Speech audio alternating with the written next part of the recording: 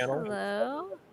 That you can see there. Don't worry, this is YouTube exclusive or anything. All of your questions that are in the Discord are in our document already. We just have that over there because Discord has a streaming limit of 25 members in a channel with a streaming video. So we have, or are going to have, a fan art feature going of everything that we asked for from the last Lackachat, like more to Karen, as well as some wonderful fan art that we've received since then. Hello. And if anyone scrolls over in the chat a little bit, I may have just asked for something that we may be using for next time. But oh, Tracy, you're. Oh, there we go. Yeah. Oh, that's lovely. Are we live on YouTube here? I hope everyone can. Yep, we're good. We're good on YouTube. Everyone's there. Wonderful. Yep, there's chat. Unnecessary things. Hey. Go clean up my desktop so it's not a mess. To everyone on the YouTube side, if you do ask questions in chat, I will be doing my best to grab those, but precedence will be given to the Discord chat because that's where the primary filters are to catch everything.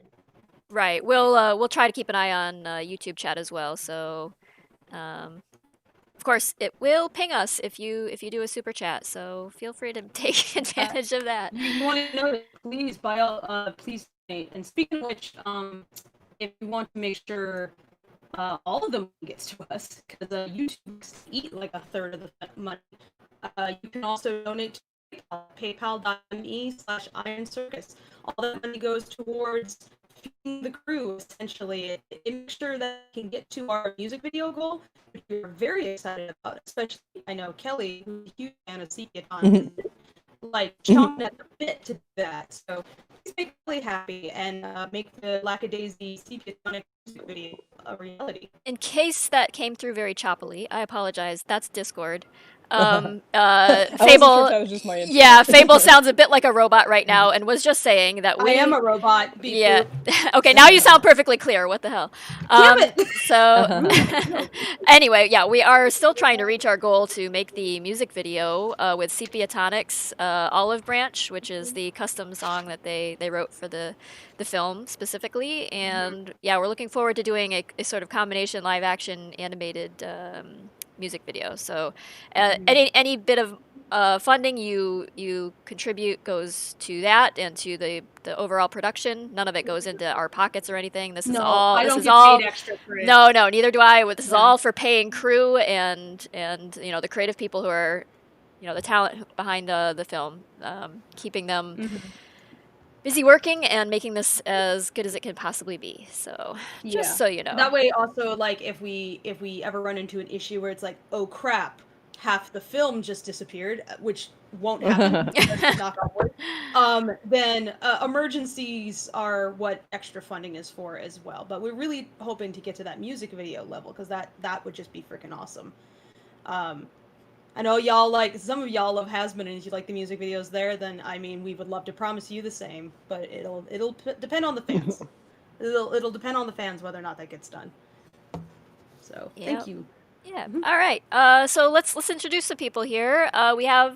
Today we're going to focus more on storyboard artists and animators than before. I want to shine a little bit of a spotlight on them, give them a chance to talk and answer questions. I guess we'll open with who would like to introduce themselves first. Maybe let's start with, we've got a couple of storyboard artists here. Ashley Green, who is the artist behind Monsters Garden, and I think is now working. I don't know if I can say. I'll let Ash. Can you say? Oh, yeah. I'm currently working at Disney TV. And congratulations. Yeah, I'm so proud of you. Yeah. You've been gunning for that for a while. Right? Yeah.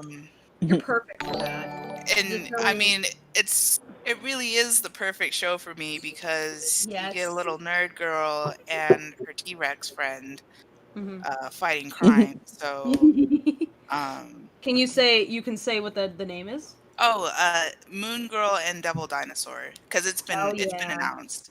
Hell yeah. Yeah. I am really looking forward to that. I like, because I'm a revisionist instead of a board artist, but it's I get to touch. Yeah, but I get to touch like all of the episodes, and I'm just like, I'm in awe of what we're getting to make here. So when it comes out, probably in 2 years, def guys definitely gotta watch it. Looking forward to it, absolutely.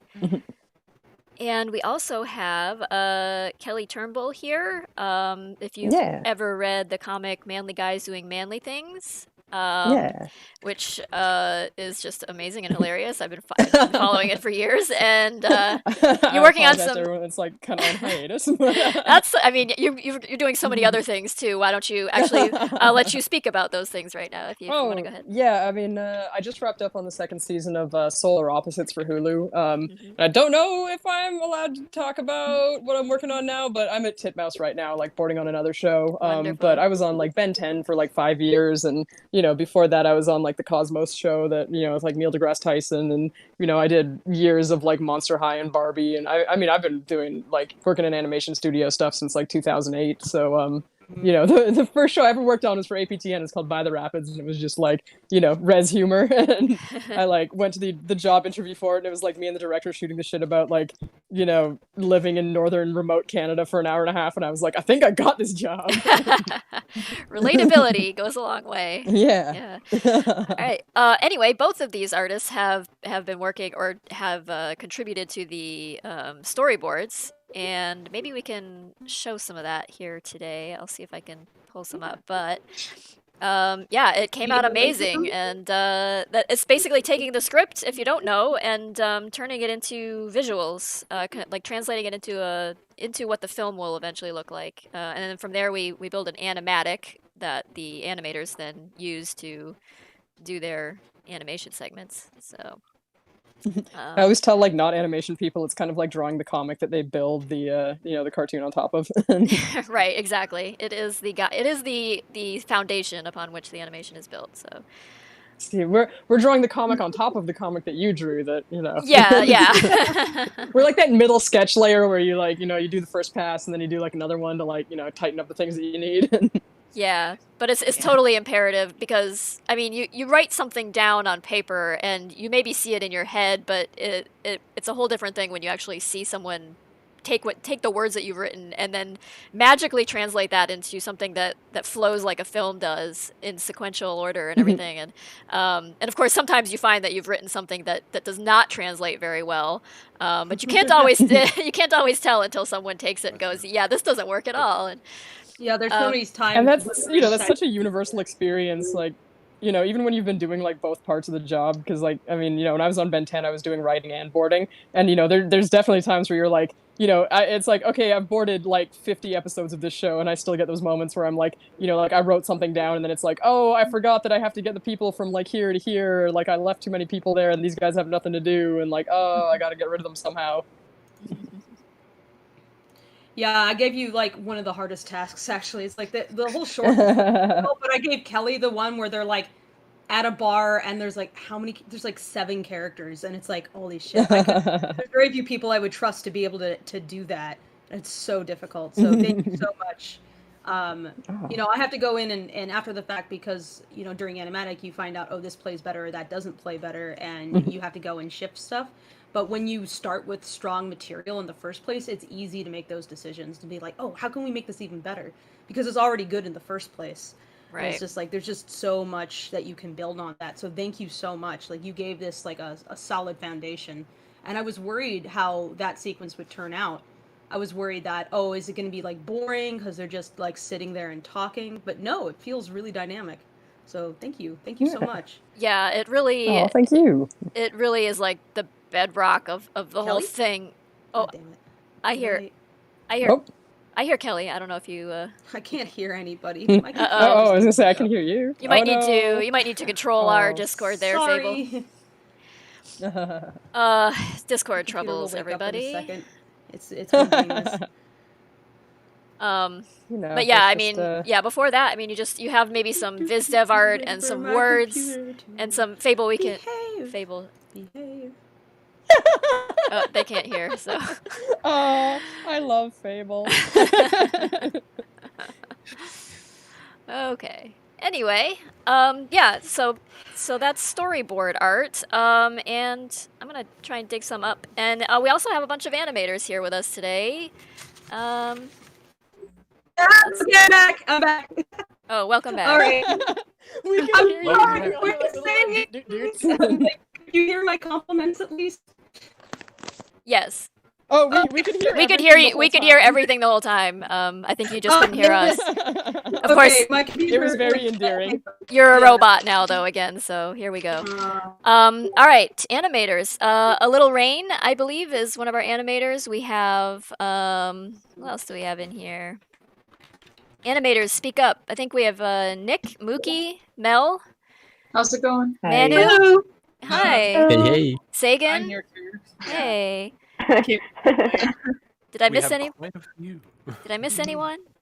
Oh, hey, is Yeah. Zeke? Zeke popped in. Zeke, hey. Manu's here. Yo. Manu's here too.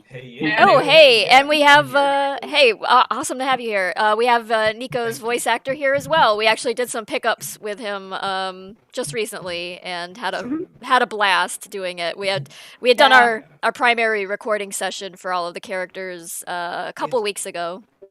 It was a lot of fun. I thoroughly enjoyed recording with you guys. You're great directors, and you know how to get what you need from a performance, and I really appreciate that. Like, Thank you. I've been Yeah. really kind of new to this, so to hear from voice actors is like, no, it works for me. Oh, thank God.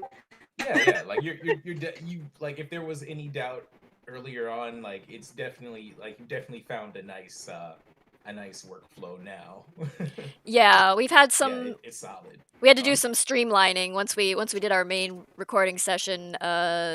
We had to then go back and have a bunch of revision meetings on the storyboards as they worked with the audio and. My shit got torn apart. Yeah, well, I mean that's just how it is. It's like first draft, second draft, third draft, and then you just go back and forth a lot. Draft. Yeah, Fable and I had at least like 2.5 meetings that went about 8 to 10 hours. We got stupid. Yeah, got we did. Incredibly so stupid that I told Newt, okay, I need you to take an emoji of my face, and it's called "Go to Bed Fable," and just post that when I need to go to bed, so that my own disappointed face, like, guides me to sleep. Yeah, we had some. Yeah, there we go. Newt posted it. It's the Okay. Go to Bed Fable face. Yeah, Like, don't go to bed. yeah. We we don't use it as often as we should. no. Yeah. Yeah. No. I tell everybody, it's like, don't I- do what I do. Yeah, there's been What does I say? there have been at I least. live like Oh, sorry. Go ahead. 12 hours. I live like 12 hours difference from you guys, and it's like 3 p.m. here, and I see Fable up, and I'm Yeah, like, wait, it's like 3 a.m. there. yeah. Holy shit, Fable, go to sleep. I had to finish handouts, okay? It's like I couldn't have you guys not start this weekend. Right. Yeah. So the animators have just received their assignments, basically, from the Animatic that Fable built, and yeah, that was an incredible amount of work. And like, you were burning the midnight oil, and then like also like the 6 a.m. oil and the 3 a.m. oil, like over and over again. Lots of all-nighters were involved, and so we really appreciate the hard work. But it paid off, and I think all the animators seem pretty excited about what they're doing. I don't know, maybe someone has some comment on what they're up to. I know Sagan's been doing some test animations already. I think Mel has already started sharing some things with us. And Yeah. I'm actually working on my scene right now. Yeah, awesome. same. Awesome. Yeah. Some of us might be animating as we speak. Tracy, are you gonna show any of the rough stuff so far? Yeah, let's see if I can. There's actually a lot of it scrolling by in the.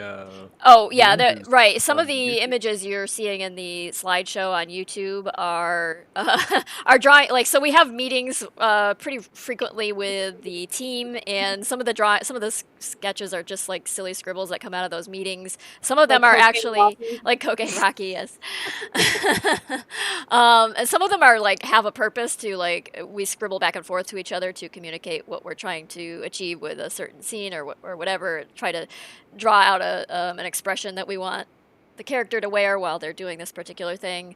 Then of course, sometimes they've just been practicing. Honestly. Yeah, sometimes like, a lot it's of the stuff you've been seeing floating around online is just the animators yeah, messing around. a lot of it is animators testing, trying to get a feel for the characters. A lot of like wind down drawings. So like the server is just like covered in artwork all the time, whether it's like late night cool down scribbles or communication scribbles or notes on top of notes on top of notes. And that's I threw a lot of that into the slideshow so you could kind of see. Yeah, some of it is fan art that's just grabbed Twitter, and other stuff is like official stuff. So you can see like just flashed by is some pieces of Satan's work from the scene that they're working on, and I doodled over that, be like, hey, you can bring this on model or shape the shoulder like this. Maybe this is what you can emphasize. And just my job is to sit there and just be the feedback machine.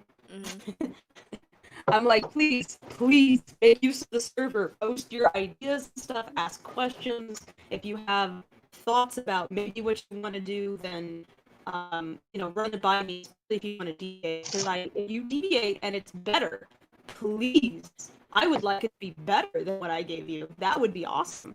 Also, other times it's a little bit more strict, but somebody please draw fan art for Fable of the Fable Raptor as robot. Oh god. Yeah, we're gonna need to do some. Poor guy. All understandable. Some Robo Fable. It's gonna be a little robot chicken. Robot. Robot chicken. Robot microraptor. Yeah. Okay. Cool, the cars are flashing by. Newt's been working super hard on the vehicles also. I know we're highlighting the board artists and the animators, but just thank you so much for the 3D work, Newt. Like, it has been awesome. It makes life easier. Really appreciate it. So yeah, Newt's been he's not only like curating our chat here, but has been doing some amazing 3D work that makes the animators' lives a lot easier. Because there are a lot of props and things like violins and flashlights and crowbars and vehicles and weaponry that are very difficult to draw from multiple perspective angles as characters move around. Hats. Yeah. Oh, yeah. Everybody hates drawing hats. They are quite a pain in the ass, I have to say. But it's a fez with a Pringle. It is a fez with a Pringle around it. Yes. Yeah. Think of it. And as I'm like, always like, make the fez bigger, make the Pringle bigger. The Pringle needs to be bigger. No, bigger. Make him look stupid. If he's cool, it's incidental. Yeah, one of the rules for Rocky is that he only gets to look cool for very brief moments, and as soon as he does, he has to be. What was that? There was like by the Dragon Ball guy, like Dr. Slump or whatever, where he had the power to like make himself like super handsome and suave for as long as he could hold his breath. That's about the gist of it. Rocky can only look cool for a moment, and as soon as he does it, we have to take him down several pegs by whatever happens next. So yeah. Rocky never holds his breath. No. He never looks cool. No, because he's just shut up. He could work it. But, yeah, if he could close his mouth for like 2 seconds, he'd be gold. But yeah, he can't manage that. So it's a skill. As they say, like good product, bad marketing. Yes. Oh boy. I'm avoiding drawing the hat right now. I'm doing tail stuff because that's just I've a got sweet your waving reference back and sheets forth. coming soon. I think it'll be okay with Tracy's notes, and like the fez and the Pringle thing is understandable, and then you kind of just warp the Pringle so that you can see important features of the face and stuff. Yeah, it's a very mutable Pringle, and it's like whatever like looks best also, because it's like, well, technically I guess the broom would go down like this if it was a real physical object, but this is a drawing and we can do what we want, so yeah. I feel like Mutable Pringle is a great band name. Rocky Rickaby and the Mutable Pringles. That's not a good name. Oh, it's not a cool name. I mean, we already established Rocky's not a cool guy. How old is As long as he Pringles can as hold a his breath. company? Did they have Pringles in the 1920s? Did they have potato chips? No. Well, I think they probably had potato chips of some sort. Did we Probably. have like a whole discussion about what the characters would do, like different ones would do with a can of Pringles Yeah. And we determined that like Mordecai Yeah, would and just Mordecai would just jump into it. Yeah, but then Rocky would take the stack and just open his mouth and go onto the table, just like face plant. So the great thing about Pringles is it's like, you know, it's basically like someone like stamping mashed potatoes like into like, you know, potato chips. And packaging it in a cylinder, yes. They're very addictive. I do like them. I wish I had chips now. There's like a friend of my parents who was like, you know, she's like, yeah, I feel like if we were in space and somebody was just like computer potato chip, and like Pringles are what you'd receive. They are space. They are like space food. They They have that like granular, that granular texture from being reconstituted. Hey Sagan, do you mind if I share your test animation with the? No, sure. For the test. Oh yeah. Yeah. Which? Let's see. I'm looking at from today at 1:39 a.m. Is that the most recent? Yeah, it's the. It would be an animation. Right. It's shot 31, test 1, small. Does it have the tail? Does it have the tail wagging in it? Because that's the most recent one that I posted. That's the one I'm working on right now. yes, You're it okay does. to do that Yeah, on my end, yeah, it like, that's does. fine to share, yeah. Sure. Okay, I'll do that. Let's see if I can get this to. Yeah, show I up. told the animators that they're allowed to stream their work so long as it's not like spoiler sensitive stuff. So, which means pretty much all of Act 1 can be streamed, but not strict acts. We have rules. You guys don't get to see everything before it comes out. Just some things. Is this going to be showing on YouTube or Discord? You'll see it on YouTube. Yeah, And you I should. just sent it in the Discord chat for anyone who would like They can see to themselves. look at it. Yeah. Okay. So this is what test animations look like early on. I can't see it yet. I think. It should be streaming. Also, I didn't say earlier, first off, thank you, Bastard Chap, for your £10 donation earlier. And thank you, Jonathan Cortez, for your $2 donation with a kiwi. Thank which you so is much. A superior fruit. I will eat the kiwi. Holy crap, Fetch! God damn it, Fetch. Oh my god! Whoa, Thank you, Fetch. Fetch, for the $100. Jeez. Is Miku gonna be In a good way, I promise. If you keep donating $100, we will put Miku in the music video as a cat. So one of the notes we have on this one is that we've got a little tail gag in here, which is something I don't actually do in the comic. My rule is to disregard the volume or the existence of the tail. It's just a visual indicator. It's just a visual cue. Like that, I don't really treat it as a literal part of the character's anatomy so much. But in this case, because we're animating, it seemed like such a waste to not make use of it. But it's waving around tantalizingly. You want to Right. see someone smack it. yeah, well, we ran into a thing here where the composition was kind of tricky, and Rocky's tail was in the way anyway. So we just kind of took it and decided to, all right, well, we'll just make kind of a gag out of it. And one of the notes we have here was like, one of the things that is difficult about this kind of thing is comic timing and things like that. So we'll do these tests and then refine them again and then finally land on something. But right now, I think the tail thing is going on a bit too long. So we'll probably trim that down. Yeah. But I'm really loving.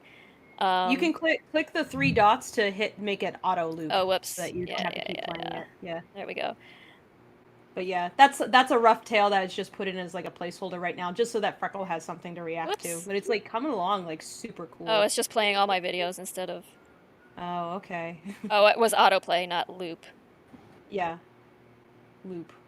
So yeah, if anyone has any, I can talk Repeat. a little bit about it. Yeah, Sure. please. Yeah, please do. Chime in. That's Am I allowed to post like thumbnails in the chat? Will that... I think so. Sure. There's nothing weird about Yeah, your I actually threw your thumbnails into the some of the ones you shared on the server into the fan art slideshow that's airing on YouTube. So yeah, where they're already being shared. So feel free to add visuals. I'll just put them in the chat for folks to see anew, because it'll give them a little more idea of like what the initial process looks like before I even start animating. So yeah, typically what I do is I'll get the scene and I'll like go for a walk and just think about it a lot. Like a lot of thinking goes on before I even put pen to tablet. And so what ends up happening is a lot of sketches like this. And usually I'll start out by sketching what I think will look good. And just like funny little acting business and gags and whatnot. Trying to add things to the board in a way that doesn't detract from the story or the composition. And then what I will usually do is I will try to act out the bits by myself, as long as it's not something super too wild, like a really over-the-top anime scene. But the action in Lackadaisy is, for the most part, pretty realistic. Like, you know, nobody's breaking the laws of physics or gravity to a great extent. So we're keeping them pretty grounded and human. I mean, it's part of the point of like keeping it kind of Xerox era, but also the comic itself is pretty grounded and human despite the goofy kitties. So yeah, exactly. So for this, my first test actually was Rocky just jumping and sliding down into the pit, because that was kind of a perspective change. He's moving from kind of the background to the foreground, and it was pretty stiff.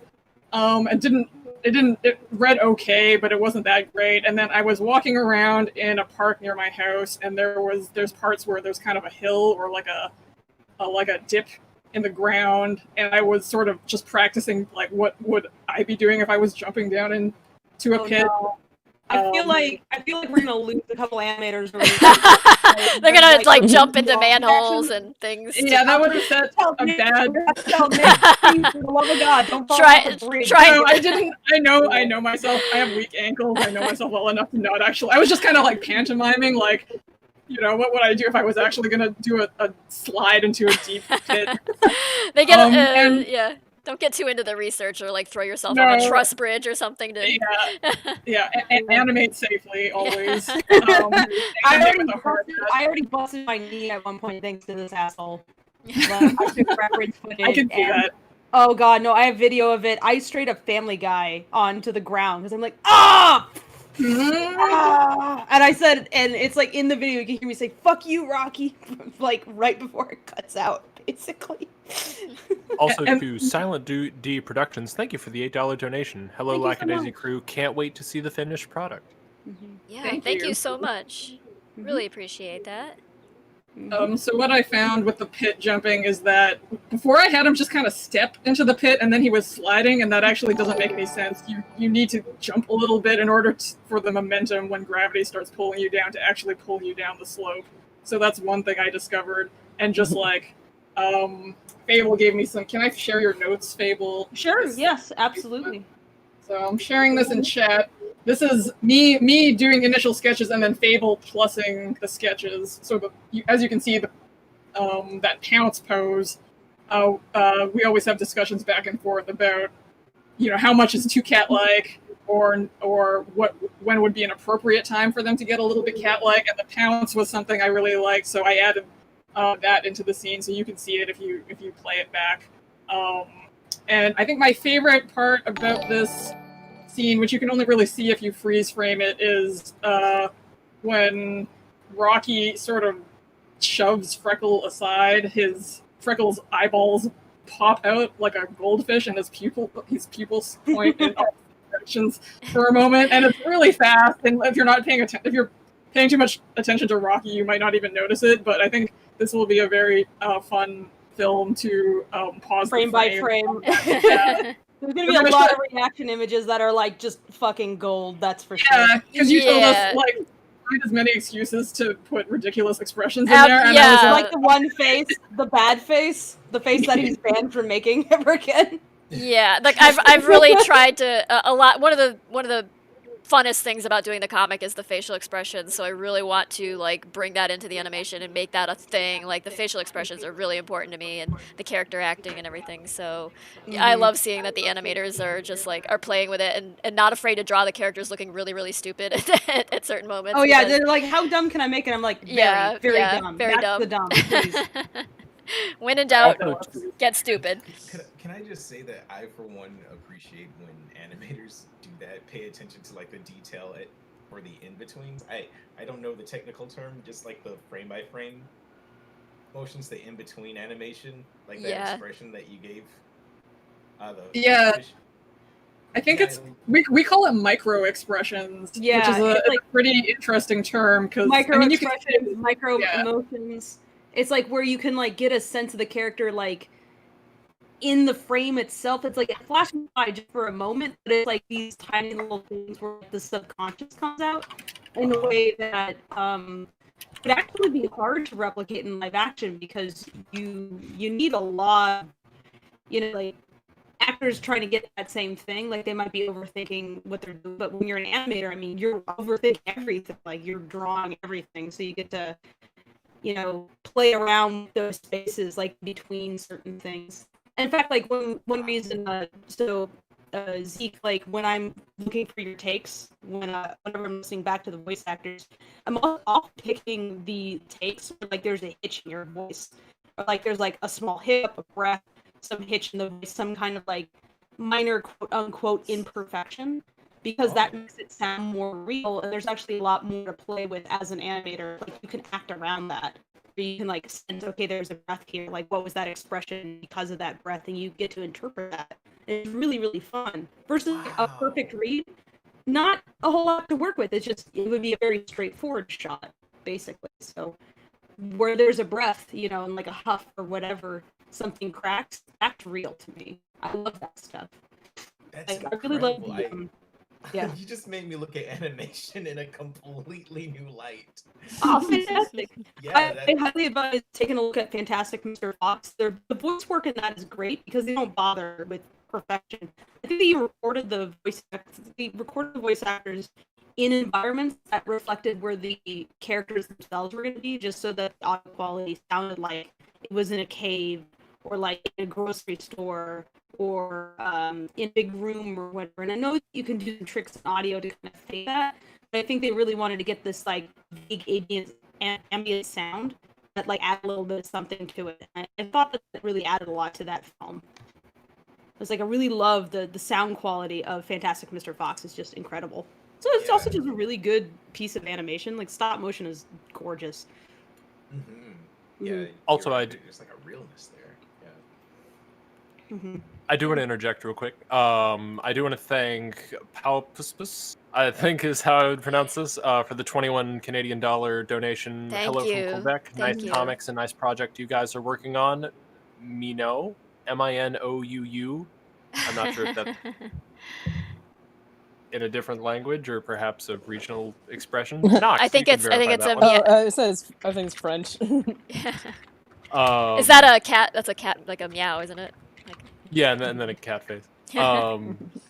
Oh, and also to the folks in the room who have not noticed, specifically all of the viewers, if you don't want to swing over to YouTube and be watching that simultaneously, I am streaming the YouTube stream into Discord. You can just click on me and watch broadcast, and you'll be able to see the YouTube stream and chat inside of Discord without having to juggle different programs. Mm-hmm. Alrighty. He knows a slang term for cat. Okay. Oh. Ah, cute.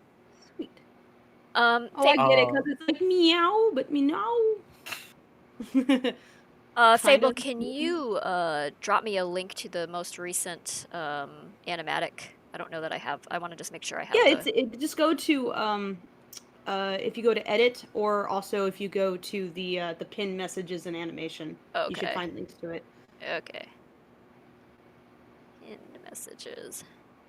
Also, not to fun police the room, but we do have a growing list of questions from both sources, so we might want to get to those. Yeah, let's address. Answer a few while I get Tracy this animatic. Yeah, let's. Gotcha. Yeah. See, I see the one that's for handout, but I don't know if that's the one I should. Yes, it's the one for handout. Okay, it's the one that's just Act 1. That way you won't accidentally bleed over into something else also.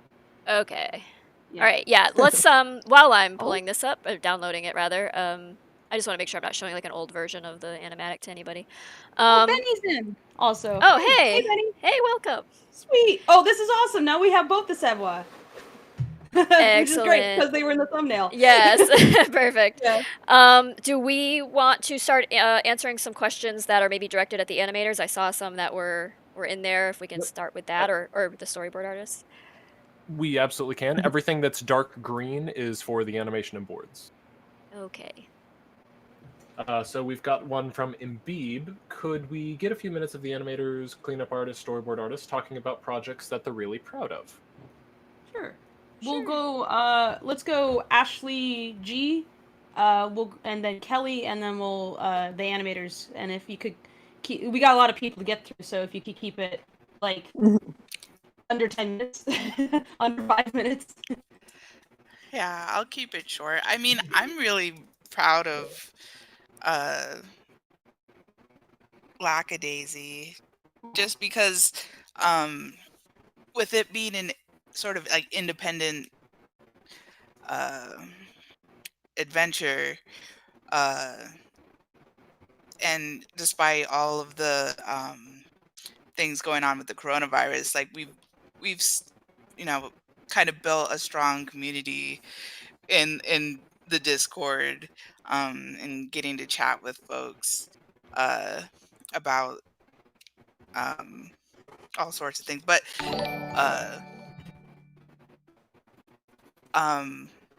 no, I forgot what I was gonna say. You've been here from the beginning, like back when. When we were working on a pitch. Yeah.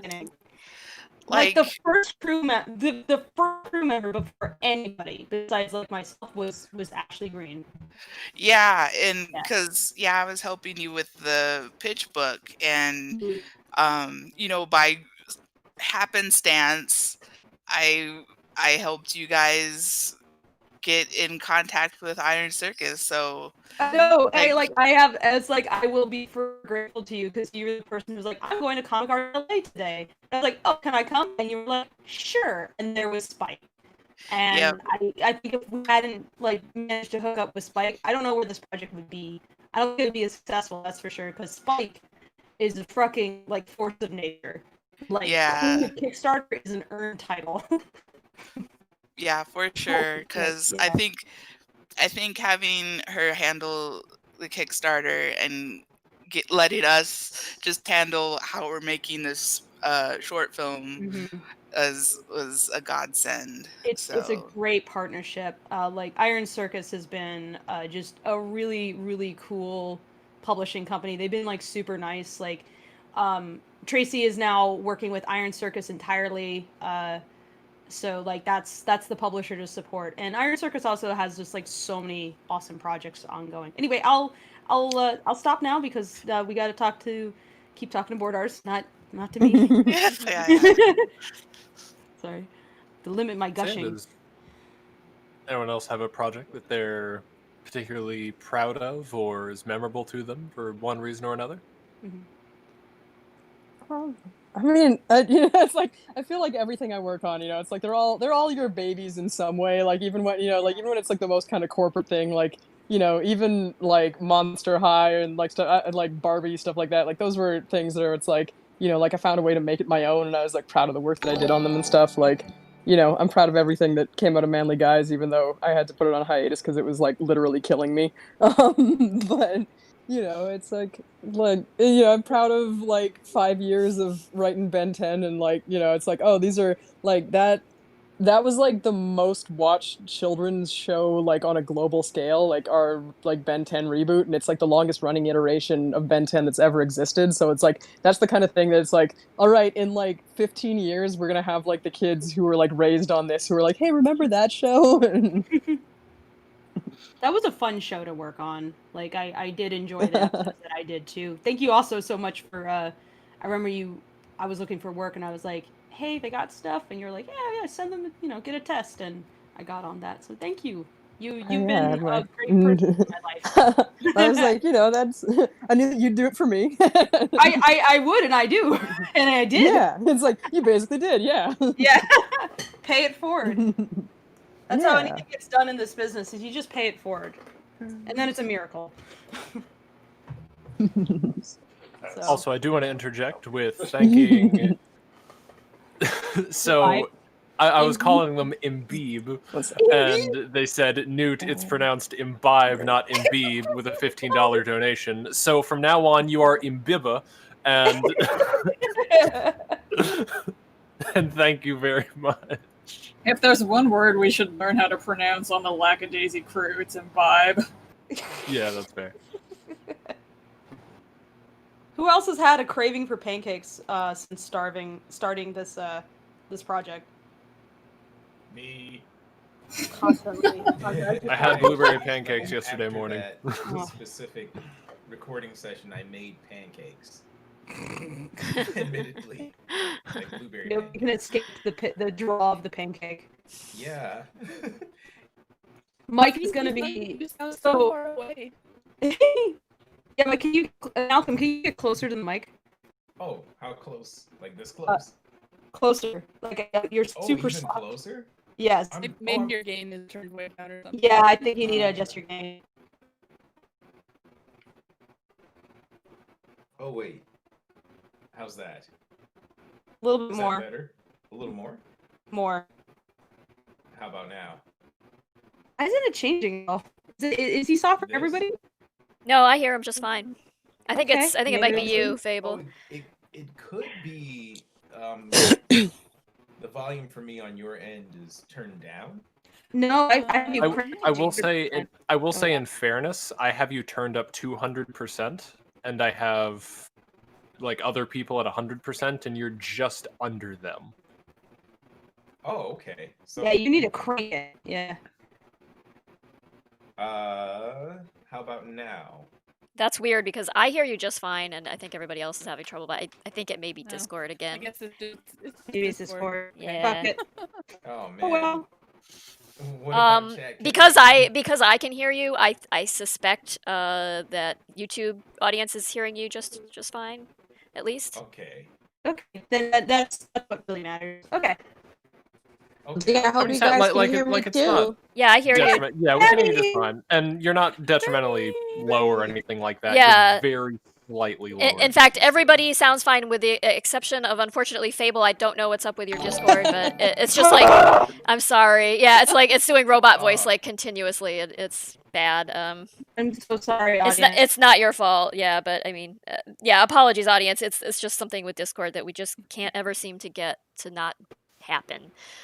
I'll just keep refreshing until it's better. We're just gonna have to change your persona into a robot, and then we'll just yeah. The Terminator dinosaur. Yes. We'll do some network troubleshooting later. It's fine. Newt will help me out. Sounds good. Did we want to move to the? Did any of the other animators want to? Yeah, anyone want to Yes. chime in? On, or? Sure. Funny enough, 3 weeks ago, I just released my graduation short film, and anyone who's gone through animation school knows the living pain that is doing that. But I also want to give a big shout out to Seti, also known as C, I believe, or Sai. He's another animator. See? Yeah.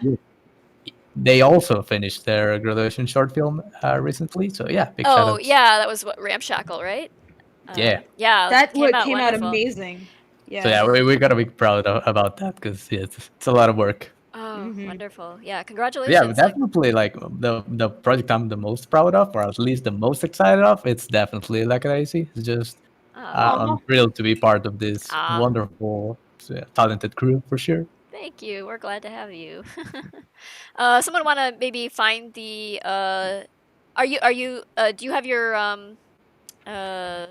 film up on YouTube or anything? We can. Oh yeah. Yeah. Is it okay? Yeah, we'd be happy to plug this. Yeah, I don't want to- please. Yeah. Let us. I'm let us also gonna share it. post Settings. Oh yeah, if someone can link us to the I'm Ramshackle. gonna post it on Discord. Okay.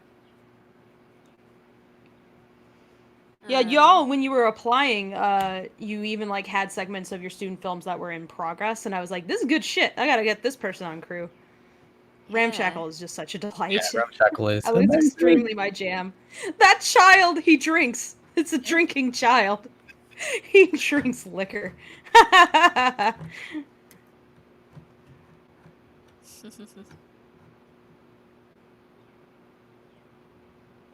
It was Yeah. Ramshackle that was wonderful. Who did Scattershot? I saw that one get shared recently. Oh yeah, it's very like kind of like tonally similar. I wonder if they were.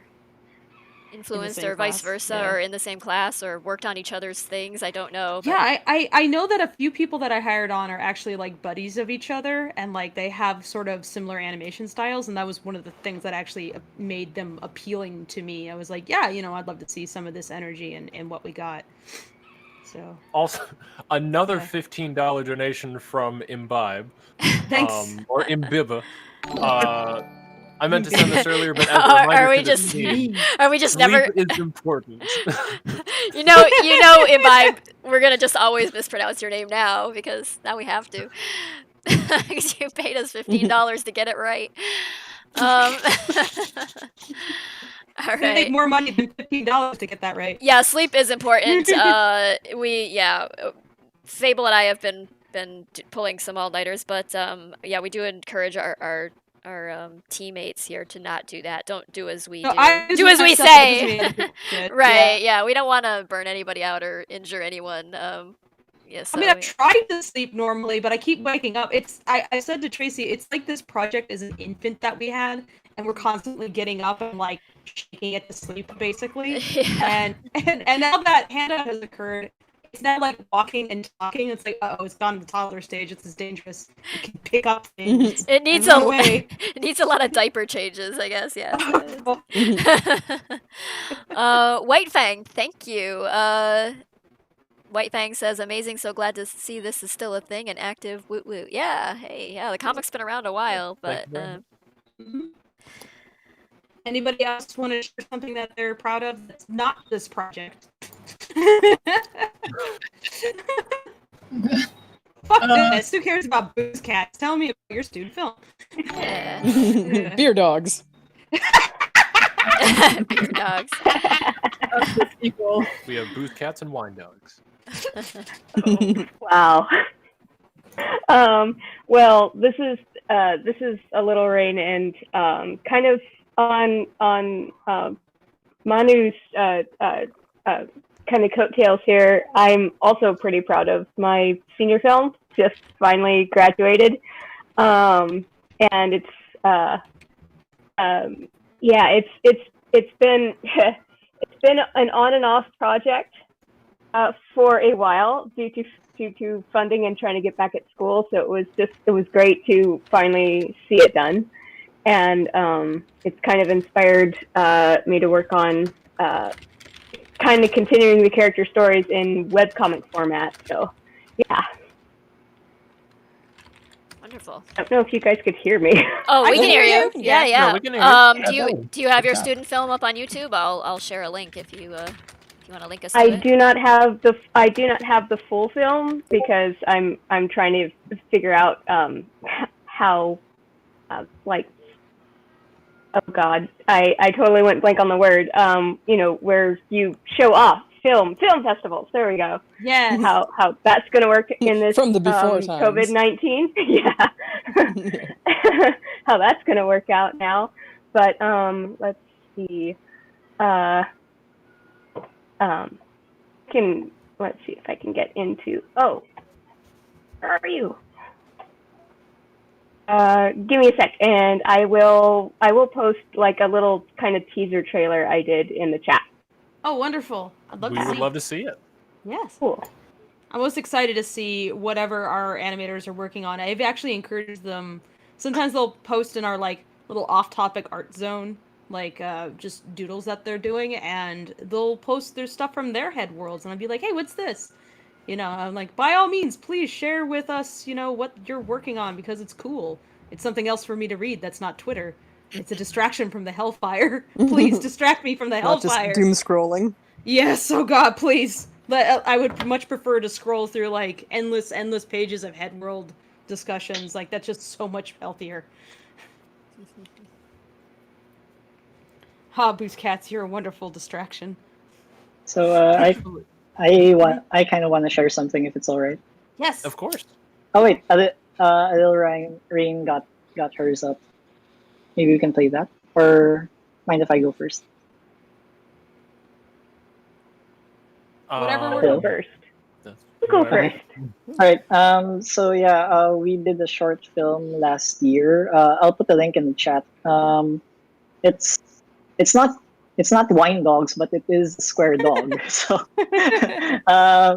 it's mostly it was a creative exercise initially, but then our boss, for whatever reason, tried to get us funded, and it worked out. So like we did this on a shoestring budget, but we still got it together. We pulled in some friends who were working with us on like other Disney shows at the time. So like we were split between this and that. We did this at like 8 p.m. to midnight, or like 8 p.m. to like what Fable's schedule is, and then we were working on like our day job the rest of the time. It was barely any sleep, but we got it done, and we're like trying to get this through some festivals right now too. So yeah, it's cute. It's not PG. It's really cute. So it's like a stark contrast to what we're doing right now. This is pretty adult. We have a lot of off-color jokes. Yeah. This is really colorful and kiddie, and like it's a complete 180 from what I'm working on right now. So yeah. You gotta have some balance. Yeah. Unless you're me, in which case it's all in one direction. Yeah, I wanted to share like the other thing that I worked on after this finished, but like it got taken down because the streaming service went down, and it was like a sex education series. So like yeah, it going from children's stuff to adult stuff in like 1 month. Was it like Pikachu or whatever it was? What was it? One of those things? Sorry, what? I remember seeing a thing that was like a sex education animation, like Pikachu or something. Oh yeah, on Hulu. It's a streaming service in Southeast Asia. Yeah, so we did like people actually doing it. I still feel awkward talking about it, but yeah, we had to do stuff like that. So it's like complete 180 from what we're doing. It's all completely educational. Hey man, you gotta bring the bread in somehow, and if you're having fun with it, then by all means. Yeah, yeah. Like I'm super proud of that, even though the show was super weird and super like it's a taboo topic for like a lot of people. But yeah, it's super fun. Like my favorite scene from that was like drawing dicks going in and out of shoes for some reason.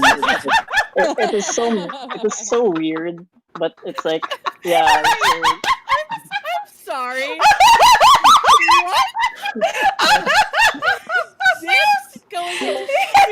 That came out of nowhere. What a hyper specific thing. Yeah, I've been around the internet. I'm not shocked, but I'm amused nonetheless. So like imagine a police lineup, but instead of criminals, they're like shoes, like different types of shoes. And there's like Oh no, we're questioning the shoes now in chat. Yeah, really, who likes drawing shoes?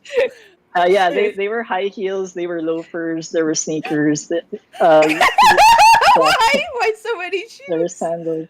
Yeah, but yeah, that is weird. I love it. Oh my goodness. If I can find like a sample of that, I'll probably share it. But like, yeah, go ahead, DM that to me. I'd love to see it. Sure. Please share porn with your director. They're encouraging it's not porn. It's not porn. Completely educational. Educational. It's called Mr. Everready and Buried Treasure, and it was so the legend goes. It was made by the Flesher brothers to embarrass Windsor McKay at like his birthday party, and it's just like filthy, raunchy 1950s animated rubber hose porn. Oh my god, yes! It's on YouTube. Like if you look up like Mr. Everready and Buried Treasure. But so the studio that I worked at, we used to have like on Fridays, we just kind of like chill out, and there'd be like each week they would rotate and have a different person do it. But you'd pick like we'd show the finished things that like kind of like the weeklies and stuff. But then after that, we'd just show like here's cool videos I found on the internet to like kind of like inspire everybody. And one of the interns played that, and we were all like losing our minds. And then our boss was like, "Okay, you guys are so lucky," because we were working on like an Axe Cop thing at that time. Like it wasn't like the Fox series, but it was like another Axe Cop tie-in. And the guy who makes Axe Cop is a super fundy religious, like very, very religious. And they were like, no. You are so lucky that he just left the studio. Oh no. Uh-oh. Also, Things I do get wanna- punchy in studios. What? I do want to interject right quick. $50 donation from Yo1080. Oh, Hey Tracy, wow. this is Brittany from Thank you. Patreon. Want to show Oh. more support for the story, animation project, and everyone involved. Have a Hey, good chat, wow. everyone. Thank you so much. Thank you, Brittany. I think you also contributed to the Kickstarter, which is amazing. You've been awesome. Thank you so much. Thank you Really so much, appreciate guys. that. Really appreciate. Yeah, the stuff, Very much. like the kind of outpouring of support has been incredible. Really means a lot, and it not only helps us budget wise, of course, but it's like great for morale too. Like everybody's like, Yeah, it's like, is this gonna keep getting it's like support? Or was it people, just a fluke? yeah, that people are Yeah. interested and they want to see more and they want to see it, be Yeah. as good as it could be. It just means the If world. anybody's having trouble with Super Chat, like we do have our PayPal link, and we actually get a larger percentage of what you donate if you do donate. to PayPal. Whatever So, is yeah. convenient for you though, we appreciate it Yes, immensely. we appreciate it either way. Honestly, Yes, thank yes. you so much. Yeah. Okay, where are we with questions? Let's Let's So do a the new next question. was from the bastard chap to the animators. I appreciate all of the hard work you're doing for the project, and I hope that it goes well. That being said, how did you get here? Yeah. Is that you, Lauren? I already talked a bunch about my thing, so Okay. go ahead. Oh, you mentioned, funnily enough, I kind of used this deadline as my, I guess, excuse to finally finish updating my reel, because I tend to start a lot of projects but not finish them. So when I saw this one going up, I really wanted to get on it. And I said, okay, we have a deadline for when the reel has to be done. I have so many work in progress, animation progresses that I just keep on switching in between. And it kind of forced me to finish it, which was good. And I like it when jobs give you deadlines, because then you actually know like when you have to update all your stuff.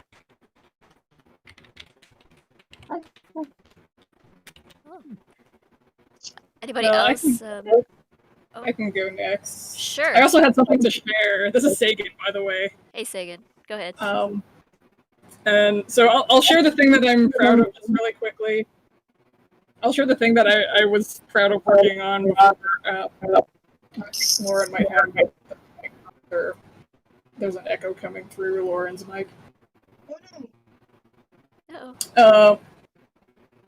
Okay, I'll just post it. So this is something I did back in 2014. It's a fan animation for Earthbound, and I was doing it kind of during college, and that was like sort of the last animation thing that I did that was like kind of my own project and that I was really excited about before I entered the industry, and then before I actually took like quite a long hiatus from animation. Like Lackadaisy is sort of my first jump back into it after quite a long time of running a video game arts nonprofit in Toronto. So that's what I was doing before this. But at the top of 2020, how I got attached to the project was I wanted to get back into personal animation, and so I was going to do another fan animation based on Good Omens, if anyone's familiar with the book by Neil Gaiman and Terry Pratchett. So I went about it as if I had been in charge of directing the animated version of Good Omens, I started like doing rough animations using audio from the BBC radio drama, and radio dramas are a really good way to practice because there's no visual reference to distract you. It's just the audio. So I was doing lip sync tests off of that and having a really fun time. And then I saw the call for animators on Twitter. I don't know who was sending it. I actually didn't know what Lackadaisy was. I just knew that my soul really wanted to get back into a cool project somehow, and I wasn't really even looking for it, just kind of stumbled across my feed. And then I was on the fence about applying because I hadn't animated professionally for a while, but every time I mentioned Lackadaisy to one of my friends, they would freak out. And then I took then I was like, all right, I should look into this more. I was really intrigued by the fact that they wanted sort of Don Bluth levels of or like the Iron Giant kind of levels of like acting and storytelling, which was really cool. So I ended up applying with the Good Omens footage. So I had not really put it out there. It was just sort of for my friends' enjoyment, and I think that's how I ended up on the project, because it was a lot of just people sitting around and talking, and I think they wanted some more subtle acting, some people with more subtle acting experience, and that was mostly what that was. So I just want to say that if you're out there doing fan art or fan projects, and you feel silly or like fan art is somehow less than official art or whatever, like I am of the opposite opinion, because it opens doors and it's worth doing just for its own sake. And I highly believe in it, and that's how I ended up here. And then I ended up going back and reading the comic and just being blown away. So Wonderful. Thank you. Yep, and you were right. It got you the job, because it was like, that is what I'm looking for. It's like there's something really funny about it. It's like drawn in a funny way, but it's also like feels really human, and just, you know, looking for something that's grounded but doesn't like lose the flavor by virtue of being realistic. Because I think there's like a lot of funny stuff in just like how we behave normally, and if you can take animation and then kind of like emphasize that and like scooch it around a little bit, it's just like how animation, kind of like how like illustration doesn't have to be between strictly realistic or like hyper caricatured. You can like scooch around in that spectrum, and so like I was like seeing animation that like plays around with that. It's like where you can push the realistic so it actually feels a little punchier because of that contrast. So I don't know, I really love that stuff.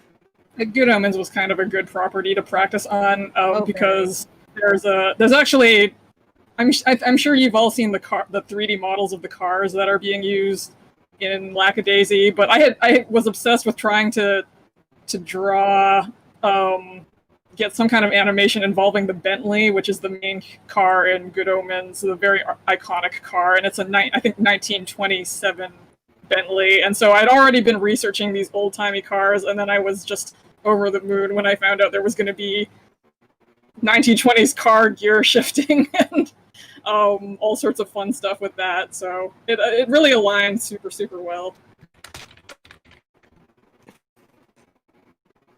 I'm so glad that you did that. I mean, I was hoping when I sent out the reel requests, I was like, I'm gonna give them like a month, because I know somebody's gonna have something that they're working on that they're like, oh, this would be perfect for the reel, and just see like what happens if you give people like enough of an idea of what you're looking for, and then also a heads up, so that they can maybe give you kind of what you're looking for, so it's less of a guessing game.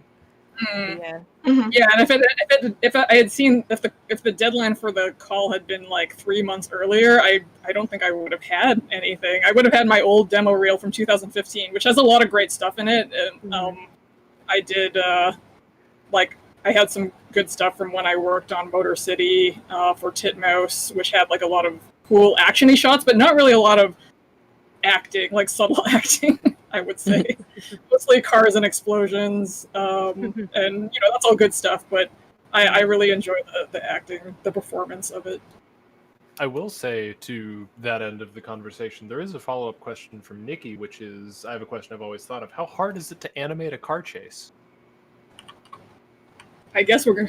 Oh, yeah, that's... it's hard. We're not there yet. Yeah, I mean, just... We're prepping it. It's gonna be I'm sure Ash could attest to the storyboarding even. A car chase is difficult. Oh, yeah. Yes, Ash, why don't you take this? Yeah, the animators haven't gotten to animate the car chase yet, but I'm very grateful for Newt's models to help, because trying to draw a car in perspective was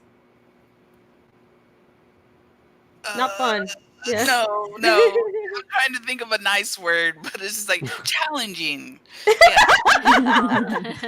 But I mean, like, and then because Lackadaisy, we're trying to keep it more in like realistic realm. It's like I couldn't do like Fast and Furious type moves and stuff while doing. So, I mean, on one hand, that's great, because that stuff's hard, but it definitely trying to keep myself grounded while, because with these old cars aren't going to be able to, jump like 10 feet in the air or something like that. But yeah, it was definitely a challenge. And I think I was fortunate in that, like, I didn't have to, like, a lot of the shots were interiors. So there wasn't too much that, where, like, there wasn't too much in that I had to think about, the cars on the outside. But I think there was one complicated, like, car move that I had to board out, and that was like, I've watched like so many YouTube videos of cars doing that, and it's like, can they do that? And it's like, I guess they can do that. And I thought I lost my point, but it was, You are fun. yeah, it was. I will say, like, it's a different style, but I did like 3 different car chase episodes of Ben 10. There were like 3 very different like styles of them. Like one was they're like racing, and it's kind of like a what was that? It's I forget what it's called. It's like some old car chase movie where they're like driving around like kind of the salt flats and stuff. And there was one that was like a racetrack episode, kind of like like a Cars, like Indy 500 one. And then there was another one where they're driving in like rural China or whatever. They're gonna try to like jump the Great Wall. But like there's like sort of a rhythm to, like, it's almost like jazz, like it's like storyboard jazz, because it's like there's no wrong answers. It's like, as long as you kind of have like the screen direction working and you're doing cuts that like change the angle, like as long as your perspective is kind of different, then it's like, it's you can kind of go in there and like slap things around and have fun and like. Mm-hmm. And I mean, it's funny because I was boarding the car chase with our Sepia Tonic song. So I mean, having the song helped in that it kind of gave me some rhythm to go off of. I actually have a question about car stuff. Did you look at any like live action movies for reference? Or are there any particular? Let's see. Would that be a spoiler? I'm terrible. No, because what's appropriate? Like, I remember the first thing that I looked up was chases in Baby Driver, because that's car chases set up to music. Oh, okay, and that's yeah. the first one I that enjoyed that came movie. to mind. That makes sense, because I'm thinking like French Connection, but I don't think there's any music in those sort of more classic car chase movies. Just completely quiet. But yeah, otherwise I referenced like whatever came up in coolest, well, not coolest, but best filmed car chases or that sort of thing that came up on YouTube. That was definitely the basis of, okay, what's this gonna look like and how am I gonna stage it?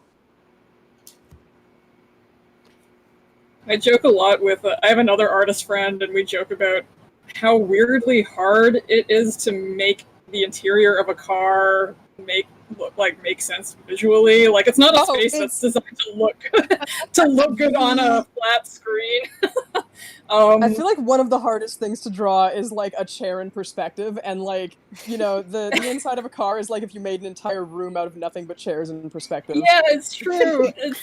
Cars were designed to keep the occupants safe in case of an accident, not to make our jobs easier. Yeah. But even More like but for even like live action films, they'll like remove the headrests. Like if you ever watch a movie and there's an interior car shot, look to see if there's a headrest, because chances are there isn't, because otherwise you would never be able to see anyone's faces when they're like doing the movie thing where they're turning around and talking to the people in back as if they're not supposed to be driving.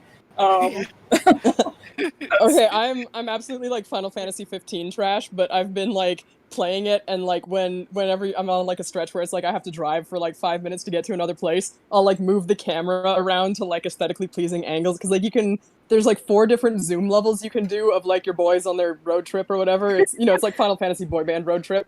And so, Final like, Fantasy there's car one that's, like, boys the is my camera's favorite. Oh yeah. well, there's one where it's like right inside the car, and there's one where it's like close up and just outside the windshield, and then there's one that's kind of like a med shot and one that's like a long shot. And so I'll like go to the different like focal lengths of the camera and like take screenshots of like I'm like, oh, that's a good composition of the boys in the nice. car.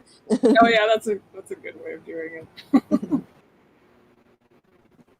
Tracy has part of the animatic actually up on the screen, which features some of Ash's work, some of my work. If you Yeah, I don't want to think- give too much away, but I figured I'd show the first part of it at least. Yeah. But yeah, you can see the 3D car and how useful that car is, because it's like, I don't have to cut. Just draw them in the car. It's fine. It's so much easier. Although there were a few shots where I was like, I'll just draw the damn car, because I was just getting so like frustrated. Yeah. One of the car chase episodes of Ben 10 I did, it's like the 2 of them and they're racing up the side of a mountain. And I think I did the math on it and it worked out to I drew about 1,200 cars in the episode.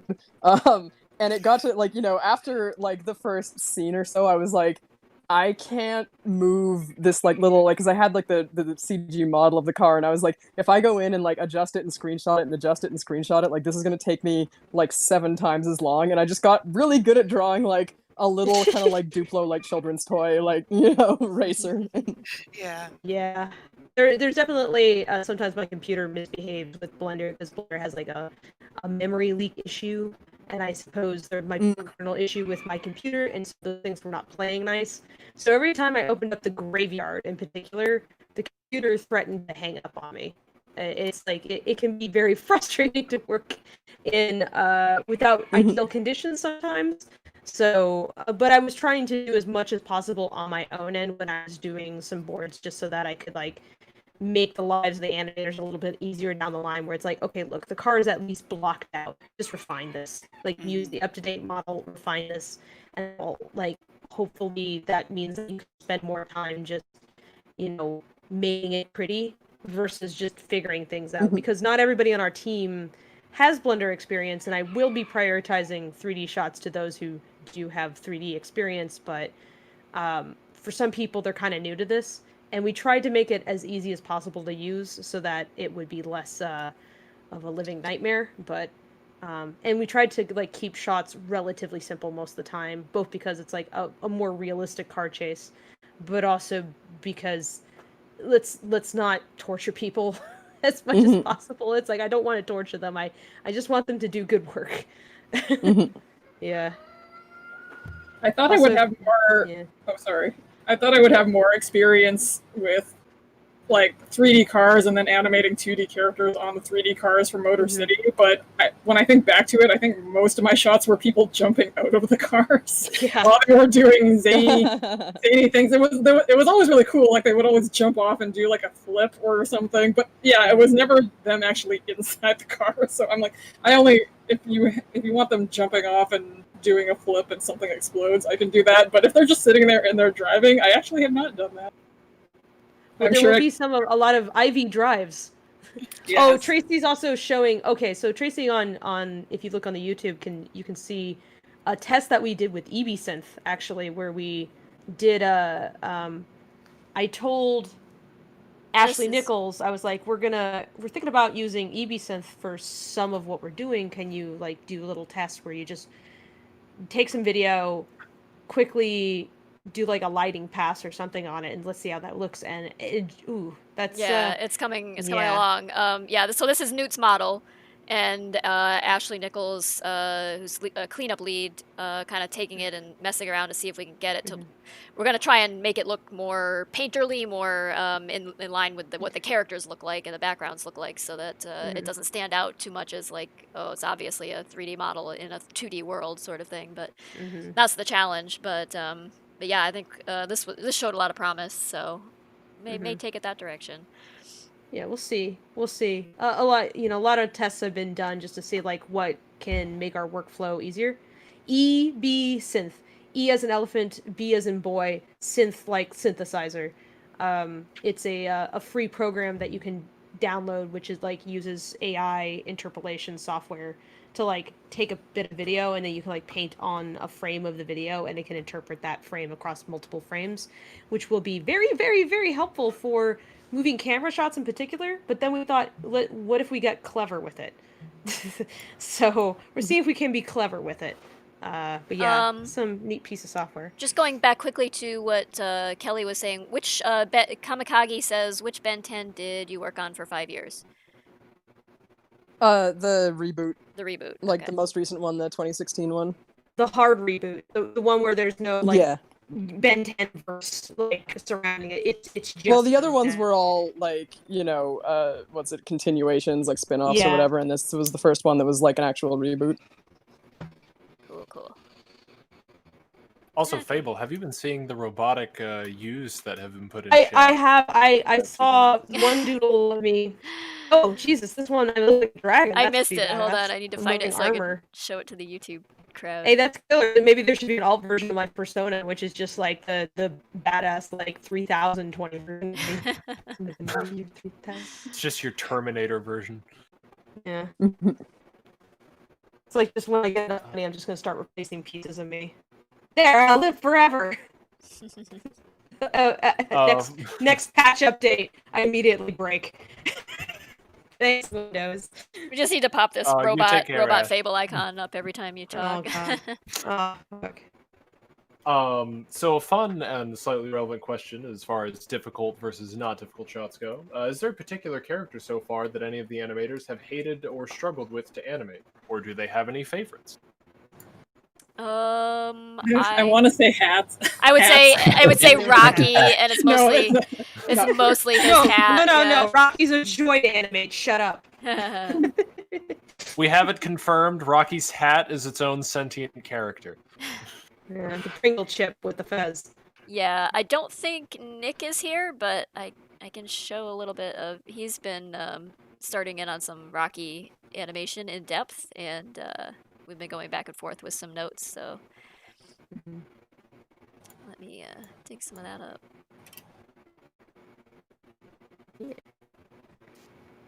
Yeah, I worked very hard. I was like trying to do half-handed out the shots before I completed even our document with all the instructions, because I was like, who wants what? So I had put together the animatic and labeled each scene so that they could like fight over it. Be like, I want this one. I want coffin drag. I want Bagora. I would like spaghetti arms. And it's just seeing. It's like if you're excited about it, you'll probably get it. Of course, like they're they kind of rock paper scissors over some scenes, but some of them were in large demand. So, but yeah, like what's already been coming in so far and is just really exciting, and I'm really excited to see what happens over the course of the week since Handout Proper has happened. It's like, let's see this thing. It's gonna walk and it's gonna talk and it's gonna terrify me and it's gonna keep me awake at night.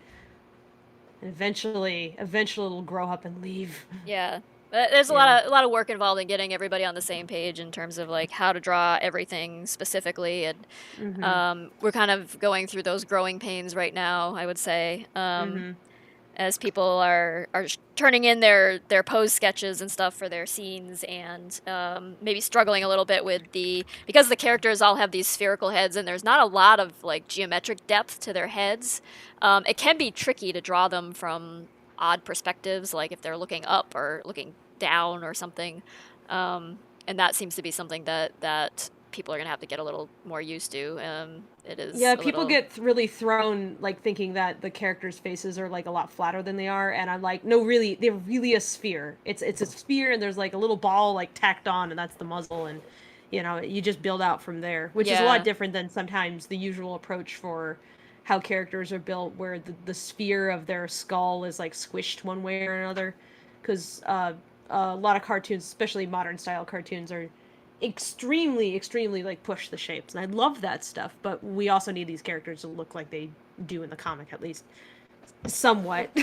Yeah, I think it is tricky, but it's also actually makes things simpler that they are spheres and not like Hades from Hercules or something, which is like like that's why you need turnarounds and stuff. And when I was doing my little Good Omens experiments, I didn't do turnarounds, and that was my first mistake. I just kind of went in, and I was like, I cannot draw hair. Like, this hair makes no sense because I didn't design it beforehand and like didn't actually think about what it would look like from different angles. So, but the Lackadaisy characters are not easier, I would say, but the shapes they let you focus more on the acting and the performance, which I think is probably what the design team was going for, so we wouldn't get hung up on anything else, which is good. Oh no, we just thought that it looked good that way. I mean, to be fair, yeah. I mean, to be fair, when you start working on any show, all the characters are hard to draw. Yeah. I think that's a standard for working in animation. You'll always struggle to draw your characters the first time around until you get like super good at them. Yeah, coming from a game industry background, a game job I had where I had to play art director, it is very difficult to get everybody like stylistically on the same page. There's a lot of like making art bibles and reference compiling and red line drawings and things. Yeah.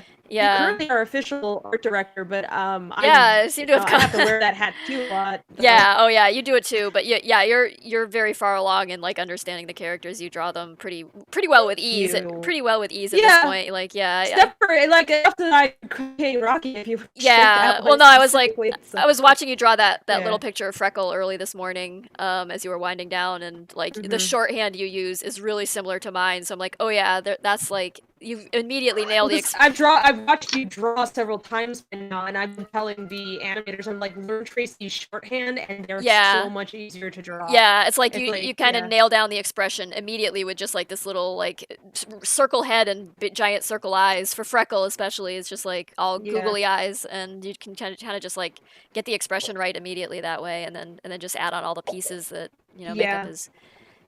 And the muzzle, the little muzzle circle super helps. Like as soon as I saw you doing that, I was like, oh, why does it suddenly make everything work? Yeah, it does, because otherwise it's flat, it's like you don't want to get like sting pig mouth going. It's like the anchor. It's the anchor. It prevents you from. Sorry, go ahead. Go ahead. It's okay. Go ahead. No.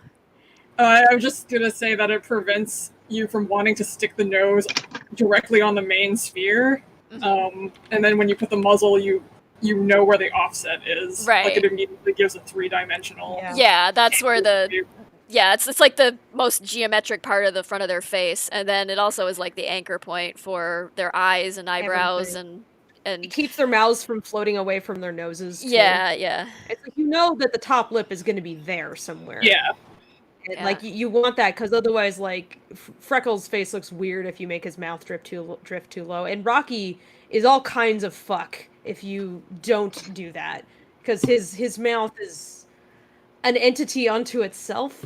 He's super an anchor point. Yeah, he's super fun to break once you know how to do it. Oh yeah, but he's got like it's hard to tell from certain angles, but he does have a bit of a chin. In fact, on his design for the short, he actually has a slightly more of a chin, just so that it's like a little bit easier to get that dimension.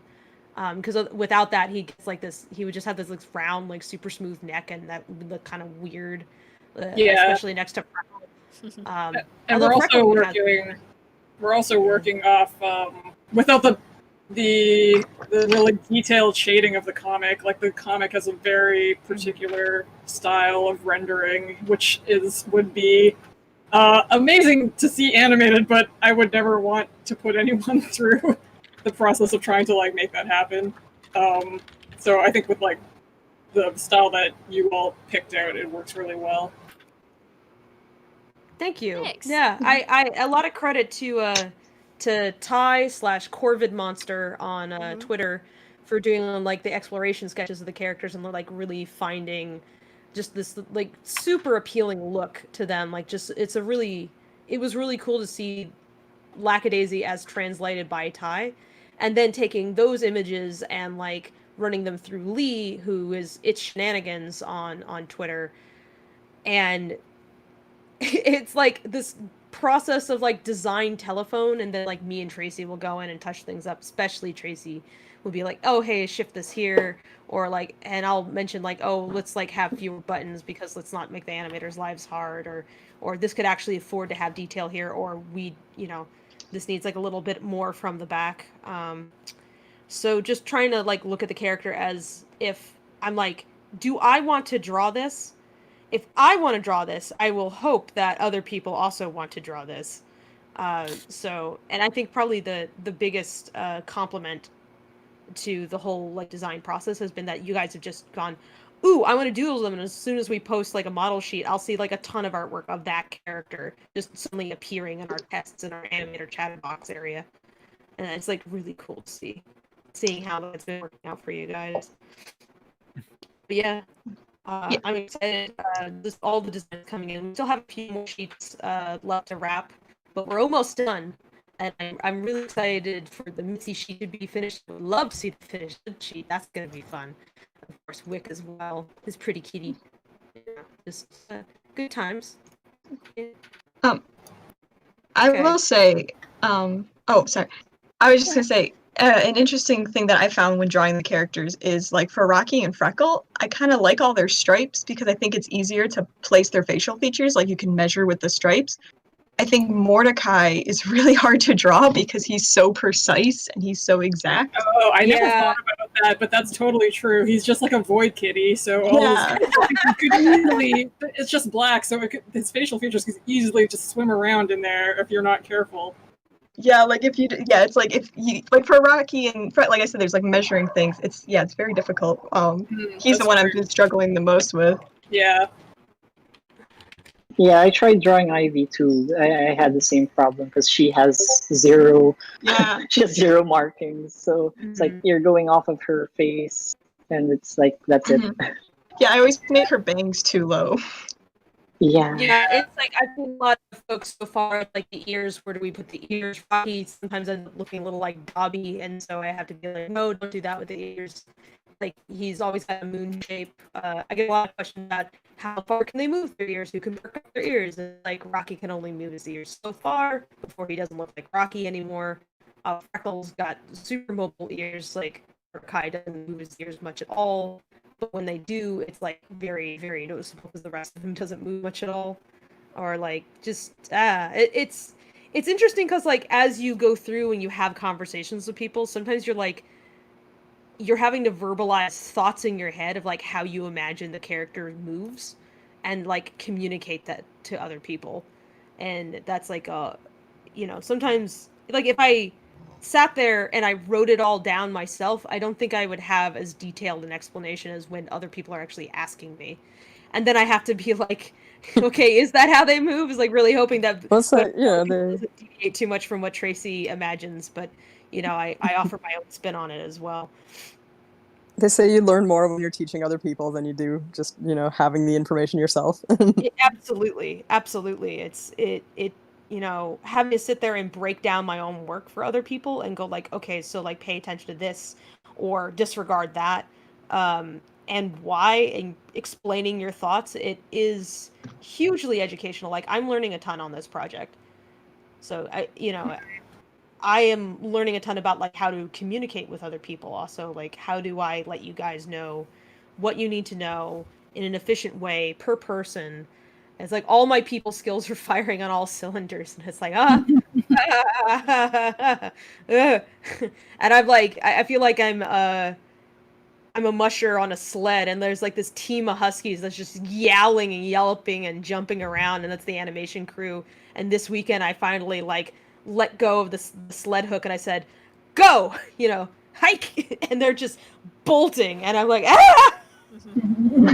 It's been a thing, so I'm exhilarated, I'm excited, and I've been just weirdly anxious about handout also. I was just I was like, I don't want to fuck it up. I don't want to give them information that's wrong. Oh no. And then they mess up and then they blame themselves, but it's my fault.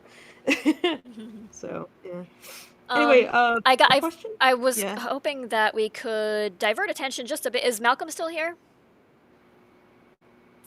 Are you here, Zeke? Zeke? Yes. Hey. Yeah, So we there got he is. there's some questions for you if you want to chime in a bit. Yeah, Here we have.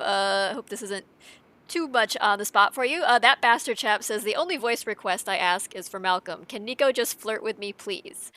Now. What do you like me to say? I think we may have some things on Yeah, reserve. we might. Sure thing, Jack. Are you on it, Fable? Or should Oh we... yeah, let me just change my input method. Let's make sure we can hear Let's hope the okay. robot I doesn't keep, come back so like- hard. I keep forgetting that like Nico isn't Victor because like Nico's just such a like Russian guy name. Oh Like, yeah. I'm so used to like every Russian guy and everything being named Nico, so I'm like, oh yeah, it's like, wow, he doesn't sound nearly as deep as I remember Jay sounding. All right, so here's the crack ship child between Nicodeme and Victor is Nikolai.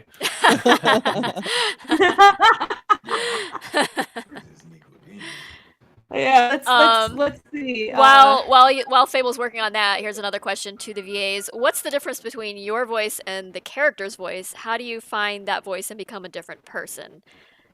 And I think you may be the only VA we have in here right at the moment. Oh wait, Ash is here too. Okay. I mean, either or.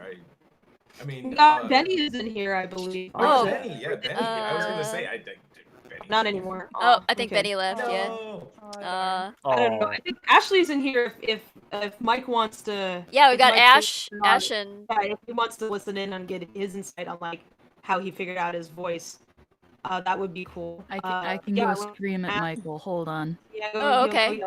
Turn the tables on him. You are now the screaming one. Yeah, Ash, if you want to explain Mitzi.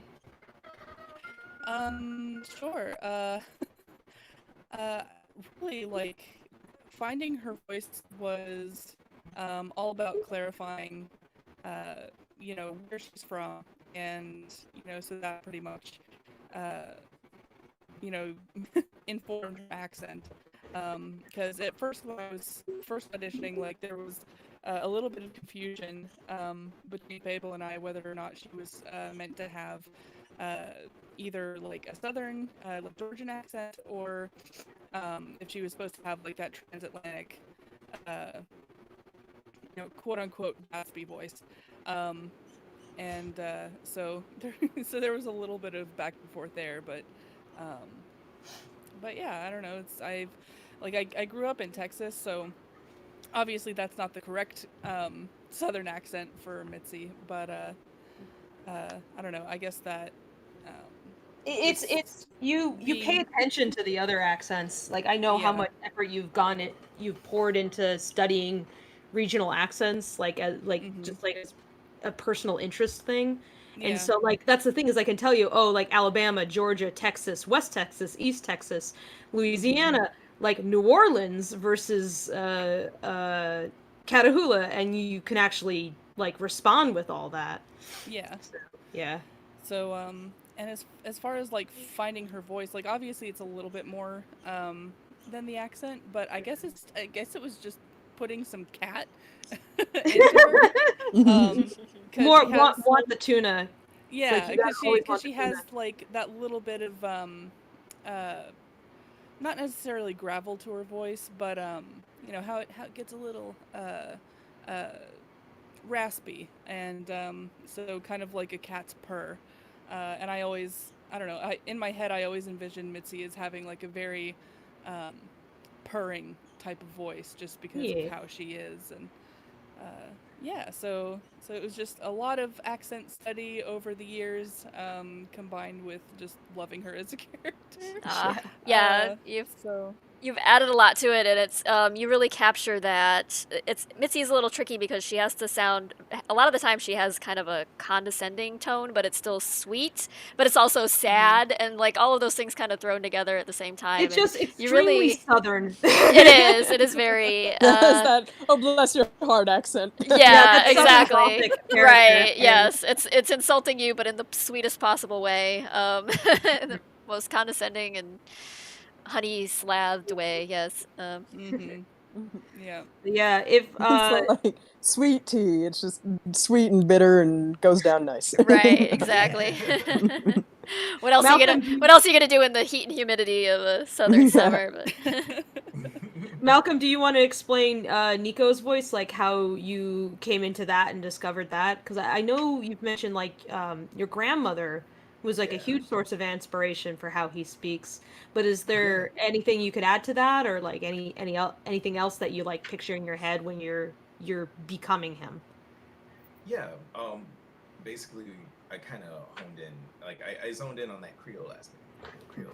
My grandmother, she's like, you know, of Creole descent, and I'm like, there's always like this kind of sound that she has in her relaxed dialect, you know, kind of.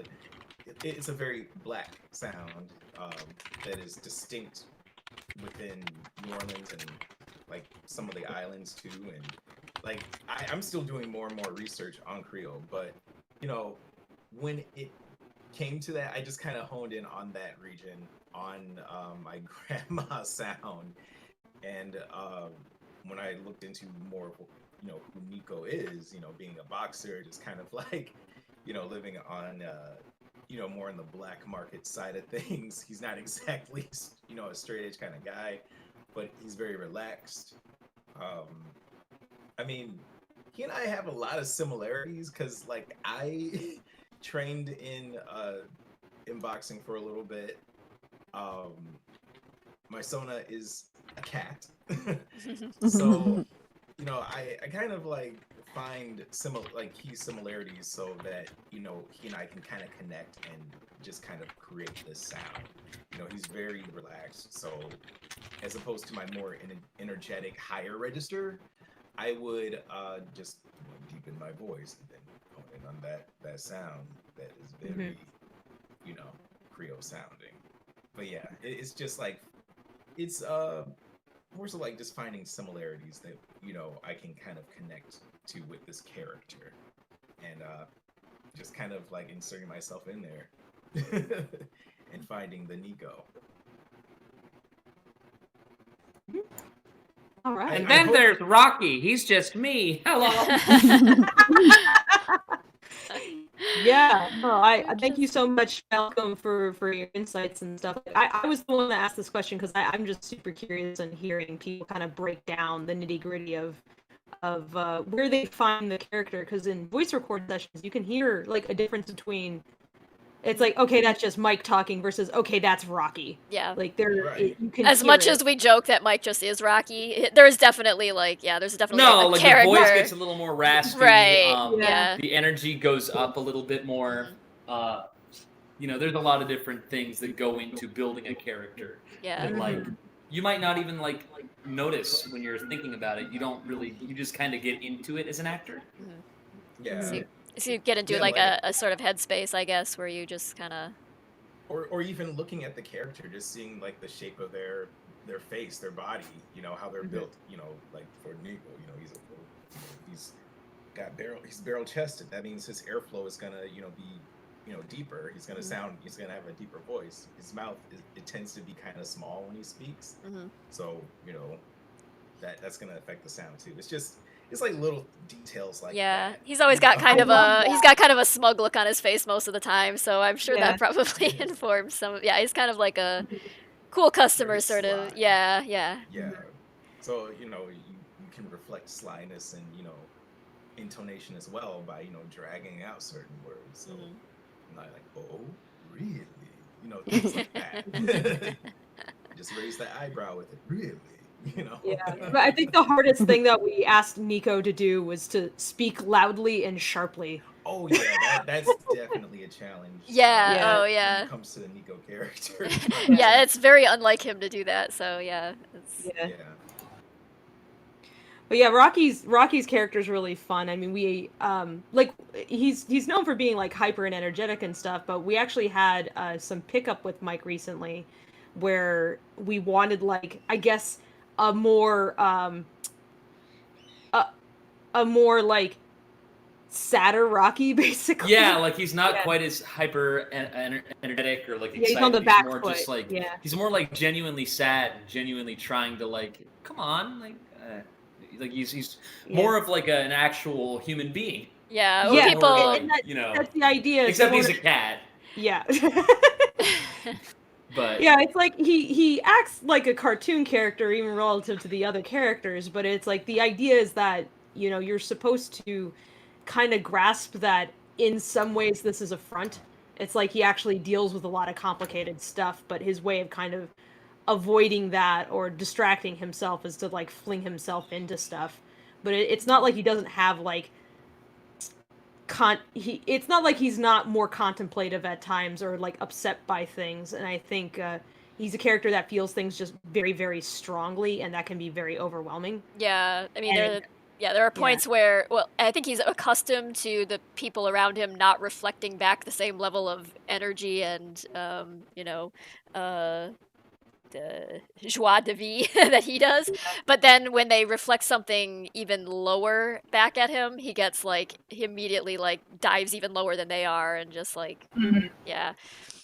So. It's a really good stuff for the animators too, because we also have to keep that in mind and not animate him too broadly or without losing that nuance. Like when he's shoving Freckle aside or something, I always have to keep in mind, like, he's not doing it out of maliciousness. He's not being mean. He's just super ultra focused on the thing that he is looking at, right? And to the exclusion of anything else. And so you have to animate that with that in mind. Yeah, it's like it's oblivious assholishness as opposed to like deliberate. Except except when it comes to Wick, perhaps. But yes. Yeah, but actually, like we getting Mike to do reads like Rocky, but he's kind of like actually. Except your teeth are clenched and you're like talking as if you really want to punch this guy. Yes. Doesn't he also like? Man. He also kind of like looks back at him or something, because like if I were to animate maliciousness, I would have the character look at the other character as he's doing it. Like, oh yeah, no, like, I actually have like give him a look. But you know, Rocky shoving aside Freckle, he doesn't give Freckle a second glance because that's not what he's thinking about. But when it comes to Wick, he like kind of would maybe like glance back at him or something, or like acknowledge that's what he's doing. Yeah. So, yeah, actually, we have a ton of like really funny bloopers that I can share if you all want to hear. Like, they're just like a few. Oh, these are wonderful. Yeah. Oh yeah. You might try a Control R first, so if we can get you sounding clearer, so you can. Sorry, I got signed out of Discord. Oh, whoops. That's okay. Oh, I got it. Okay, there we go. Let's see if that helps at all. Sounding good. Yeah, it sounds good now. That's better. Okay, so I'll play some of the Freckle scratch actually, because like Belle is fucking hilarious. So if you guys follow my Twitter, you'll have seen that I just posted this image of Freckle with like this little hyena on his shoulder, and that's Belle's persona basically. Yeah. Because functionally that's what Belle is. Some of the he likes to he likes to push Freckle around and try to get him to motivate He's always him. like trying to find the line. And it's a lot of the times the funniest stuff is what happens in between recording the actual lines that are written down, and like when the actor is just like gearing themselves up and ramping themselves up and trying to find like the foothold for the emotional, resonance that they're trying to get for this particular line or whatever. And so yes, a lot of entertaining stuff comes out of that, so we figured we'd share a little bit of it. Yeah, okay, so here's one good Freckle. They're all good Freckles, but let's see if it'll play. I guess it's not. Wait, there we go. There it is. No escape from reality.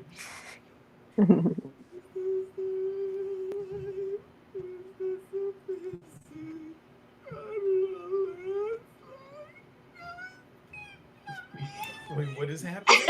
I'm sorry. That song came out in the Mashed up. 1920s. I remember. Yeah. Like the Willy Wonka. Oh yeah, it was kind of quiet. Let me. Yeah, I don't know. Groove is like super quiet for some reason. Let's see. Maybe I can just take all of these into Audition. That might be better. Let's see. Can I open? Or maybe not. Let's see if this one's louder. You're not wearing your seatbelt, you idiot! That's better. That was definitely Yeah. clearer. Yeah. I think it was just that take. Yeah. Here we go. Here's another one. Can you imagine if it was ever called The Roaring Twenties again? It would be just as bad, if not worse.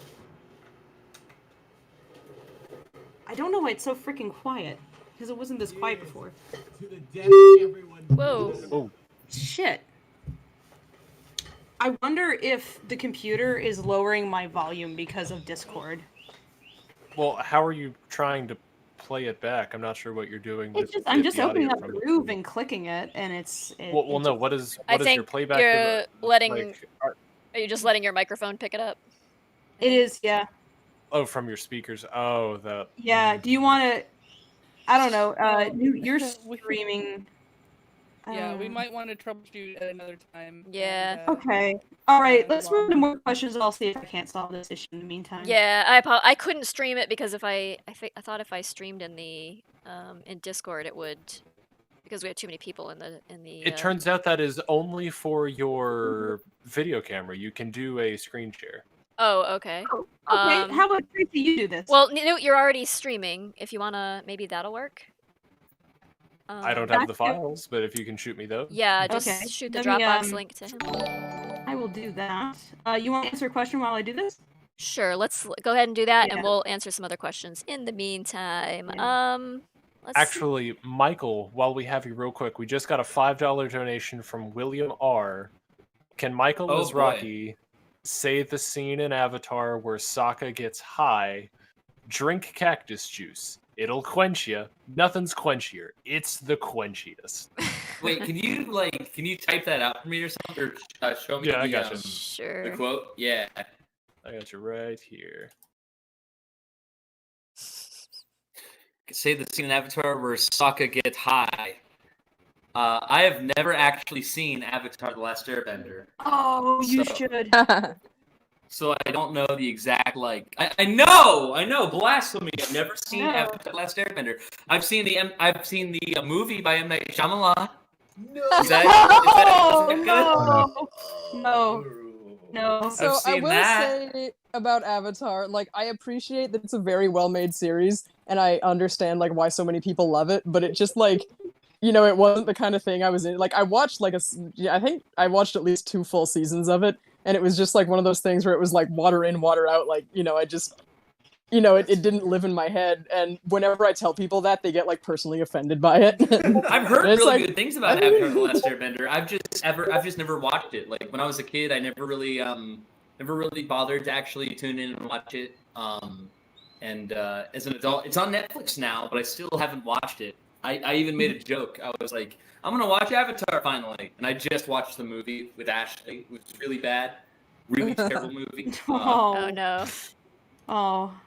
Would have been better if I watched it with context of what was actually happening in the original series, but that's okay. Anyway, for the request, so this won't be exactly perfect because I don't know the scene, but drink cactus juice, it'll quench you. Nothing quenchier. It's the quenchiest. That was actually pretty spot on. It Oh. it definitely has a reminiscence of Sokka. Yeah, I Okay. could totally see you like being like a voice replica for Sokka. I could totally see that. Actually. I'm sure we could pull up a YouTube video, but I've literally never. I don't even know what Sokka sounds like. But yeah, I kind of like your own impression of it, like without having the reference. Yeah. Nicely done. It's like, he sounds like that character looks like he would sound. Michael, I'm gonna show you a bunch of Sokka later, and you need to refine that impression because that's another character I think you could get really well. Are you sure? Okay, I'll look up soccer right now. Okay. Now that I'm thinking about it, yeah. Okay. Actually, Michael might just be Sokka. Yeah, I think Sokka Top 17 Sokka quotes. That's right, I'm Sokka. Okay, he's got that like higher kind of register. Okay.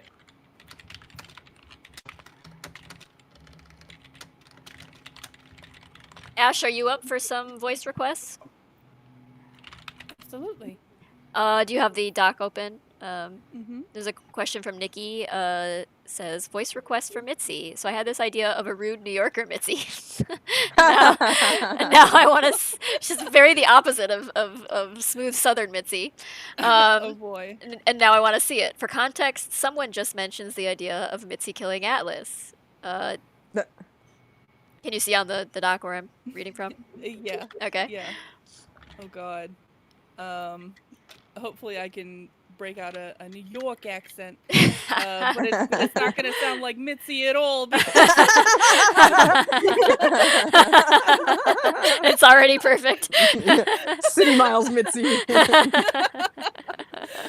Okay, so normal Mitzi, upon being accused of such a thing. Oh, why I never? And then rude New Yorker Mitzi. Yeah, I did. And I will bash your kneecaps in too if you tell anyone you pile of corny horse crap. I love this movie. Oh my god. It's like the Harley Quinn version of Mitzi. It's like Bronx Oh Mitzi. god, Yeah. no. If it was Harley Quinn, it'd be like a higher pitch, like. Yeah, I did, and I will bash your kneecap in too if you tell anyone you pile of corny horse crap. Mr. J. I feel like that would be a voice for a character that Amanda Lafrene would design. Like, Yeah. I could see her with like, like a tough New Yorker like mouse character, and that would be like its voice.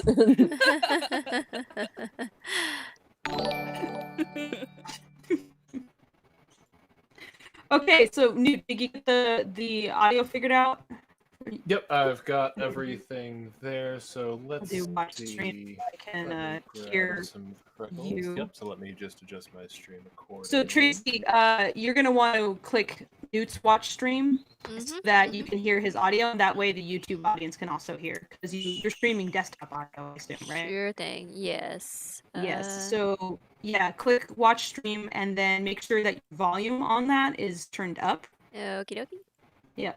Sorry about the audio issues, folks. Welcome to live streaming. It's all this is entirely this is like no matter what you do, it shit fucks up. Okay. Okay, Yeah. Newt, Okay, I so am let's- streaming you. Here's hoping this works. Yeah. I'm just downloading a handful of the audio clips so I don't share the Dropbox information. Yeah. Because don't want people inadvertently accessing. You're gonna the document. yeah. It'll be those freckle clips. I gotta check what my chickens are yelling about. Okay, there we go. Got all those downloaded. So, go ahead. Oh, and the cat has joined me. Thank you for hopping on my keyboard right at the worst time. That's how they always do.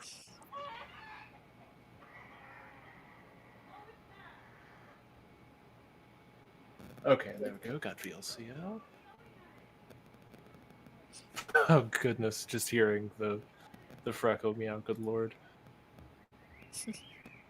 Okay.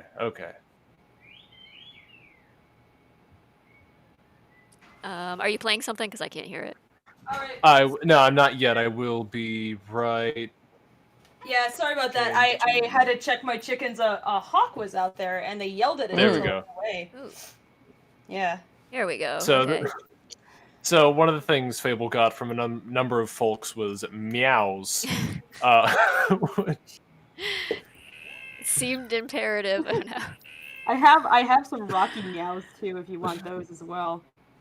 Is everyone? Are y'all able to hear the very guttural meow from Freckle? Let me with turn that up one? your volume even more. Crank you up to 200. Type can some, hear it. type some meows at us, YouTube, if you can hear it. I just like that all of Fable's chickens, when they were freaking out about the hawk, sounded like the song Midnight City. Maybe it's based on chickens. Okay, next thing. Okay. Let's see. Look at these rocky pickups. Oh, It's very quiet, unfortunately. Like, Newt, I can hear you loud and clear, but the audio I'm picking up from your VLC here is very low. blast Discord. Let's see.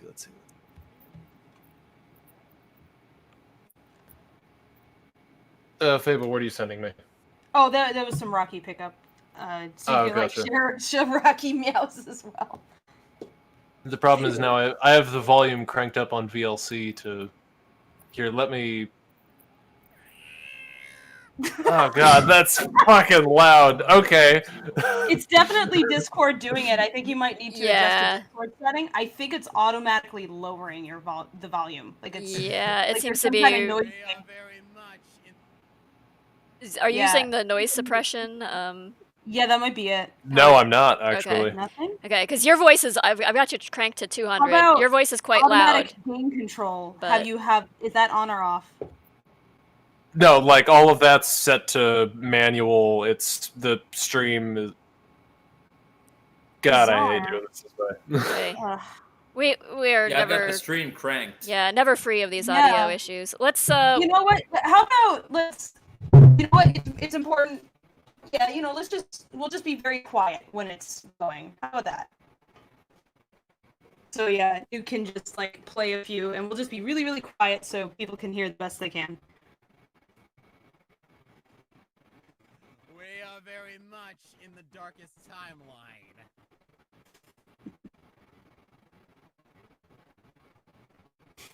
Fable, can you mute yourself? I think we're getting a lot of noise from you. From your. Yeah, there we go.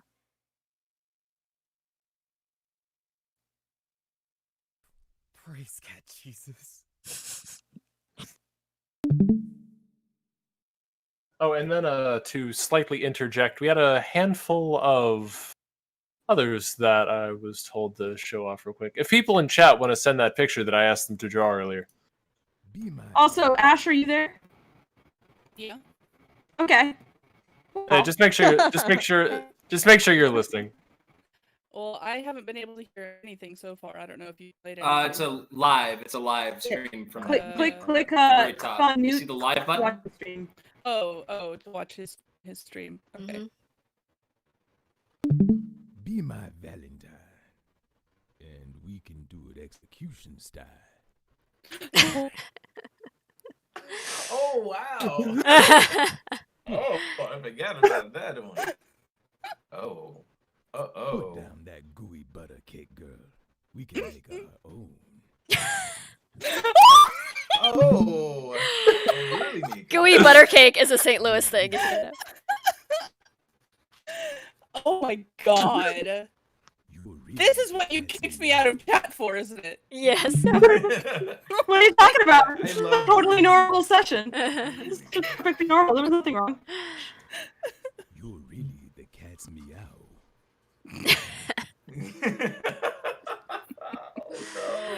Oh my goodness, I forgot about some of these. The gooey butter cake. I like it really like the Mississippi River. Long, strong, and ready to rock my boat. we made Malcolm read the cheesiest pickup lines we could find. Yeah. You one of them hot cougars that pick up young willing men.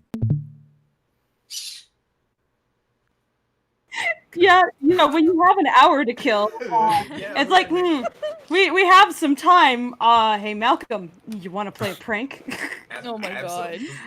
I've threatened Ash to do this. That I was like, I'm going to do this. I'm going to do this to you. I have so many more than Newt's showing, and I'm going to send one to you every day until you die. They've tapped into my chaotic humor. And I was like, okay, sure.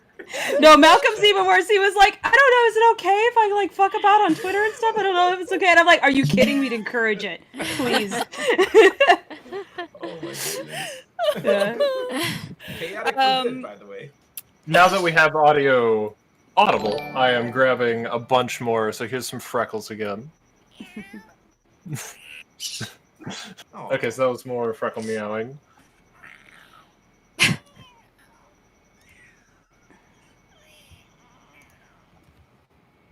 Oh god, can we get some... Let's see. Freckle, love my job. Love my job! Jesus. Me too. Freckle at McDonald's. I love my job!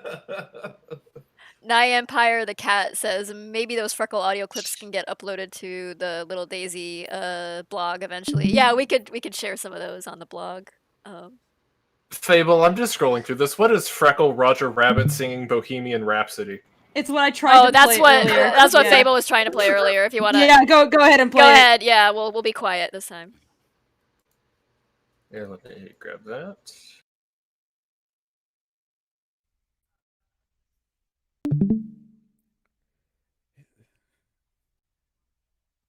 Is this the real life? Is this just a fantasy? No, God, inside, no escape from reality. Is this the real life?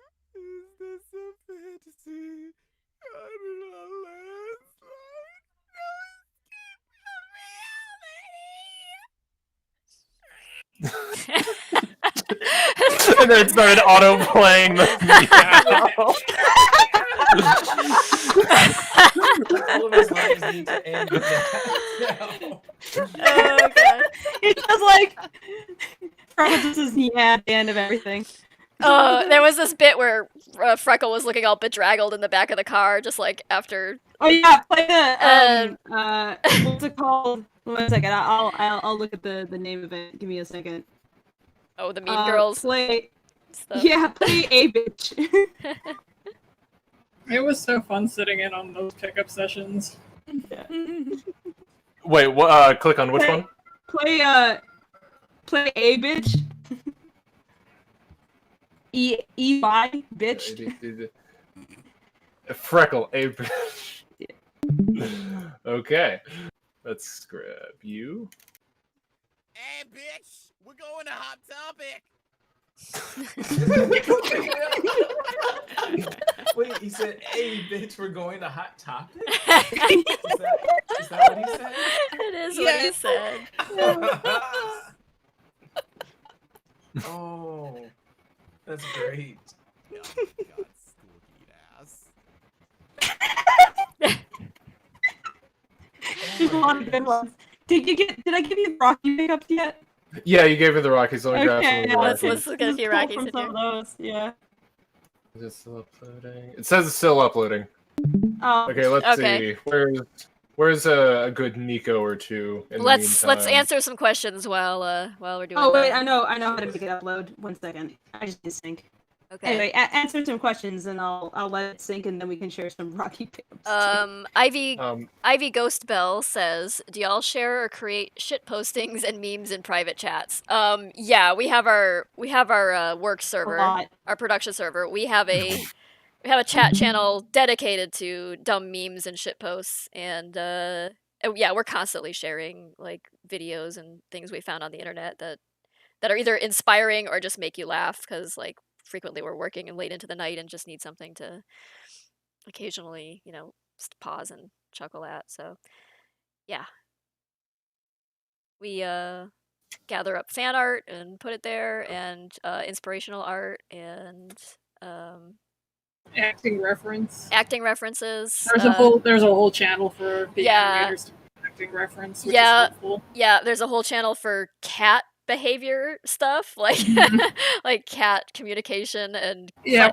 like funny cat videos where the cats are being expressive or emotive, and yeah. What was that one viral cat video of the catwalk? It's like a black cat dressed in yeah. a costume and like walking Yeah. down the catwalk. And if you watch it again, we use that for tail reference because it's got amazing, like the tail moves to the beat of the song. Yeah, let me see if I can find that video.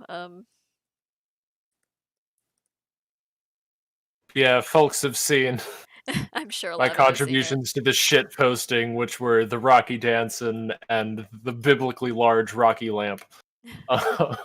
Yeah. I'm curious how did the lamp come about, because that was like one of the first things I think I saw when I joined the server. So and I was like, what is this? Fable and I were in an overnight revision meeting. We started a meeting at probably, I don't know, about 9 or 10 in the evening, and then it went until about 11 in the morning the next day. And by the time we were like nearing the end of what we were going to accomplish for that day, like Fable had just like because we were sending drawings back and forth to make revisions to the storyboards, and Fable drew this Rocky that was just like really super shorthanded. It just turned into like a noodly like Rocky thing, and I'm like, oh, that looks like all right, the and then Rocky. and then I The commented primordial Rocky. Yeah, it was like the essential Rickaby is what I called it. Yeah, I commented that it looked like that kitsch like wall hanging stuff that you'd find in the 90s. Then Newt just like took it and made a model out of it, and it just like kept getting more and more elaborate. And it turned into a running gag somehow. I was wondering. Let me see if I can. Oh, there it is. I grabbed it from the blog post. Yeah. Newt made it into a cursed lamp. So if you guys are wondering where the fuck did that thing come from, that's what. It's just like I'm concerned that you can boil him down so thoroughly.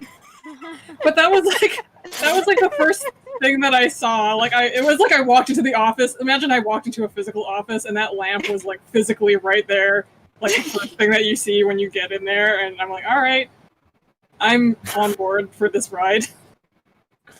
I'm ready to live, laugh, and love with the Rickabys. The essential Rickaby. This is it. That's what he is. A cursed lamp. I hope it becomes a reality one day. Oh, please. Yes, that'd be so good. We'll get like a 3D printed. I don't know where I put my animations of it. Oh, yeah. Where are those?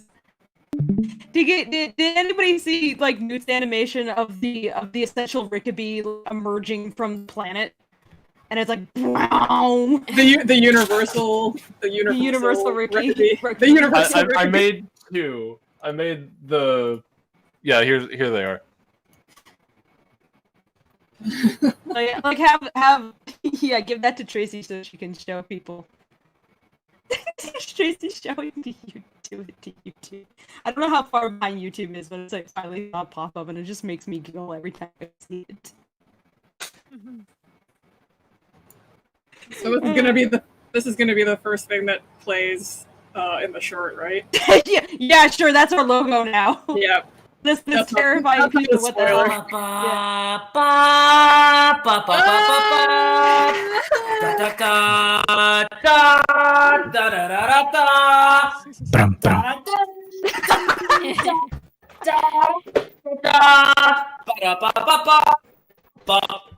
There you go. There's the universal. Thank you. Somebody please abuse that. Can we add it to Newt's version?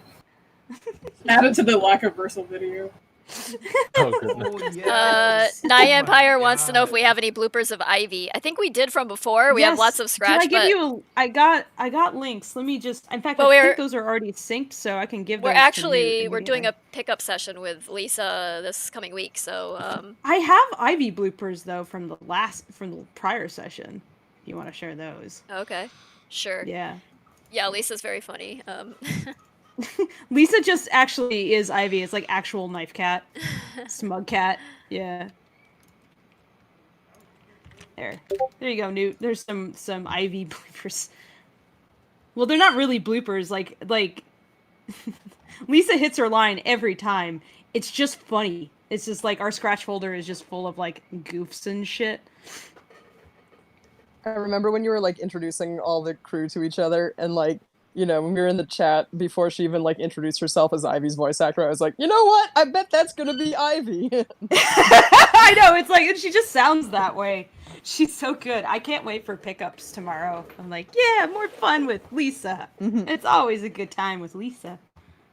All right, so that's still uploading. We Okay, can Citizens- get those in just a minute. Citizen Zombie says, a question to any to whom it may concern. Do you consider doodling on the side helpful during productions? Yes, it's vital actually. Yes. Oh, yeah. For fun and unwinding, but also for communicating with each other. Like we throw like some of the drawings that appear in the slideshow that I'd been showing are from that sort of thing, like when we have meetings and we're just like in a big voice channel and talking to each other and going over the animatic and revisions and everything. Like people throw like say, well, here's how this could be made better, here's how we could change this scene, and throw some doodles out there. And then other times it's just like a matter of playing around, getting used to drawing the characters and getting into the mood and finding like the funny things about them that you want to emphasize and like capturing their expressions. And so a lot of the animators have been doing just like test sketches and test animations and things. So yeah, I mean, it's like it's vital to the process to just draw and doodle all the time. It's also we get punchy and it's like you're working really hard, it's really late, and you're just like, stupid jokes keep you alive. Yeah. So. I'm sure we like to some extent maybe give the impression that we're just goofing off constantly, but the reason really the opposite. The reason we have all this crap that we keep showing you is because we need to unwind after like we've been working really hard and focused on like for real work for hours upon hours, and it's like 4 a.m. and like we just need to do something to just like laugh and get away from like concentrating for a minute. And so that's why we have amassed like all of these funny sketches and little animations and like random 3D models of Rocky as a lamp and things like that. There's this thing I've heard in animation where they refer to it as like discovering the character, where it's like, you know, you've drawn them enough times that it's like they suddenly just like, you know, it's like the pieces like click into place in your head and you're like, oh, I understand them. And like, you know, there's a joke about how the guy who animated Tinkerbell in Peter Pan said that like the last scene of the movie was when he was like, oh, I finally discovered the character, and like now it's done, like, you know, wash my hands of that. But it's the same, you know, it's like with this, it's like, you know, the only way to learn to draw the characters is to draw them like a million times. It's like, you know, if you look at like any graphic novel or comic book, it's like the way the characters look on the first page is not how they look on the 600th page, and that's just because like, you know, you discover them when you're in the process of drawing them that many times. Yeah, this is Sagan again, but I think a lot of the animators were grateful for the 1 month lead in time from like we were hired, and then we kind of had a month where we were waiting for handouts, but it was actually crucial that we spent some time. At least for me, it was crucial to spend some time with the characters and just drawing them.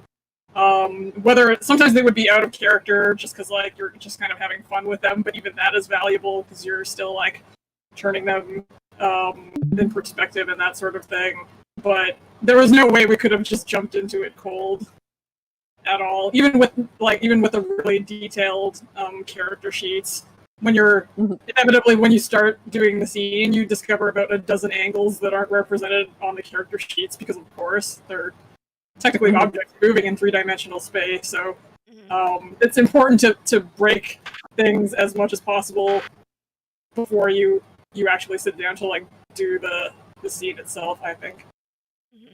Yeah, please shatter them. It's fun. Yeah. Yes. Yeah. And learn what kinds of breakage are acceptable for the production and what kind isn't. You know, like there's some things where like Freckles' eyes bulging out like a goldfish. I think that was okayed, but then there's other things where it's like, no, that's too far. Now it's starting to look like an Animaniacs cartoon instead of Lackadaisy or something. And Fable gives like really super specific notes, which is really good for us, I think. Yeah, I mean, for the most part, I'm just trying to get you guys to kind of like understand where my thought process has been from, and so whatever I can do to help you guys kind of like understand what's in my brain so that then you can take that and make it even better. It's like all the better. So like getting things on model is always really tricky, and eventually like pretty quickly, because it's just the nature of animation, you grasp it. Because you're doing like a gajillion drawings of this one character just for this one shot, so you get really familiar with them very quickly. And so by your next shot, you're like, okay, I got this down. Like you start to discover your own shorthand. You have been in their head a little bit, it's like animation is like this really complicated puppet show where each puppet is like controlled by like 15 different people. It's like you have the director with their input, you have the writers with their input, you have the board artists with their input, you have the voice actors and the animators, and then eventually goes to cleanup, and they have to decide, which to push the lighting this way or that way, and that's going to be interesting to see once we get to that. Speaking of which, Ashley, Ashley Nichols, if you want to chime in and talk a little bit about your cleanup tests and stuff, what you've been doing lately for us.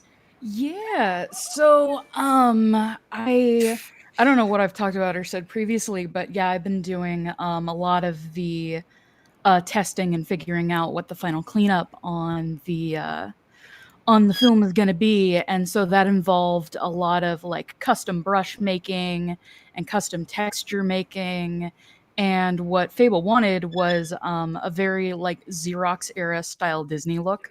So I had to go in and like find a bunch of like Xerox cells to reference for like what the lines would look like. And eventually I found a Xerox drawing that I basically like took the line from and used that to build a custom brush for the film, because I was lucky enough to find a Xerox drawing that had a bunch of like straight lines, so I could study in detail like, okay, how does this crunch, like what texture does it have, how much does it wobble, like that sort of thing. And so that was fun to do. And then from there, I've had to like build how like the shading and the lighting is going to be done. And like, it seems straightforward, but if you've ever touched Toon Boom, there's a thing called nodes, and I know other programs have nodes too, but basically nodes were made by the devil and I hate them. And I had to use them to figure out our shading, because we want to do a lot of the composite and shading like within Toon Boom itself, to save on compositing later. And so watching hours upon hours of tutorials and like playing around and figuring out how to get it to work, and also make it be so other cleanup artists can recreate it, was a nightmare. But I think I have it figured out, and I had never really like touched nodes before previously. So I'm just like, okay, time to learn the cursed thing. All right, cool. But yeah, it's been a fun process to figure out, and I think the final result looks really, really nice. There's still some tinkering that I want to do, and I think that tinkering is going to come with once we like get to the compositing like stage. Probably we'll have to composite like a full shot, at least one. So probably this first shot that's going to be done. Yeah, I actually already got in touch with you, and I was like, okay, so this one shot with Ivy in front of some headlights is probably going to be done really soon. It's already like very on model. It's just like, just adjust the timing here. So once Robin's done with that shot, then I can hand that to you, and that can be the first thing that we properly clean up, because it has a background, it has lighting already described in it, and if we can tie that down, it can be used for some tests then. Like, yeah, okay, absolutely. How is it actually going to look like? If we apply this to a real scene, does everything hook up fine? Is there any adjustments we want to do?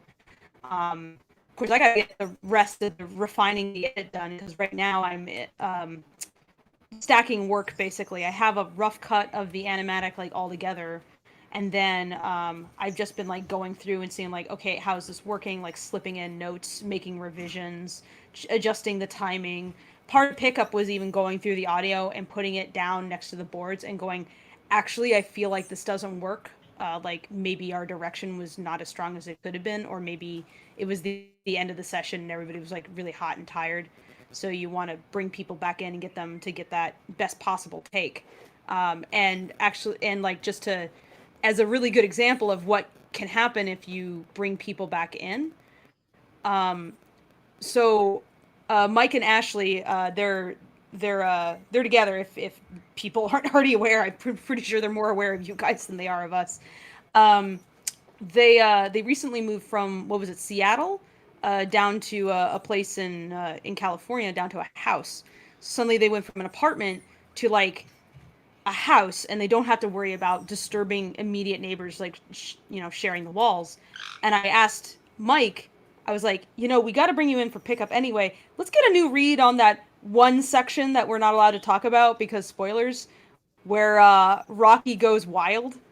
And I just want to see what happens.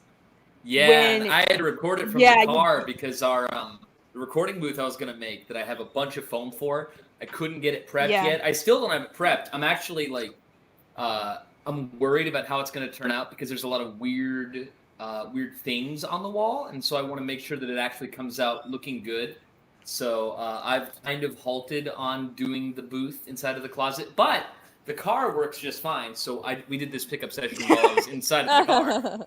Yeah, it's surprisingly effective, and I was like, well, so long as you're comfortable, because we didn't want you to have like anything subconscious. I was sweating, but I was comfortable. I was fine. Yeah, you were very detailed on that sweat. I was like, okay. Yeah, by the end of the session, Ashley was the one in the call. I let Ashley take my phone and talk with these fine folks, and she was describing how I was actually dropping down to my underwear because I was so sweaty, and I'm like, you ever voice act so hard you just have to strip? Come on, Ashley. I mean, I've voice acted naked before. It's normal. There's been a number of our podcasts done mostly there are naked sessions as well. I've done naked. I guarantee I've done at least one Angel Dust session naked. Sometimes Michael's very averse to clothing. Getting into character means getting out of your clothes. Yeah. You could imagine Angel Dust in front of the microphone, slowly just taking off his clothes. The majority of the original recording I did for the Lackadaisy film, I did in my boxers. Oh, okay. So that's lovely information. Well, there's gonna Weren't we talking about cleanup? How did we get here? What? I don't know. Don't know. But yeah, we gotta to summarize though. It's like we got some just high key excellent takes on particularly Crazy Rocky, and it was good also because I got to show the animatic to Mike and be like, okay, this is how the old audio is. You think you could improve on this? And he was like, oh yeah, no, I can definitely amp that. And so like the moment he launches, I'm like, holy jeez. Like yeah, Michael's very self-conscious about his volume when other people are around or he perceives other people being around. So ever since we moved to this house and we're not sharing any walls, oh my god, my ears have been bleeding. This boy is so loud. I think Mel is also. I can't live in an apartment because it's really bad for my ability. We can see why. It holds you back. Yeah. Because I think what was that about, Mel? It's like Rock Lee taking off like the bracers on his arms. I think Mel was also, because I sat in on all 3 pickup sessions with Nico, Rocky, and who was the other Freckle? Hi, Mel. How are you there? Yeah, I'm here. Sorry. Yeah, I have my headphones off. The pickup sessions were like 90% screaming. And oh my god! And it was. Yeah, I was afraid actually. Last time I was worried we injured both Belle and Mike. They both had to do we did a lot of pickups on. It sounded painful. It sounded painful. Yeah. My voice is fully healed, by the way, from the session. Okay, good. That's good. Yeah, you guys are troopers. My ears have not healed. Sitting in. So my bathroom, I have a bathroom right next door to my bedroom. And I was just listening with my headphones off. And I left at some point with the audio still running just to go to the bathroom, and I could hear it like clear as day through the walls. And I'm like, oh my god. Like no, you did good though. It was really, really good. Were you animating as well, Mel? Or like working on something? Oh, I was just doing a quick tie down test. I posted an animation, but you can get to that later at your leisure. Right. Yeah, it's weirdly. I like to have something on, like a podcast or a movie or something when I'm animating, but voice acting. You meant during the session. Oh yeah, during the sessions. Oh yeah, I was working on a different contract, and it was really nice to listen to the line reads while I was working. It was similar to a podcast, but with much more screaming. Well, like different flavors of screaming too. Like I really like. There's always a method behind the prompts. I really enjoy all the prompts that the actors get, and then seeing their interpretation, or hearing their interpretation of the prompts. And I'm sure it's been talked about on previous Lackachats of like, trying to get the actors to what's in their immediate environment that's like really annoying them right now, and like trying to use that if they're doing like a really intense scene. The main thing that I was concerned about with the Rocky pickup session was inside of the car was fine. I was in a corner, but it was fine. There was plenty of room for me to move around and flail my arms if I needed to. The only thing I was concerned about was that it was in a garage that also happened to house our furnace. And so I was like, well, that furnace is pretty loud. I hope the car can kind of isolate away from that. And it did a pretty damn good job. So I think that didn't end up being an issue at all. Yeah, I mean, cars are already extremely soundproof, just so that when you're going down the highway, it's not like, Exactly. that is what it sounds like. Michael, we are in the market to buy a new car. Maybe the next car we buy, we should find the most soundproof one. Let's do it, because honestly, Ashley, I'm thinking I'm going to preserve that foam for the next place. I'm thinking I should maybe do that. Oh. Or we could just put foam around our rooms. That way we could have. I thought you were gonna say let's put foam on the car, and I was like, hold on, wait a minute. Oh, how about you put foam on yourself? No point. What's the point of putting foam in a car? I don't know. You're Rocky incarnate. I don't know the bullshit you want to do. We have to pat it so he doesn't hurt himself. Well, it's like I'm friends with Josh Keaton. He was Accelerate in Ben 10, but he was like Shiro and Voltron and like that kind of thing. But he got a Tesla, and he's been like telling me about his ongoing quest to make his Tesla completely soundproof, and he like basically like disassembled the entire thing from like a manual he found on the internet and like flocked the entire inside of it so like nothing is clicking against anything else, and then like put it back together so like his car doesn't make like any noise when it like vibrates on the pavement. Ashley, you said you wanted to get a Tesla, right? Yeah. Yeah, maybe that's a plan for us, huh? Yeah, you gonna chip in for that with your fat Lackadaisy money? No. As you know, Rocky ate half the budget. Ah, fuck. Oh. It was all in pancakes, though. I did not realize a lot of maple syrup. I still haven't had pancakes since I moved to California. I think it's time we change that, Ashley. Once you come down to LA and we're not currently like in the middle of hellfire, I gotta take you to some good You showed me like this one pancake place that I really want to go to. Yeah, it's pretty good. Like there's like Japanese style airy pancakes. There's like this one place that sells like I swear, like 40 different kinds of pancake, and they're all equally good. They're not just like a variation on the other one. It's like matcha green tea pancake, like blueberry chocolate chip, a whistling parrot on my head flavor. Apparently. Hi, Nico. Is it time to talk right now? I'll mute myself so you don't have to hear him chatting. I like his wolf whistling. He's very good. Yes, I have a parrot named Nico, but his name is Nikolai, not Nicodine. It becomes very confusing. There's Nico the character, there's Nico the bird, and then sometimes we talk about Nico Corleo, who is Ollie and Scoop's guy, and then I think there's like another Nico. Nico, let's just stop that. There's the imaginary like Victor doppelganger I've made up named Nico. And I will respond to my character name being mentioned. I'm like, oh, hello. So I know he's become him. That's kind of a thing that us actors have to do also, is like, because a lot of people only know us as our characters' names, and so we'll we'll kind of key into those names and be like, are you talking about me? Hello? Right.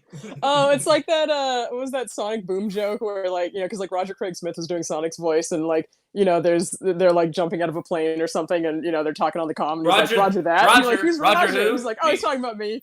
Yeah. Yeah. Oh, somebody cut out. Oh. Is that Fable we Yeah, lost? Somebody was making. Oh well, no. Fable muted themselves. Oh, okay. Okay. So we couldn't hear the wolf whistling. Yeah, I mean, well, he is like right next to the mic. He was being beepy earlier, and I was like, okay, I'll hold you until like you feel like a little less like I'm a lonely beep, because he really wants Clint to come in and like give him a hug and stuff. But I think Clint might be passed out because he was in the middle of cutting up all that Rocky audio. So yeah. Speaking of, I grabbed 5 takes from the pickup if we want to play some of that. Yeah, I'll mute myself so you don't have to hear bird calls in front of all that. Yeah. There we go. I need sugar. Is that I need sugar? Yeah.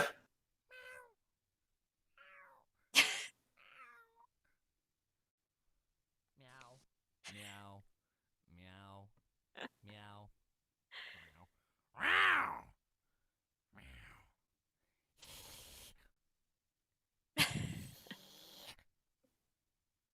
Mike, I don't know if it's a good or a bad thing. Your hisses are downright unsettling. Oh. Not nearly as unsettling as your baby voice, though. That's Yeah, the baby voice is pretty awful. Like, I feel like. Oh, No. No, God, please. no. Fire! I can picture Rocky making that sound just to frustrate people. Oh my god. It would this sound like is- quick noises though, and they'd be like, "Why are you making all these baby noises? Stop that!" I'm a sexy little baby. No, no, Oh. oh no. Okay. Rocky should never. Rocky attempting pickup lines or flirting is like Rocky unlike can Nico. never be sexy. He's only baby. He just can't. It's like we said. He can attempt to be cool, but it's like the moment he opens his mouth, it's like problems. He ruins it. He ruins it immediately. Like he can be Ruins it cool hard. unintentionally, but when he's trying, he's just stupid. He's a tryhard. He so he tries can't. too hard all the time, though, so it's just Yeah. like it's exhausting. All right, let's answer some questions. I'm playing fun More play. Sorry. questions. Yeah. No, you're fine. You're fine. Okay. Let's answer some that we missed early on. From Beth, my question is, how did you guys go about getting voice actors for your project? Like any sites you used, random kidnappings, blackmail or bribery with Baja, emails, etc. And what advice would you give to someone looking for voice actors for a project? Get to know voice actors, then you find more voice actors. You find one, and then you suddenly you have a connection to a lot more of them. I had to refresh. They told me to just get in the van, and I was like, okay. We just like, come on, bitch, we're going shopping. We're going to Hot Topic. You had me at cry. Yeah, right. I mean, I mean, like, I guess I technically stole Mike from Hasbin. This Pretty project much. has cannibalized several members. Literally, Yeah. was at the premiere for Hasbin Hotel, was. so I mean, It's like I more or less tugged your shirt and was like, "Hey, Mike, so got this project in mind. Maybe it's like a typecasting, but you do good, like kind of rapid fire talking gangster. Do you interested in this thing with this cat project?" Like I wasn't sure if you'd be down for it at all, and I'm just very pleased with how that's worked out. I was like, oh, it's like I cast. Sometimes I'm like, oh no, I cast him too well. yeah. And again, Insert- I didn't really know what it was that you were even like talking about until you DM'd me later on Twitter with the work that you wanted me to do. And then I approached Ashley with that. I was like, what is this Lackadaisy thing? And she's like, you don't know? You're gonna learn today. My uncultured boyfriend.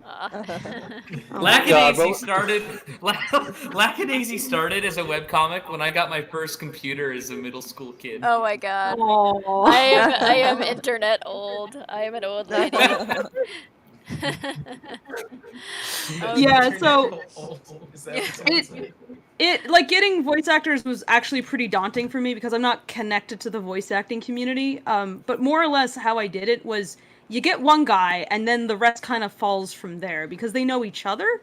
So like once you get like one or two people, they'll reach out to other folks when you put out the casting call as well and be like, "Hey, friend of mine, have you heard about this?" And they'll just kind of like wave it around their friends' faces, and you'll see if you follow. I voice actors, forced you'll often reach Lisa. that I stuff. forced Lisa to audition for Lackadaisy as Ivy. Thank you and, so much, because she's perfect. Yeah, Yeah. she is. Yeah. I knew she'd be perfect too. Mm-hmm. Yeah. So some people popped in like just on a cold call, but I think actually most of our folks like other voice actors flagged them down and said, try this out.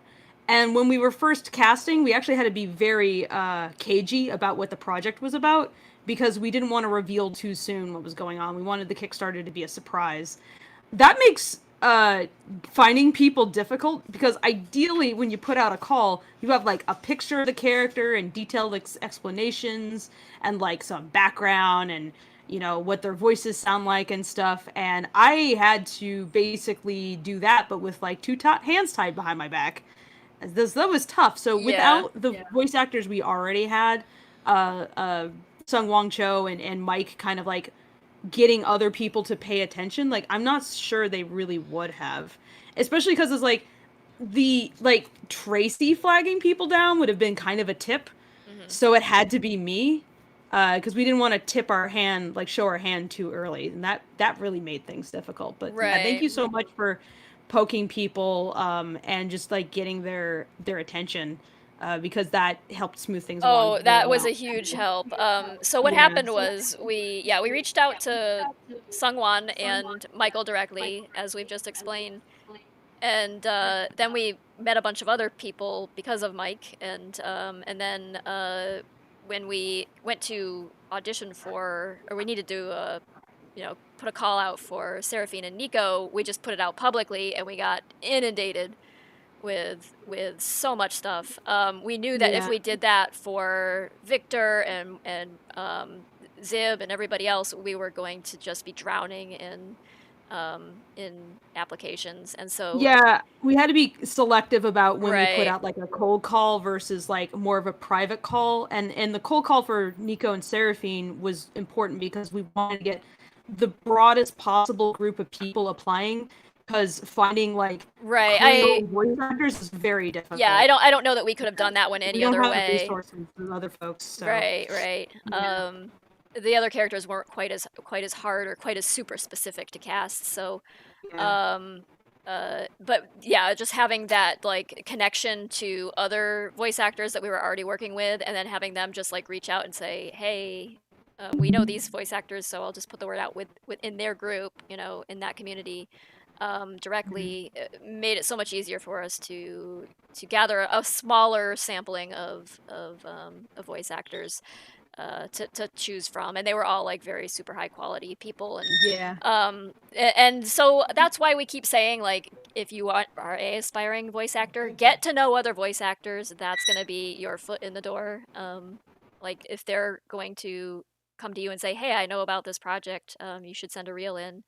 I mean, that could be the difference. Having friends in the industry is literally one of the most helpful things possible. Because yeah. regardless of like your skill level, like obviously you could still be early in learning, but if you've got potential, your friends who are also in the business, are always there for you. If you're like a good person, you're reliable, they like you a lot, and you obviously, have something that they think, you would be good for. They're more than happy to recommend you typically. So it's really good to have friends in the same field as what you want to do. It's also like it can be very important. So like I know it sounds like nepotism, but it's like, who do you trust to stick with you thick and thin through projects like this, which are like a lot of moving pieces, and like you need to know, is this person reliable? And so when you know through someone else, okay, this person is a dependable person, you can count on them for this work for this much time. It's really valuable information. I wouldn't say it's nepotism in that. It's not like we're going, oh well, Mike, we're gonna hire your cousin because it's your cousin or something. It's like they just they just happen to know, they happen to be affiliated with this community of other voice actors, and they can say, hey, like I think you might be good for this job because you have the skills for this job. I think that's kind of a different thing from being like, you don't recommend your friends to things that you don't think they can actually do. Like that's really mean of them. Right. Like Ash is actually one of my best friends. She's practically a sister to me. But when she first applied to Mitzi, she didn't get it. Yeah, it wasn't until she applied later that she got it, and she wanted to have another go at it. And I was like, sure, go ahead. Do another recording. Let's see how it is. Months in between takes. and like she had improved so much that we were like, yeah, you got the part. And because you don't want to give your friend something and then they can't do it because they would just feel crappy about themselves. And you don't want to be the person who makes your friend feel crappy about themselves. You got to know they can do it actually. So Also, yeah. if you recommend someone and they turn out to be like an asshole or something, it reflects badly on you too. Right, you're sticking your neck out. Yeah, you don't want to stick your neck out for somebody who's not reliable or whatever. So, so yeah. But if you are looking to get into voice acting, get to know other voice actors, and if you're looking to hire voice actors, like reach out to the voice actors you do know. Actually, Belle is really great about connecting people up. Yeah. Belle Rusape VO on Twitter. If you follow him, he's very sweet and he's always posting resources and linking to people, and just check them out. I mean, and if you're interested in stuff, I mean, so there's always something that you share that you could always apply for. What did you say? You kind of roboted for me. You roboted just a little bit. Oh my god, I was basically just reiterating your point, saying that he's always retweeting opportunities for voice acting, and he does just voice acting. He's done other positions too, mostly voice acting. No, I think we got Robo Mike. I'm sorry, Mike. We couldn't understand almost any of it. Yeah, I think you refresh. See if that helps. I think to say what Mike was, I think saying was that Belle. Belle does a lot of like promoting jobs that are open and recommending people to jobs and retweeting like casting calls and things like that, so that people. Belle is a good boy. That is basically what I said. He's doing some networking and doing it not just for himself, but on behalf of other actors as well. So he's very cool in that. Yeah, Belle's the real deal. I can say actually, and that's recently, important in voice acting. Oh yeah, go on. Oh, I recently commissioned him to help me out with actually getting a proper demo put together. So yeah, because he does demo script writing. Yeah. So, because it's like I write fiction and everything like that, so I can write, but I've never written for a demo or anything. So I was just like, I don't know what to do. Belle, help me. And so I commissioned him for his help, and he's just overall a very, very good boy. Yeah. I have to say, when I hear that the voice actors are like chatting with each other and that kind of thing, and it's like because they might not have known each other before, and I just think it's really fun where you can it's like, oh no, these people are becoming friends, like they're coming together. Yeah, my friends are friends with each other. Yes, I love it. It's like, yes, be friends in front of me. It makes me smile. So as I have to say, as a together, that's super cool too, because you see them bounce off of each other and they're learning things from each other. And it's like friendship activated. Like our Voltron of Goose Cat production will be powered by friendship and syrup. I think also like as an animator who would someday really like to work on their own projects, like indie projects, like if you like, this has been super instructional, seeing the process of how voice actors sort of get found and that network, because like I would love to start commissioning voice actors just for like a line or two, just to like lip sync, so I can have something to animate to that's fun. And it doesn't even have to be like a whole thing. It can just be something I give money to someone, and then they have something for their demo reel, and I have something for my demo reel, and it's fun for both of us. Yeah, and it's like I mean, you discuss with them the rate, but for like a really short line or whatever, it probably won't break the bank. I mean, no, I could do it. And like if you're looking to get into voice acting and you have friends who are animators and both of you are kind of emerging, that can be fun stuff to do too. Just like again, I'm a big proponent of you never know what your projects that you kind of do as a hobby or as fan art or whatever, like you never know where those can take you. Mm-hmm. Yeah, having the space to experiment also means that you can like do the thing that you want to do, and then you will find more work that will help you do that thing. Yeah. But yeah, it's been really cool seeing like the voice actors and the animators interacting as well, because normally in studios, like you're so segregated from other parts of production. Like you never, like you might get the opportunity possibly to sit in on the voice actors doing their performance in a studio, but most of the time, not so much. You might not ever meet them or see them. No. Yeah. It's pretty segmented. Everything's very siloed in the industry. Sometimes you don't even get to talk to the other animators. Like all of my remote work for Titmouse, I was doing it remotely, but they didn't put me in a server so I could even interact. No, with like the other most folks or studios anything don't like have that. chat rooms. No. And they also don't, like, Lackadaisy is a pretty generous production in that they'll let everyone sit in on the voice acting sessions as long as they mute their mic. And they'll invite everyone to the board Animatic review. And there's like a lot of animators, so that's like a pretty, like, you didn't have to do that, and most productions don't, because it's probably simpler to just be like, as that's a voice actor, also, we usually don't get to see No, animatics or boards in progress. Like, maybe we'll be shown stuff during a session to like kind of get the feel for a scene. Mhm. But usually, what it is just we'll work, and then we usually have pickups again and other miscellaneous sessions. But we really don't get to see much of what actually goes on otherwise in projects until either clips are shown or until there's a final product. Yeah. So that's one thing I like about this, and has been, is that I've been able to actually see things happen in real time. Yeah, I think there's, this is a collaborative medium, and I very much believe it. It's why I'm in this, end of the art spectrum and not something else, is that I actually really, really like seeing what other people bring to projects. Yeah. And so I don't think it makes much sense to just be like, okay, now shoo, after you gave them like, you gave anybody like, here's a doll, play with this doll, takes the doll away. Now never look at the doll again. You will see later the doll singing and dancing. Here was your part, maybe. And I don't know, that just seems so disappointing to me, because I've experienced it so many times myself, where it's like you feel disconnected from the final product, even though you know that you had a significant part to play. And I think it's really valuable to be able to talk to other people involved in the process and kind of get an understanding of like what they're thinking about, like knowing like what the board artists think about, what the voice actors think about, what the animators are thinking about, because every time you can kind of improve communication, so long as that communication process is smooth, and there's like some general direction of where things are meant to go, then it can improve things like a lot, because you don't have a situation where it's like too many cooks and everybody's giving their opinion on like whether or not an ear should be higher or lower. But at the same time, if you're going to be field testing like whether or not your project works, you have a whole crew of people to show it to and like go, okay, does this make sense?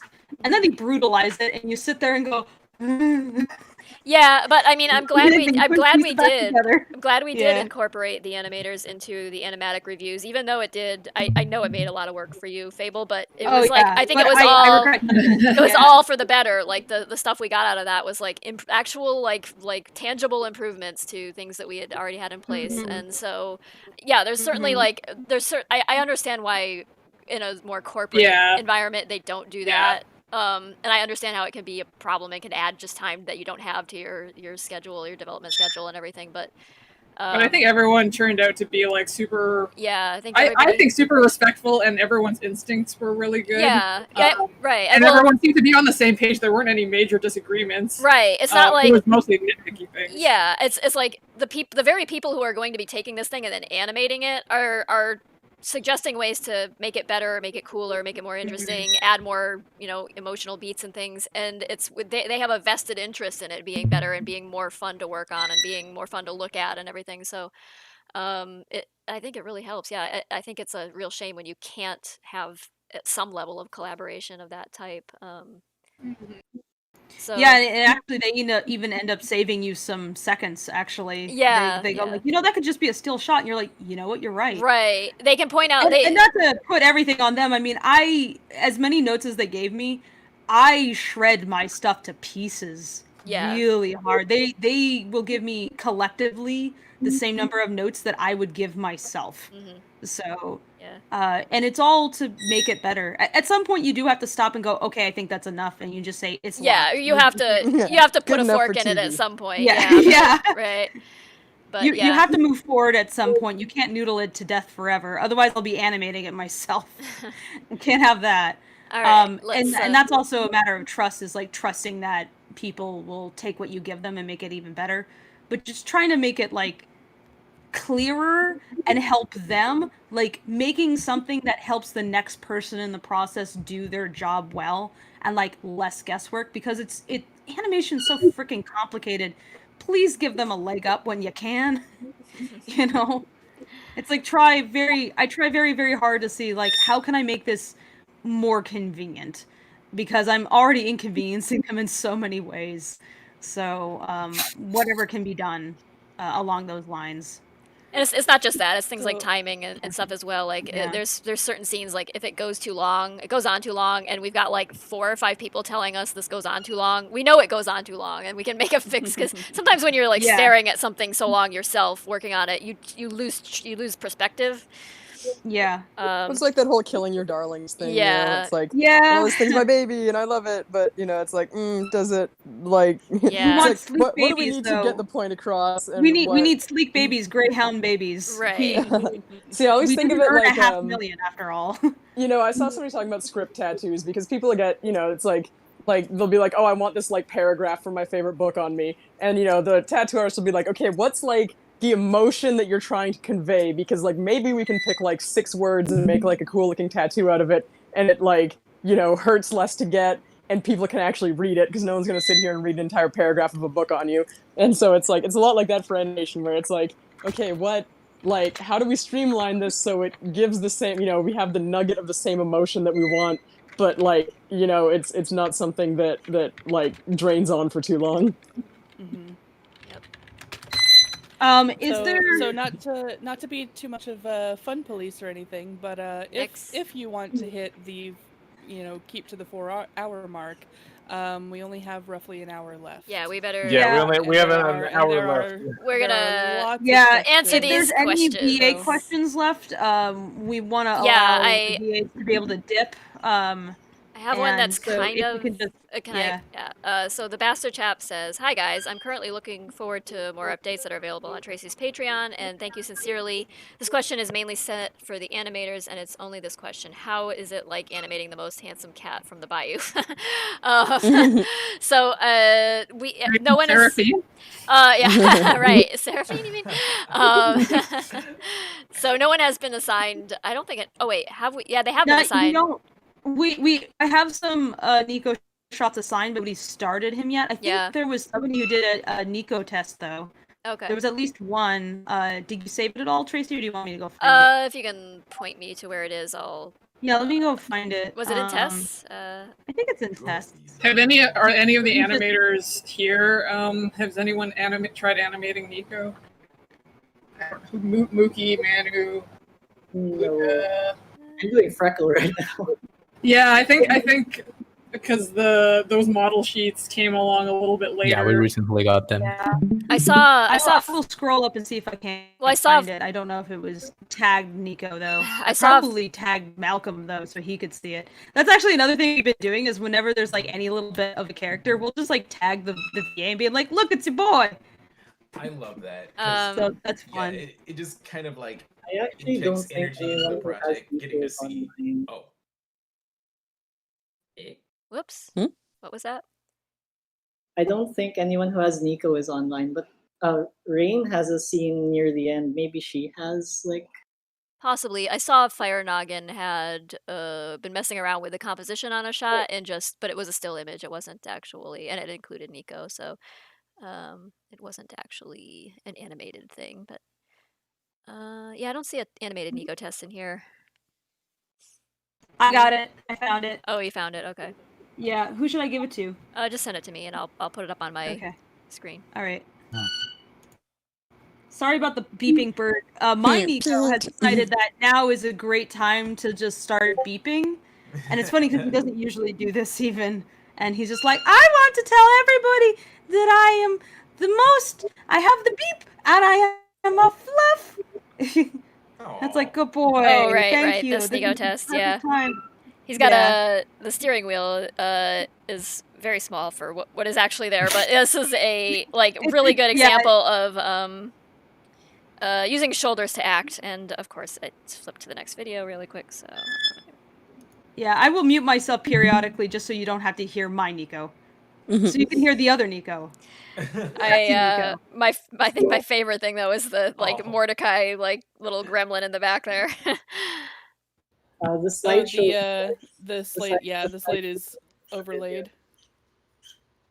The fan art scroll thingy. Oh, whoops. Yeah. I'm also I knew that. I gave the video to Newt so he can show folks in chat as well. Oh, no, it's showing. I'm broadcasting Tracy's YouTube into chat. Oh, okay. Nico.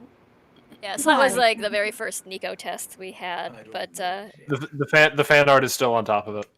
it should be updated now. There it is. It just takes a while for YouTube to catch up. Ah, right. Alright. Oh, there he is. Yeah, steering wheel will be much bigger than that. But... yeah.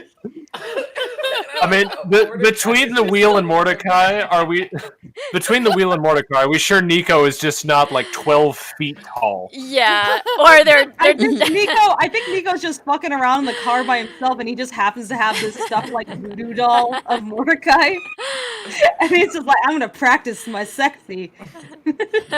He's driving, nobody can see.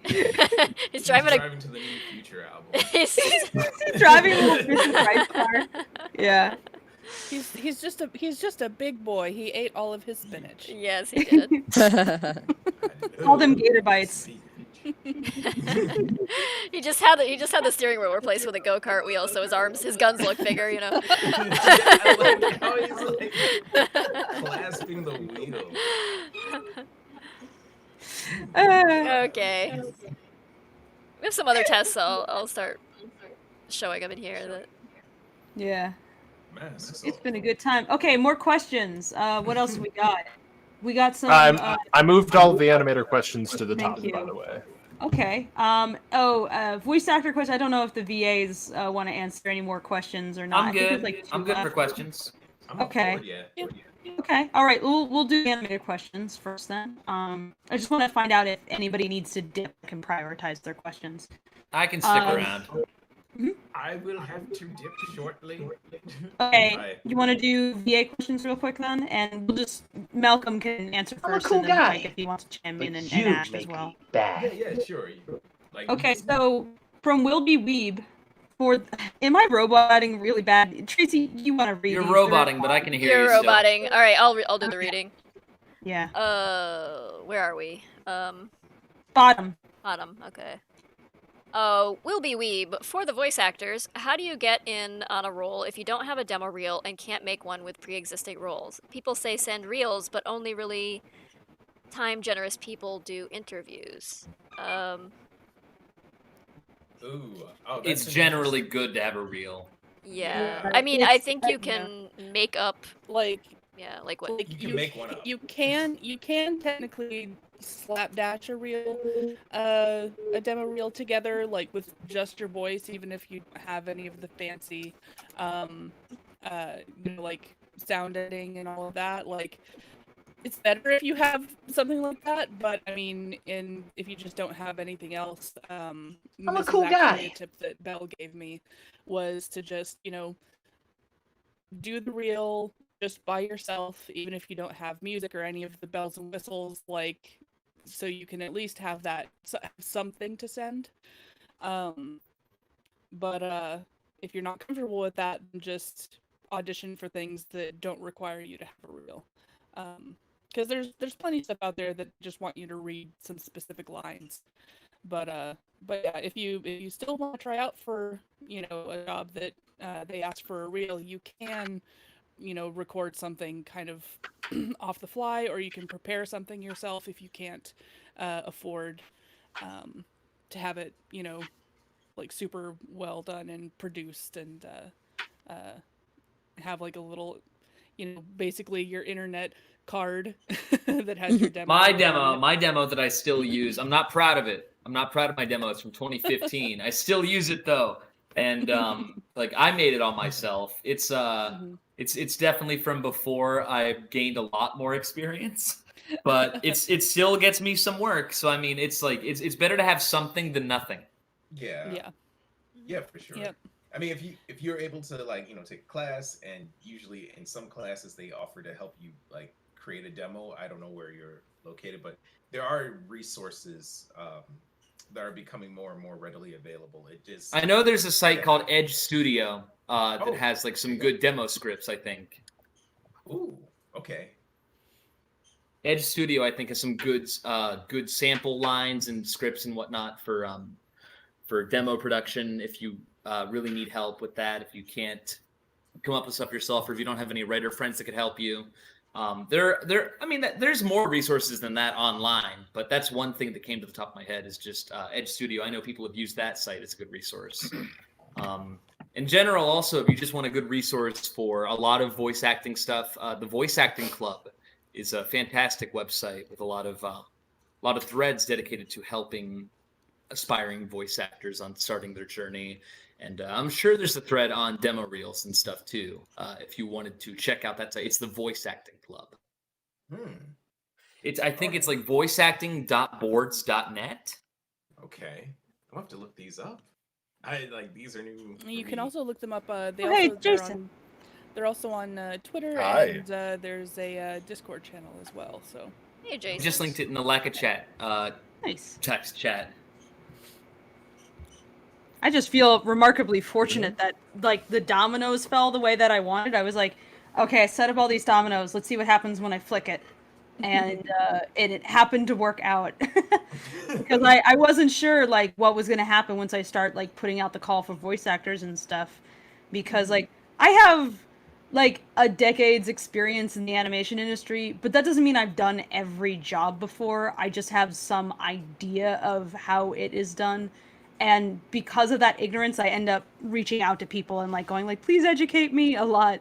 Because I figured like, who's the best person to talk to about, different voice actors or like BG design or blah, blah, blah, blah, blah. The people who do it, as much as possible. So, learn from them, and then you can help them do even better, hopefully. So, yeah. all right, so Is that a Jason? Yes, that's a me. Hello. Hi. Hi. Welcome. Hello. Jason, since you're in here and we were talking about, someone mentioned before, the voice actors like, using something to like get into a mode, for instance. And I actually pulled you into Bell's session during pickup because after a while we were going for so long that he started getting self-conscious. And we we're like, we need him to relax. And I was like, Jason, can you do me a favor and just hop in and just goof with Bell for a little while? And that was so fucking funny. It was 10 minutes of you guys just goofing off. Yeah, just hopping in, doing Victor things, and Yeah. as one does. Yes. Yeah, that was fun. That's always fun to do that with Bell. He's a delight. Oh yeah, no, he was. It was like, I want to take that raw session and put that up at some point because I'm sure the fans will get a kick out of the.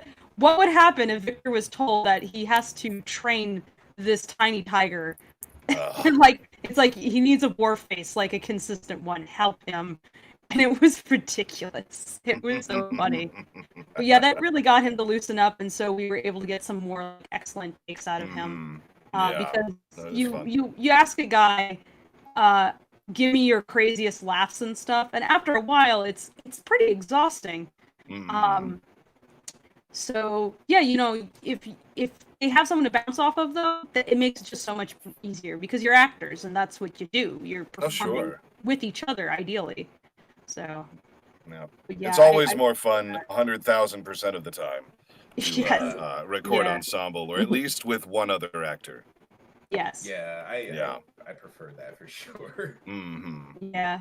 It's like kind of the shame of pickups is that it's just the one isolated person. But then I have to sometimes, like me and Tracy are like guiding them through it and like trying you're to here, right? be the person they can bounce off of as much as possible. I don't know how successfully, but it's like I can give you some insight into it and we can attempt our performance as good as possible. I fucking had to be very careful about getting a full night's sleep because I was like, I am not going into Rocky pickups tired because I need to match Mike, and I can't match or better Mike if Do you think you could match the screams I did? You want me to try? I want you A to little? try. I want to hear it. Oh my god. Oh no, now I feel put on the spot. I'm gonna slightly turn down my volume.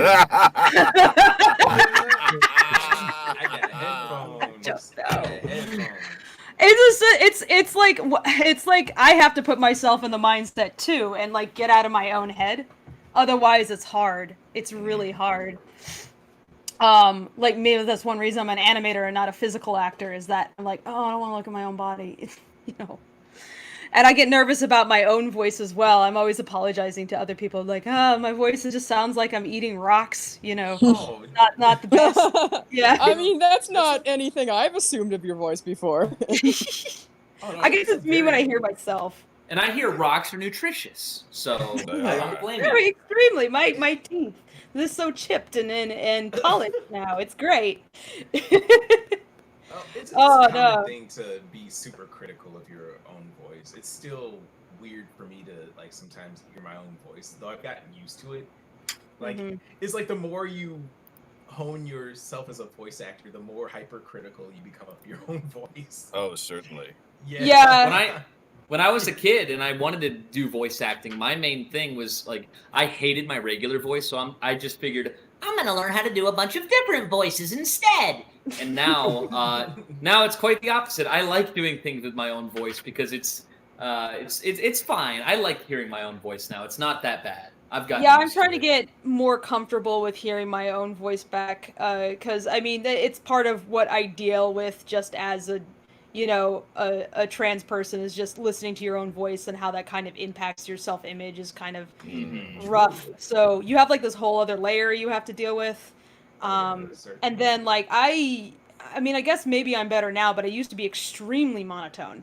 Like if I had only like learned how to play poker, I probably would have swept tables because I was just deadpan, extremely monotone, very low, like consistently. But nowadays, like I'm a lot better at like figuring out how to adjust my volume and stuff. Kelly knows. She and I both have like known me for years. You know how I've evolved over time. Yeah, it's like, everyone's always on this journey to self-improvement, and it's I appreciate it's like I know it's exhausting to always having to be kind of like second guess. I mean, because it's like I know that ADHD isn't autism, but there's a lot of like there's a lot of companionship between those things. So it's like it's like I see you go through a lot of the same stuff that I go through.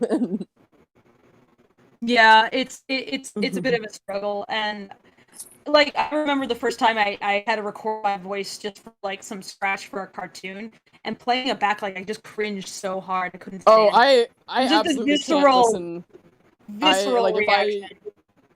There are so many times I'll be like on a podcast and they're like, "Oh, here's a recording of it if you want to listen to it," and it's like I like freeze, like I can't function. It's like those those speech scrambler things that they put on where it's like it just plays your own voice back at you. It's like I don't even have to be talking for like hearing my own voice to just like stop me in my tracks. Like yeah. I feel like when I'm in the voice record sessions, that's why I'm like, when Belle was trying to get really self-conscious, all of a sudden I was like, dude, I totally get it. He's like, how come you guys can do it and I can't do it? And I'm like, because we're not being recorded, we were being recorded. We have the raw sessions. You can hear me doing my own versions of like Freckles like roll up from growl to just pure mania, and then Rocky's ridiculousness. You like if we eventually release those sessions, then you can hear me do stuff. Don't know how well, but eventually maybe I'll get a better critical eye myself. But I am not under pressure in those moments, so I can just be pure playtime versus like, oh no, I'm on the spot and people are listening. If I do it badly, they're gonna think I'm lying, and then I can't do it, and I can't have them thinking that I'm lying. And I can't do it because then they're gonna assume that I must be bullshitting this entire thing, and then they'll know the truth. It was all a lie. I don't know what I'm doing. Ah! You're in the process of driving to Las Vegas in a Maserati right now, and you're just trying to make sure that nobody catches on. Yeah, actually, right. I've secretly dumped the entire Lackadaisy account into my personal account. I'm going to Vegas because I've decided that fuck it, the world's on fire. I'll just catch the plague and just gamble away my life, literally. in the meantime. So no Lackadaisy, guys. Sorry, it was actually all spent on booze on COVID Hickory. is just, it's just a new sudden death kind of gambling that Las Vegas has Yeah. available to us. Oh yeah, it's great. I go out to the farmer's market and I'm like, better is like keep 12 feet away from everybody around me because I don't know if that asshole over there realizes that valves on your mask are a bad idea. Yeah. And then, touch the same avocado that everybody's been licking all day. Oh yeah, it's great. It's wonderful. That's why I was like, I don't feel that bad getting like takeout from places right now because like, it's like at the grocery store, I have to get anxious about everybody touching like everything that I'm touching in the store. But like, if I go to like the kebab place, I'm like, the only guy who gets to go into the kebab guy's kitchen is the kebab guy. Yeah. I'm also just like, I'm so busy on this project that even if Corona wasn't going on, I feel like I would be almost as much of a homebody just because it's just been that demanding. So it's like, it would be nice if I could like go out to Little Tokyo again with my rooster and just walk around and be like, hey, everybody check out my cock. They love it. He's a Japanese breed, and so when you walk him around Little Tokyo, the Japanese shopkeepers get really excited because they recognize what he is. And it's like so sweet. I'm like, I'm glad that I was able to bring a small bit of sunshine to your day. But I miss I say they probably prefer that to like all the kids who like hang around just like Naruto characters. There's so many. I hate to be fun police. Hey, we gotta. Okay, all right. Anyway, this kind of ties into what Penurious Pepper was asking, which was, has Corona impacted the production of the animation in any huge way? Yes, absolutely. Yeah, I mean, there's no escaping it. We have members who have gotten it. Yeah. We have members who have family members who've gotten it. We have members who have lost family members during production, whether from other things or currently family members like dealing with Corona right now. And so you have to deal with people's like, the emotional fallout from that. And you have to be really gentle with people, like really, really gentle with people and very understanding. So, I mean, if not for Corona, like maybe certain things would be smoother or whatever.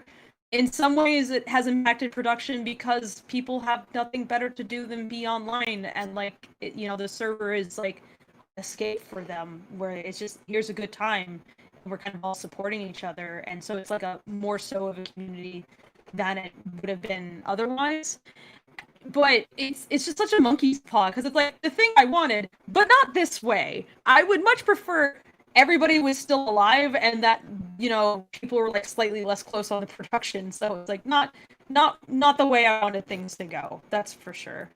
But I'm hoping at least that like this Goosecast has been a little bit of a lifeboat for some people, just dealing with what's going on. It's like here's this thing, and we're just trying to make people smile and have a good time, and contribute a little bit to imagining a world where our medium is locked up behind closed doors and unavailable to people and unavailable to make yourself or anything like that. And so, just suggesting where stuff could go in the future and hopefully like tread a path that others can follow, because, we're always treading our own path that others have laid out for us. And I would like to do the same. That is awesome. That is if I can interject really quick, just I've been going through a little bit of shit, and just like having karaoke nights or like watching movies with everybody. It's really hard to like meet up with my actual like real life friends. Not that you guys aren't my friends, but my fake I get it. My fake internet friends. But I'm your boss. I understand. There's going to be a barrier there up until the project's done, at least. So no, yeah, it's just been really nice. I've never had like this amount of camaraderie on a project before. So I really, really appreciate it. We have a lot of fun here. So I'm excited to do more in the future. Yeah, seconded. Yeah. I'm glad. I'm so glad you guys are excited about it. It's like, oh, absolutely. I mean, really, you guys excite each other, though. It's like the more people you bring in, it's like I see how you bounce off of each other. So it's like a Newt, help me out. Physics thing. Particles like bouncing around in a chamber. A perpetual motion machine. Oh fuck no! Not that. We're trying not to scam people on Boost Cats. I think you're talking. Wait, what? I think you're talking about nuclear Oh, fusion. I see. Yeah, it's just you Yeah. excite each other's particles, and it just turns into a chain reaction, and then it's Chernobyl all over the place. But you know, cats Yeah, and liquor. a whole lot of people died, and it was tragic. This place is not a place of honor. Thanks, Rocky. You never should have put him in charge of that nuclear power plant. I don't know what we were thinking. That's okay. I got my We were just iodine all pills. so excited. He discovered a new kind of explosive. This was his problem. Oh god. All right, so we're running on 45 minutes left. Yes, all right. So you might want to get to at least the rest of the animator questions, and Okay, yeah. then as many as what's left as you can, I guess. Yeah. One Froggy Boy says, "What is the best way to start animating, learning how to animate?" Maybe one of the animators wants to answer like how they began doing what they do. You just flip books. I mean, I just had pieces of paper and I just stapled them together and made flip books.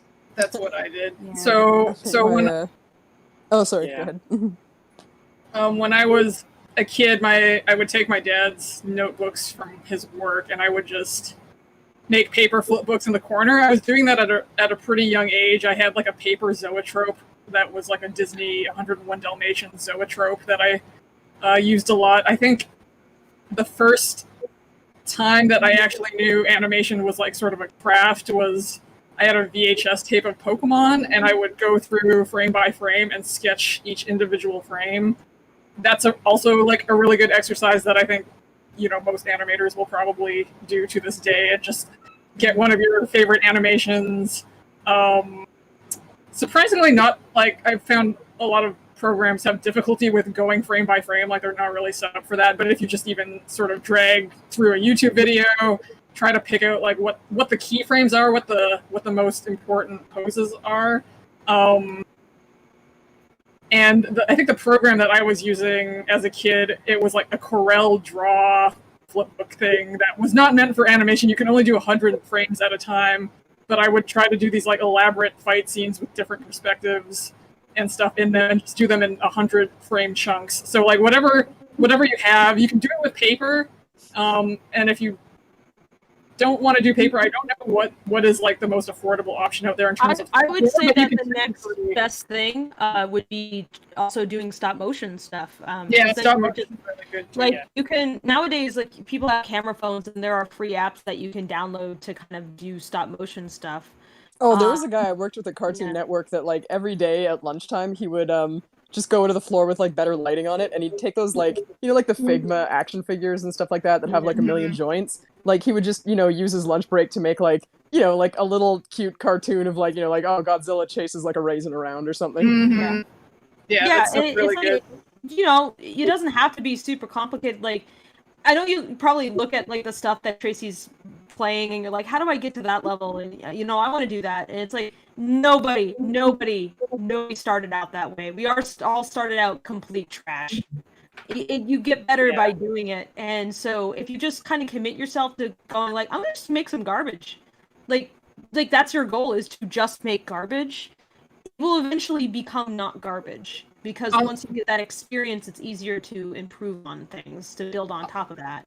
On the topic of garbage, actually, one thing that's kind of interesting is that I consider myself like I don't think I'm very good at drawing. Actually, like I can draw, but I'm not an illustrator. Like I'm actually pretty bad at illustration. Animation. If you want to go into animation rather than illustration, get used to drawing garbage and scribbles and capturing motion in just like a few lines, because I think that maybe like some people think in order to animate you have to be like a really good draftsperson or whatever, but animation's all about motion and movement, and that can be captured with just a few lines here and there. Like get used to the idea that you're not going to have super high quality tied down illustrations. Take any most of it is like spacing and timing. Yeah, It's not a timing. medium that's just about the raw art, the raw drawing. It's really more so than anything how things work in time space. Like this is a medium that takes full advantage of time and space, and the spacing between different drawings, when things pop up, how long they hold, like all that stuff can like really change performance. And start paying attention also to like how you and other people move. Get used to like building a shorthand for how to draw, so you could like quickly etch out motion drawings. Like if you can like draw a stick figure of a dog, and like you're looking at dogs in the park and they're running around, and you can just etch out stick figure dogs, that's really helpful. Like learning how to draw very quickly, very roughly, so that you can just get an idea down, because then you can go in and polish that artwork, but you need to get the idea down quickly, because otherwise you're sitting there and going like, how do I move paw though? But again, that all comes with experience. It's just you're just constantly building on top of it. I feel like it's not until the last like couple years for me, actually, like maybe even just last year, that I feel like some animations like really clicked with me, where I feel like my eye has really started to develop in a significant way. And a lot of that is just doing more and like breaking down things and trying to communicate with other people. Like if you want to get better at something, find your community, like talk to other animators, and that'll start your journey. And they're not going to be mean to you. Like if you show them your garbage little bouncy ball whatever, and you're like, oh, it's just really embarrassing, they're going to be encouraging because they've done the same thing and they know how hard it is. They're like, if they're discouraging, probably not the kind of person you want to hang out with anyway. So I will say, like, those like first little beginner bouncy ball projects, like, when I was, first started animation school, and it was like the first time I'm like drawn on animation paper with like a peg bar and stuff like that. And, we did like the bouncing ball, and I was like so afraid to line test it because I was like, oh, it's going to be bad and everyone's going to see how bad it is, and I'm going to have to like fail in front of my whole class. And then I like shot it, and it's moving. Like, no matter what you put on paper, it's gonna move. And it was just like, oh my god, it's so exciting! I made it live. And it was like, animation is magical. It's so fun to finally play it back and be like, look, it's alive. Yeah, I did that. I think the thing that people kind of overlook with animation is that it's more of a skill than anything. Like you could study animation, but like if you don't practice it, it's not gonna go anywhere. It's a craft, and the longer you're in it, the better you're going to be, because it's a craft. You constantly develop your eye. Like James Baxter, Andrea Deja, Sergio Pablo, Glenn Keane, all the old greats, like they didn't start off being amazing. And if you look at their early work, it's a lot different than their current work. So that can be you too. It's going to take a year, 5 years, 10 years, and you got to be really into it to dedicate that much time. So we're all kind of masochists, basically.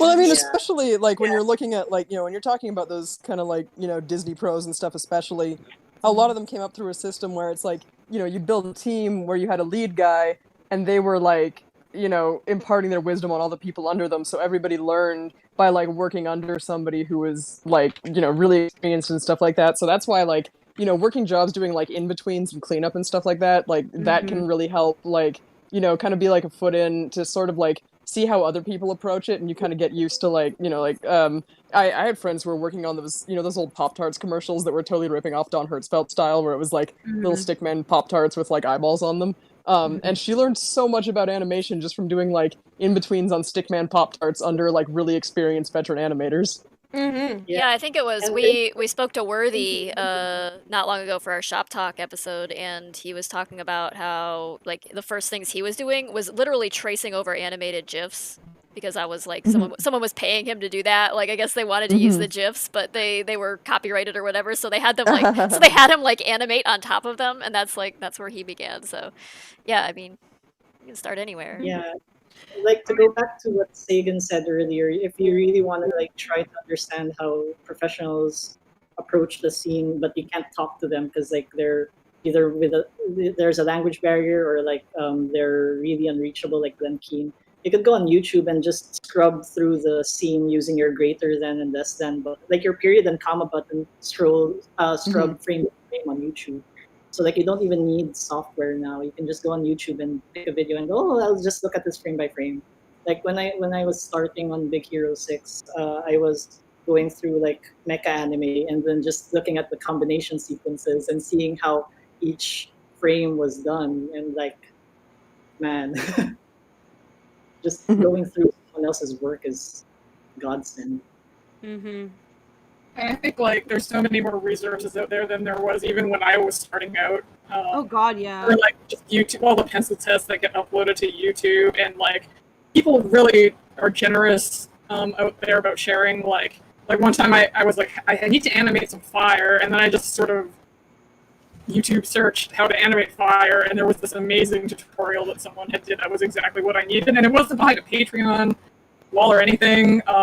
Although maybe it should have been, because I feel like people should definitely get paid for that kind of labor. But just the general, I would love to put some free stuff out there about like how I go about breaking down shots and stuff, because I want to pay it back to all the people who have information out there already. So I'd like to put some free instructional stuff out there as well. A good quality human pays it forward. Pay it forward. You recognize where you, why you are where you are. You remember how you got up there and how low you were in the first place, and then you go, I want to help people do that too.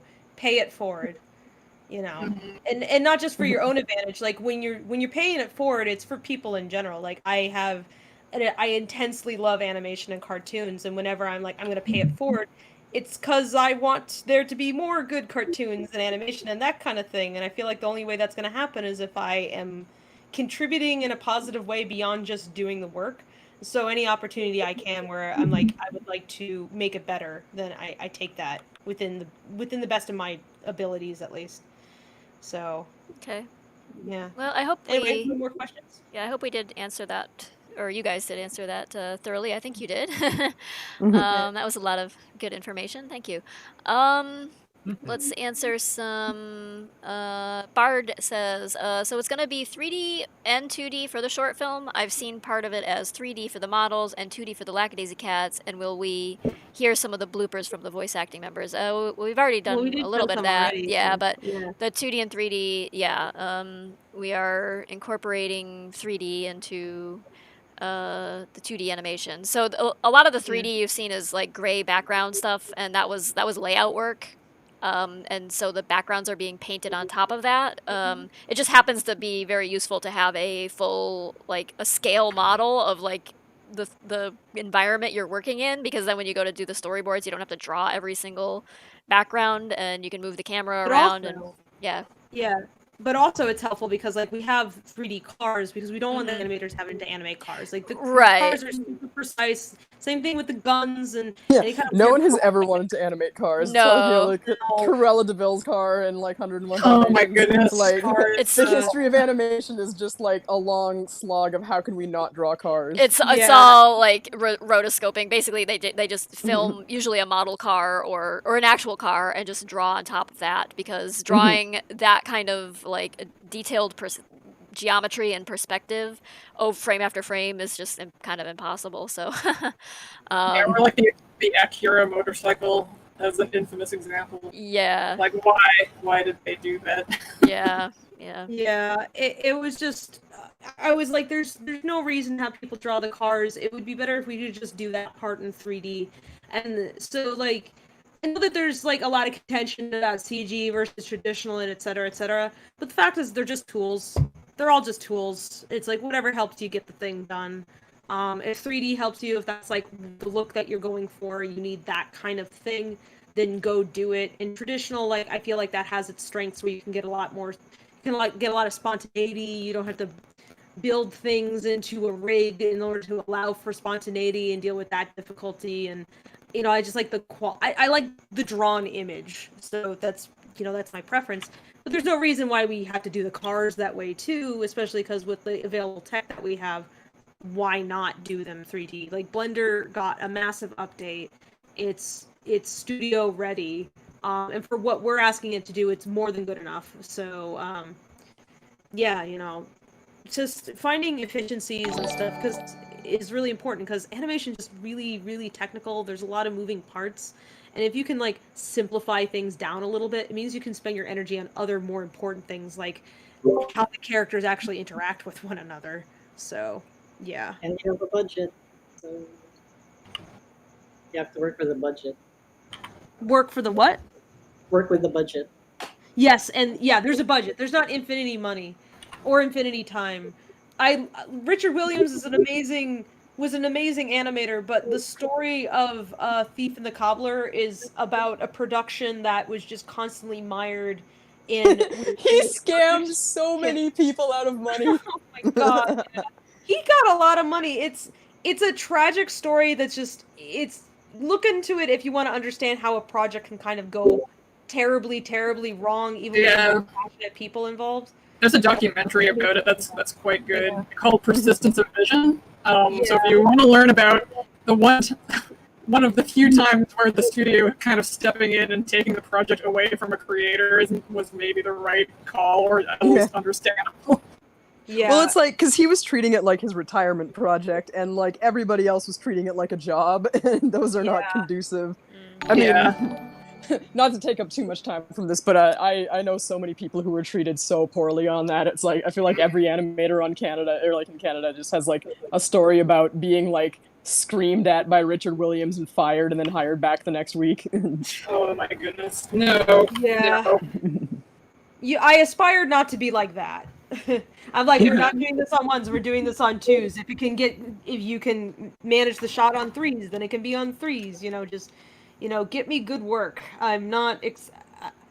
I'm nitpicky. I know I am, but it's just to try to get people on the same page.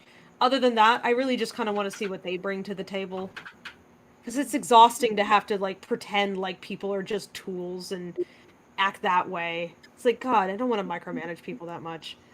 I had a quick question. Glade was asking if there were links for like voice actor community stuff that we wanted to share. I don't know if any of the voice actors have any suggestions. I don't have anything myself, but I mean, like we said before, there was if anybody can take in the just do a search for voice acting club. Yeah. And you'll find it. Oh, okay. Yeah. Voice acting club Glade. Let's see. Are we ready to move on to the next question? Do we? Yes. Okay. Next question.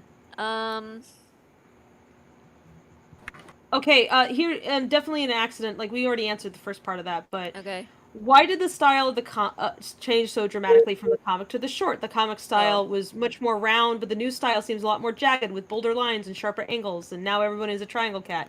Because I love triangles. That sounds a little accusatory. I wouldn't say they're triangle cats. I mean, Yeah. they're still very spherical head, and I mean, I had Mitzi's like the preliminary parts of Mitzi's sheet up earlier. She's definitely not a triangle cat. Oh no. But yeah, you have to like kind of distill the characters down into their fundamental shapes, kind of to make them animatable. You can't animate. I mean, you can animate something that's like rendered out fully with like illustrative, detail. You could, but it doesn't necessarily look good, and it takes a lot longer and a lot more budget to do it. So like there's a certain appeal to something simpler, and I don't mean by simpler I don't mean that it's easier either. It's hard to actually like filter something down to its like primary elements, but keep it appealing looking and animatable and fluid and alive. Yeah, you kind of forget sorry. Oh, sorry, no, go ahead.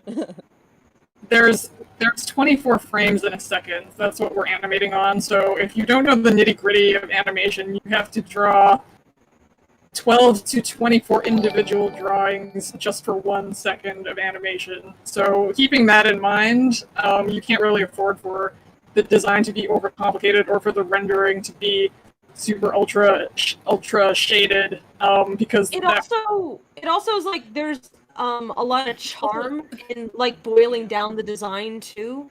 Oh, absolutely. And let's be honest. Like going back to the source material, you have a lot of angular characters. That's true. Like Rocky, Zib. Seraphine is pointy. Yeah. Seraphine. Yeah. So we do have like there's actual like pointy angular characters within the comic, and so when you simplify them, that stands out more.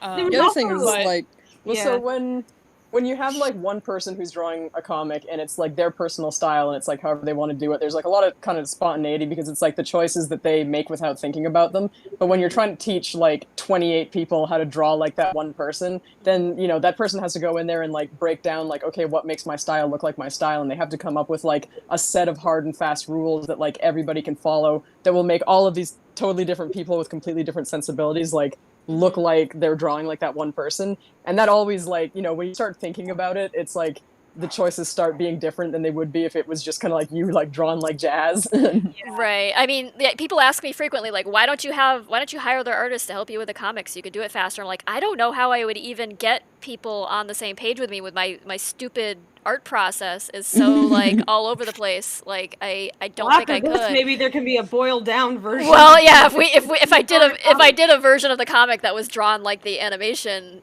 it would be so much easier, to work other people into the process because I could do like a much more like, here's step 1 pencil, here's step 2 inks, here's step 3 flat colors, here's step 4 like lighting and Tracy's process was not designed for anybody but Tracy. No, it's a terribly indulgent pile of garbage, and so like Tracy, thank you so much for letting me like stick my fingers all over your self-indulgent garbage so that I can indulge in it too. It's my pleasure. It's another form of indulgence to watch other artists take it and just make it into this magical moving thing. So it's like you picked up Rocky and you just put him in your lap and you were like, do something with this, and I'm like, oh yeah, here you take it, you handle this thing.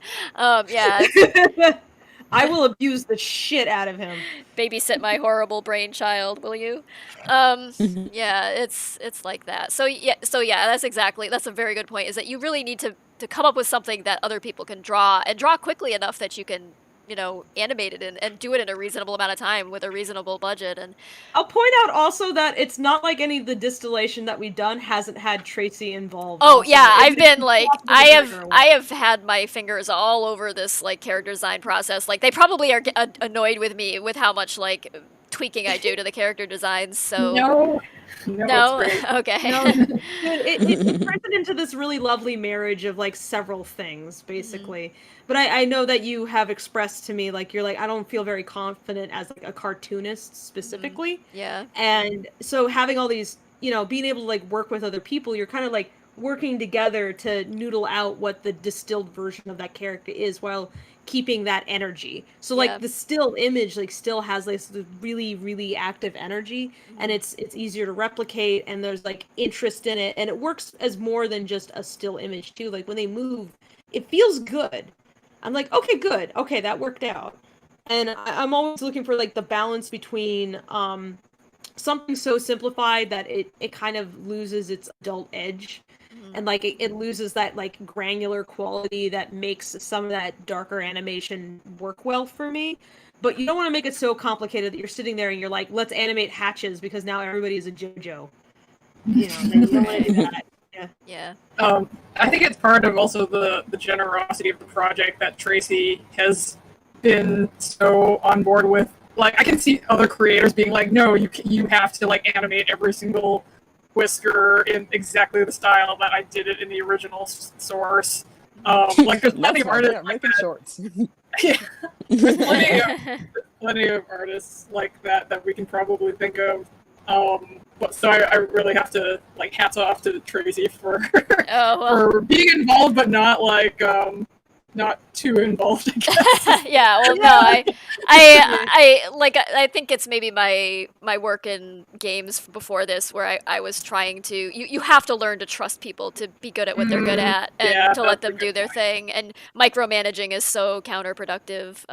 It helps nobody. Yeah, I've been micromanaged myself on many occasions, and it's like, I know I'm not doing my best stuff here, I'm just being told precisely what to do, and it's not resulting in something that I feel is good, and I don't want to ever do that to anybody else. I know people have strengths where I have weaknesses, and you just have to kind of acknowledge that as an artist. You've been an amazing help for me because you like teams of people that I've managed or projects that I've managed are like have not been.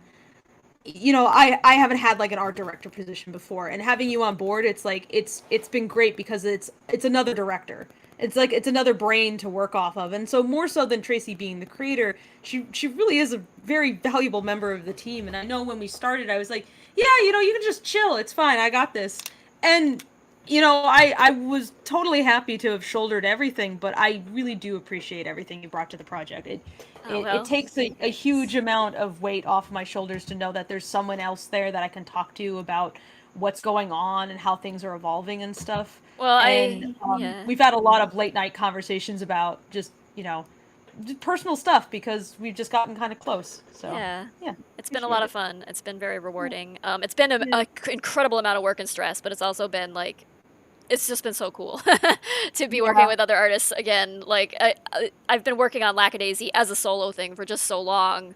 It's a novel thing for me to be like, to have other artists involved, and it's just been like such a fun thing to wake up every morning. Well, not in the morning because my sleep schedule is just whenever flipped on its head. But yeah, it's like and just look at what everybody's been doing and the tests that they've been putting in there, and the drawings and the notes and the seeing the animatic come together and the voice acting files dropped in it's just so cool. And I mean, I would hate to like step all over what everybody's doing, because everybody who's on board has just been really excellent at what they do. So I mean, I hope I'm never, if I am ever in the way, you can tell me. You can say, just like, back off. I know what I'm doing. I can totally bash your head in if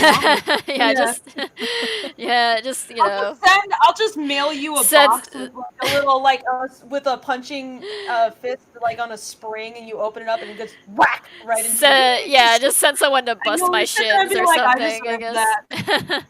But yeah, I can't have my hands off of it. Like, I kind of naively thought, like, okay, I can step back a little bit and I'll be supervisory, but from far back. But I can't. I just couldn't like. No, those are your babies. I couldn't let it go. Yeah. Meanwhile, I yell at you to like sleep and eat and like, take care of yourself and stuff, and I'm just like, how are you functioning before? Well, I mean, it's the same. But see, Fable, you can't. I know. You can't even talk because you. Are meanwhile, you may be yelling at me to sleep, but then like everybody in your house and like your whole team are just like, like Fable, go to bed. You left the massage table in the sunroom. I can just pass out on that whenever I feel like now. That's half of why I left it up in that room, because I was like, because like I had seen like evidence that you were lying down on the floor, and so I was like, that's not happening anymore. I've had extremely Zib energy over this project. I'm just like tired, crumple on the ground, literally. I don't think I have since well before the Kickstarter even launched, since we were preparing for it. I don't think I've ever felt so much like consistent fatigue, but it's a good fatigue. It's like we're getting stuff done. Like, this thing is going so fast. Like, it's like, I'm not upset, although I have had like I had to tell my roommates and my partner, I was like, okay, I'm not allowed to like be on the computer today. Like, I was supposed to have a weekend to myself, but then the handout took longer. And I need to get this to people, and I have to sacrifice sleep so that other people don't get frustrated.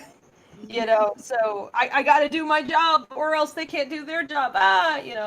So it's worked out, but I also am just trying to slowly work my way back to something a little bit more human scheduled. Right. Where at the very least I stop and I'll take naps now. That's good. I nap sometimes.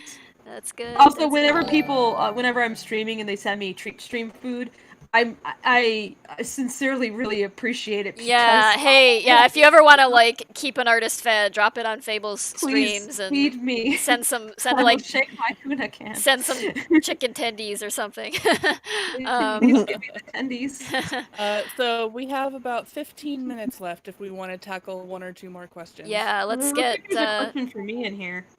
Okay. If we want me to answer a question and you want to do something else. Sure. There's actually a few. Why don't you go ahead and answer? There's one from Lutari. Okay. So I'll answer. All of the light blues. Yeah. Yeah, all the light blues. Okay, so from Nox Kitsune, I'll start with this one because I can answer this. This is shorter. Are there any scenes you refuse to hand out because you want to do what you wanted to do to them? Yes, but you can't know about them yet. Well, Favorite one thing I fables could pick about there's an owl in Act 1, and I was like, I'm doing that one. Nobody can touch that. That's me. It's a bird. I have to animate it. If Fable's involved, there's a bird somewhere. Fable And has made it very clear to all of us which scenes they're interested in. Yeah, I had to pass off spaghetti arms, unfortunately, because I was like, this just needs to get done, and it would be better if my attention was put elsewhere. And I want the same animator to do all these subsequent shots. So I just handed it to Nick and was like, Nick, just take this and, I don't know, make it better, please. Nick's a good choice for that, though. He's been a good choice. He really grokked Rocky pretty quickly. Yeah. So I was like, let's give you some interesting, pensive, anxious Rocky. I want to see what you do with that. Another question: any musical sequences, any musical numbers or imagination/dream sequences so far? Michael had very good singing voices. Heard in Addict. I'm sorry to say that Rocky does not present. Well, he hums. Sort of sings a little bit. He kind of sort of sings. Like be on the top 50. Let me put it that this way. isn't this isn't a musical in the way that like Has Been is, where the characters break into song like that. Like there's music in it. And even some of it that Rocky plays, but it's like it's like he's just goofing around on his violin and yeah. We're actually in touch with I'm in touch currently with the fiddler from our the music that got commissioned, because I was like listening to that, I was like, damn, that guy can fiddle. And I got with Anthony, I was like, can you give me that guy's contact info, because I think I want some new takes on the fiddle. Yeah. And like he gave me his info, I looked at his stuff and I was like, oh yeah, no, that's Rocky fiddling right there. Yeah, it's this very jazzy, folky, high energy thing, and it's great. He was even wearing kind of not as large of a jacket, but I was just kind of amused at that one. Yeah. I was like, oh, he's, I could imagine Rocky wearing this outfit potentially. The musician's maybe got it look a style. little too cool. Yeah. Yeah. I mean, he's always attempting to look cool. I wouldn't put it past him to. Yeah. 10 minutes, fun police. But, all right. Last question for me. Hey Fable, who are your favorite characters of Lackadaisy? I mean, Seraphine is just so much better than me. I just look at her, I'm like, oh. But I really, really like Rocky, like a lot. Like, I'll make fun of him incessantly, but as anybody knows, like, if I like a thing, I'm probably picking on it a ton. I say you're bullying the kid you've got a crush on. Or it's you're kind of maybe bullying yourself because you relate to it, I think, maybe a little bit too much. Yeah. Yeah, I relate to him pretty hard. Yeah. I feel like between you and me, Tracy, like you're like the dour freckle and I'm the Rocky. Yeah, I'm kind of like, yeah, let's go, trying to perk you up. I'm the quiet one. Except you're not quiet. Except when I yell into my microphone, yeah. Yeah. Which happens sometimes, but yeah. Yeah. And of course, like Zib is also one of my favorites because, like I said, I love triangles. Yeah. That's like, I get that guy. I understand that guy. I like that guy. And I know my type. And he would be dangerous if he was real. We'll put it that way. So, but yeah, I mean, they're all my favorite. I like them all. There's like a lot of meat on their bones, except in the case of Zib, I suppose, and Rocky. Yeah, but there's just something to dig into them. Like, it's really fun to get into their head spaces and kind of crawl around in there. And I'll talk with Tracy and just be like, hey, what's this guy's deal, or whatever, and just random stuff.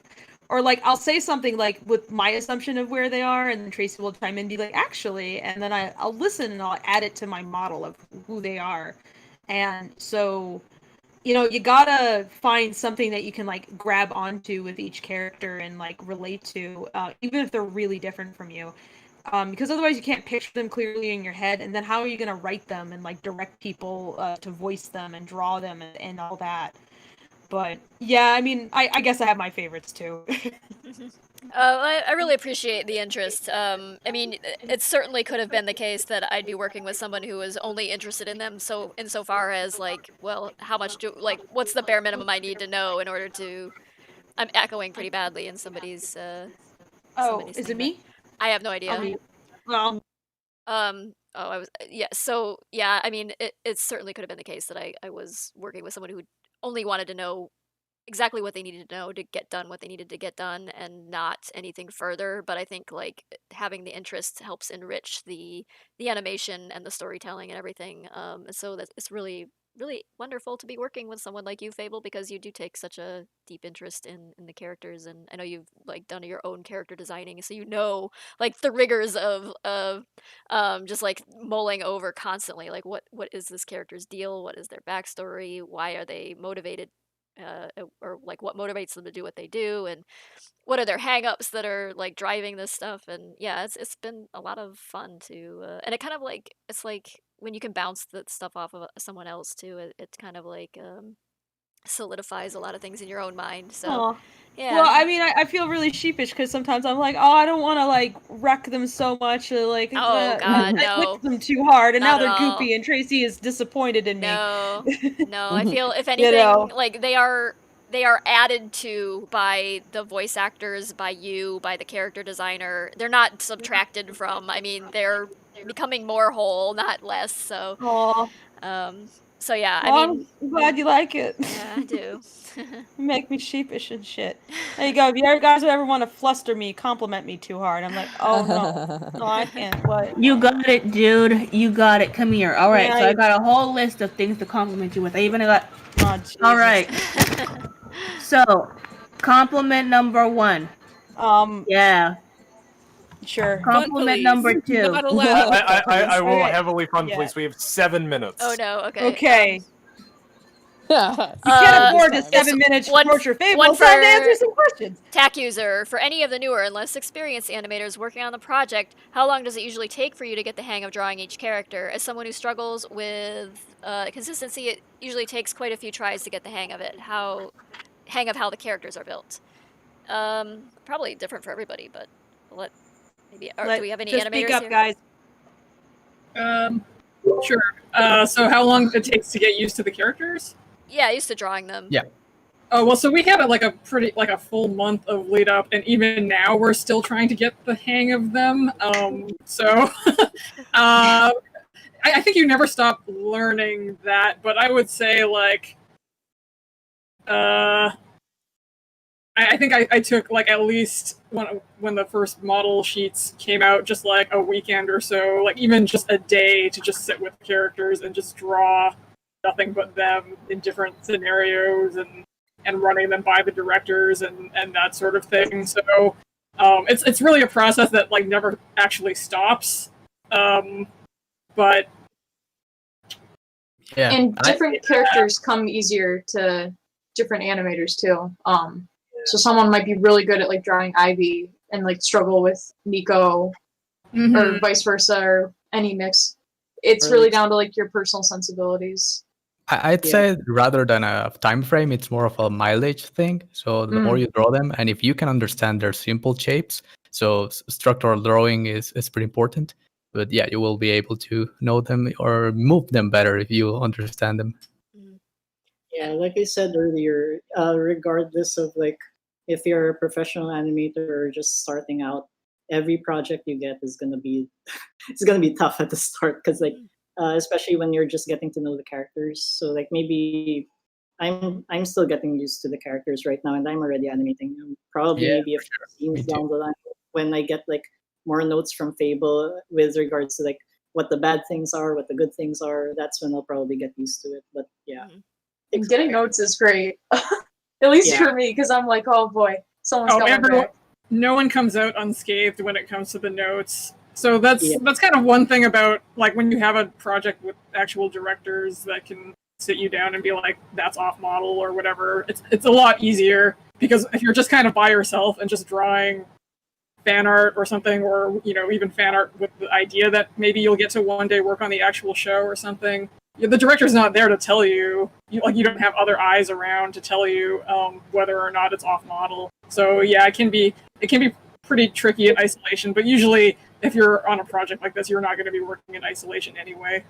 Yeah, and feedback goes a long way to like avoid making the same mistake twice, because like sometimes you might make the same mistake more than once because you don't get notes right away, and then you have to fix all the scenes that you did so far. And so far, Fable and Tracy have been really generous with the notes, and they they respond really quick, so we can avoid that, I think, with this project.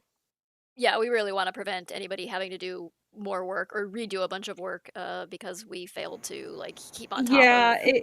it's like we're wearing a lot of hats, and it's nice that me and Tracy can kind of bounce off of it. And I try to get you guys, I want to get you guys notes as quick as possible, and hopefully get to the point where like you don't need as many basically because you just nail it. It's just like that's Yeah. fine. Yeah, And we- it's always a really delicate balance though, because it's like sometimes you get rough work coming in and you know it's just a rough pass and you have to figure out what to say right now as opposed to later, because like you have to go, okay, I can see where this is going, or you can go, okay, that's going to be a problem. And it's really hard to predict the future on these things. So yeah. But yeah, we really appreciate the effort. It's like I've had experiences where like I submit a scene and then I wait for like 2-3 months and then comes back with the comments and says like, oh, it's off model, just redo the whole scene because it's really off model. And I'm glad that I don't feel like it's gonna happen here because you guys are so hands-on. So yeah. I'm hoping, I mean, I'm really trying to keep up with y'all, and I'm just like, I did want to take a weekend though, but it didn't work. But hopefully, since the Act 1 handout is out and everybody's gonna get like an extra week, even if they have like just like a 1-second shot, it's like 2 weeks minimum because it's just ramp up and I only have so much to hand out anyway. But I can spend the next week just tweaking like Act 2 and maybe Act 3, and then the week after that just Act 3 and maybe Act 4, and just get that refined enough and make sure that I am not wearing so many hats that I can't get you that help. That's a thing that I'm trying to avoid, is like I can't afford to be literally everybody. So I have to at some point go, okay, bake time into this, like understand it's going to take longer just because you are doing so many jobs, and just trying to give attention where it's needed, like as where possible. But yeah, just I don't know. I could go on and on about it, but we're almost to the end here. Yeah. Is there anything So- else? So let's with 60. what I'm going I to was gonna say suggest with- is let's answer everything that's not for me, and I will stay late and just answer. I'll just answer all the stuff that's aimed at me. Yeah, and that can just not be included in the highlight to save save Ash's fingers. Yeah. Right. I'll stick with you. Okay. Yeah. Cool. Thank you. All right. So that was tax question. Hopefully we answered that thoroughly. Beep Crank says, I think we kind of sort of answered this. As far as I understand the process, it looks like you have 3D renders of certain scenes and set pieces, which is then used as reference to create 2D scenes to be animated.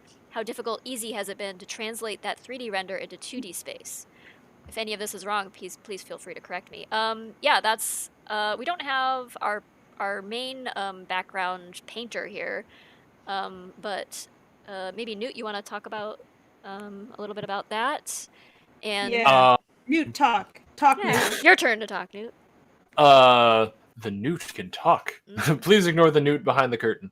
No, but basically, it's actually been fairly smooth now that we have a solid workflow and all of the resources and everything all polished out. Basically, any of the 3D objects I'm making, I've made custom shaders and texture work for and everything like that. And I'm working closely with Frog, who is my amphibian partner in crime, and Cass, or codename Toad, as well. The swamp drilling background team. Yeah, we're just working together to make sure that all the assets visually line up as best they can. I don't think I'm at liberty to share any of the background work in its completion currently, I can unless show a little bit of it. Yeah, Tracy, if you have go a little ahead bit of and it. show some of that. I know that the patron saw some, and I think some of it's been on the Little Daisy as well.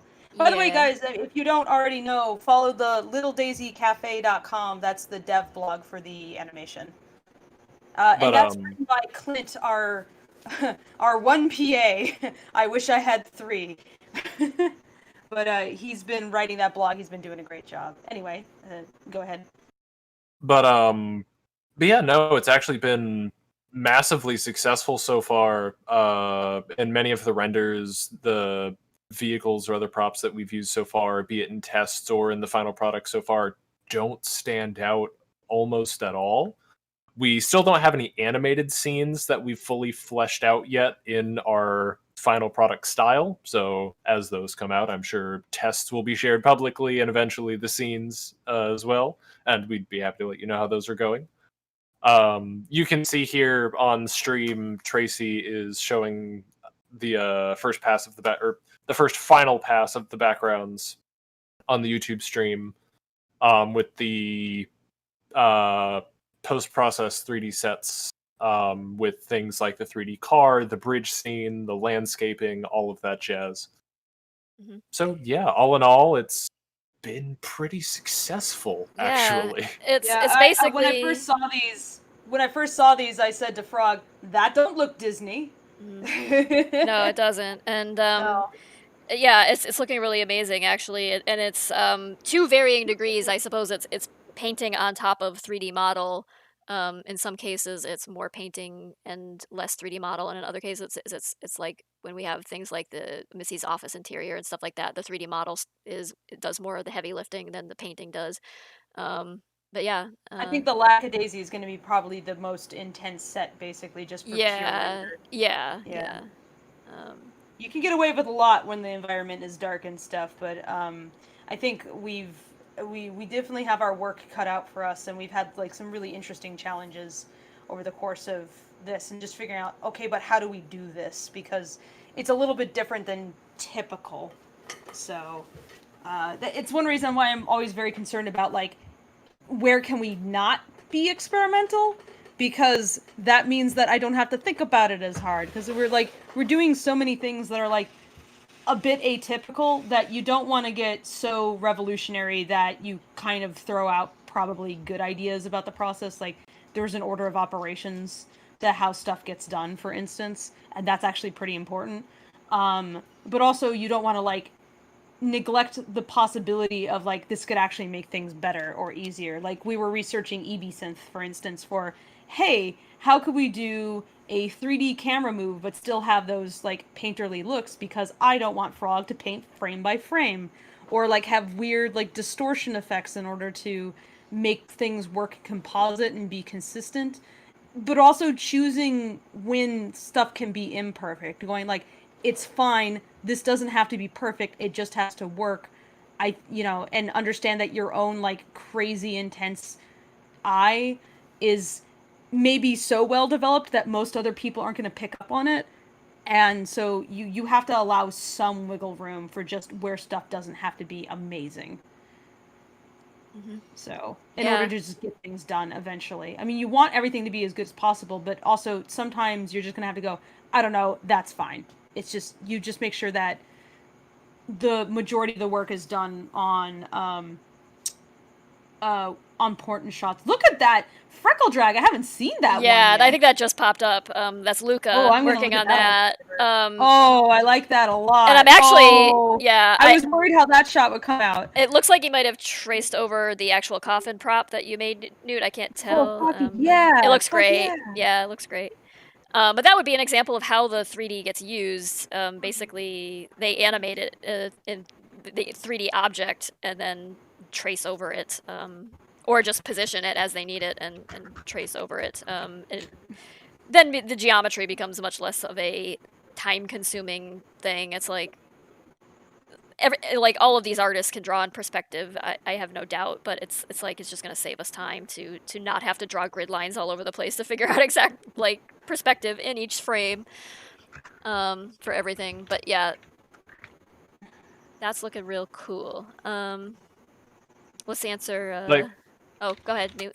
Like for example's sake, Fable, one of the things that I sent you earlier with, for example, the Thompson. Do you mind if I drop that in chat? Yeah, go ahead. Sure. Yeah.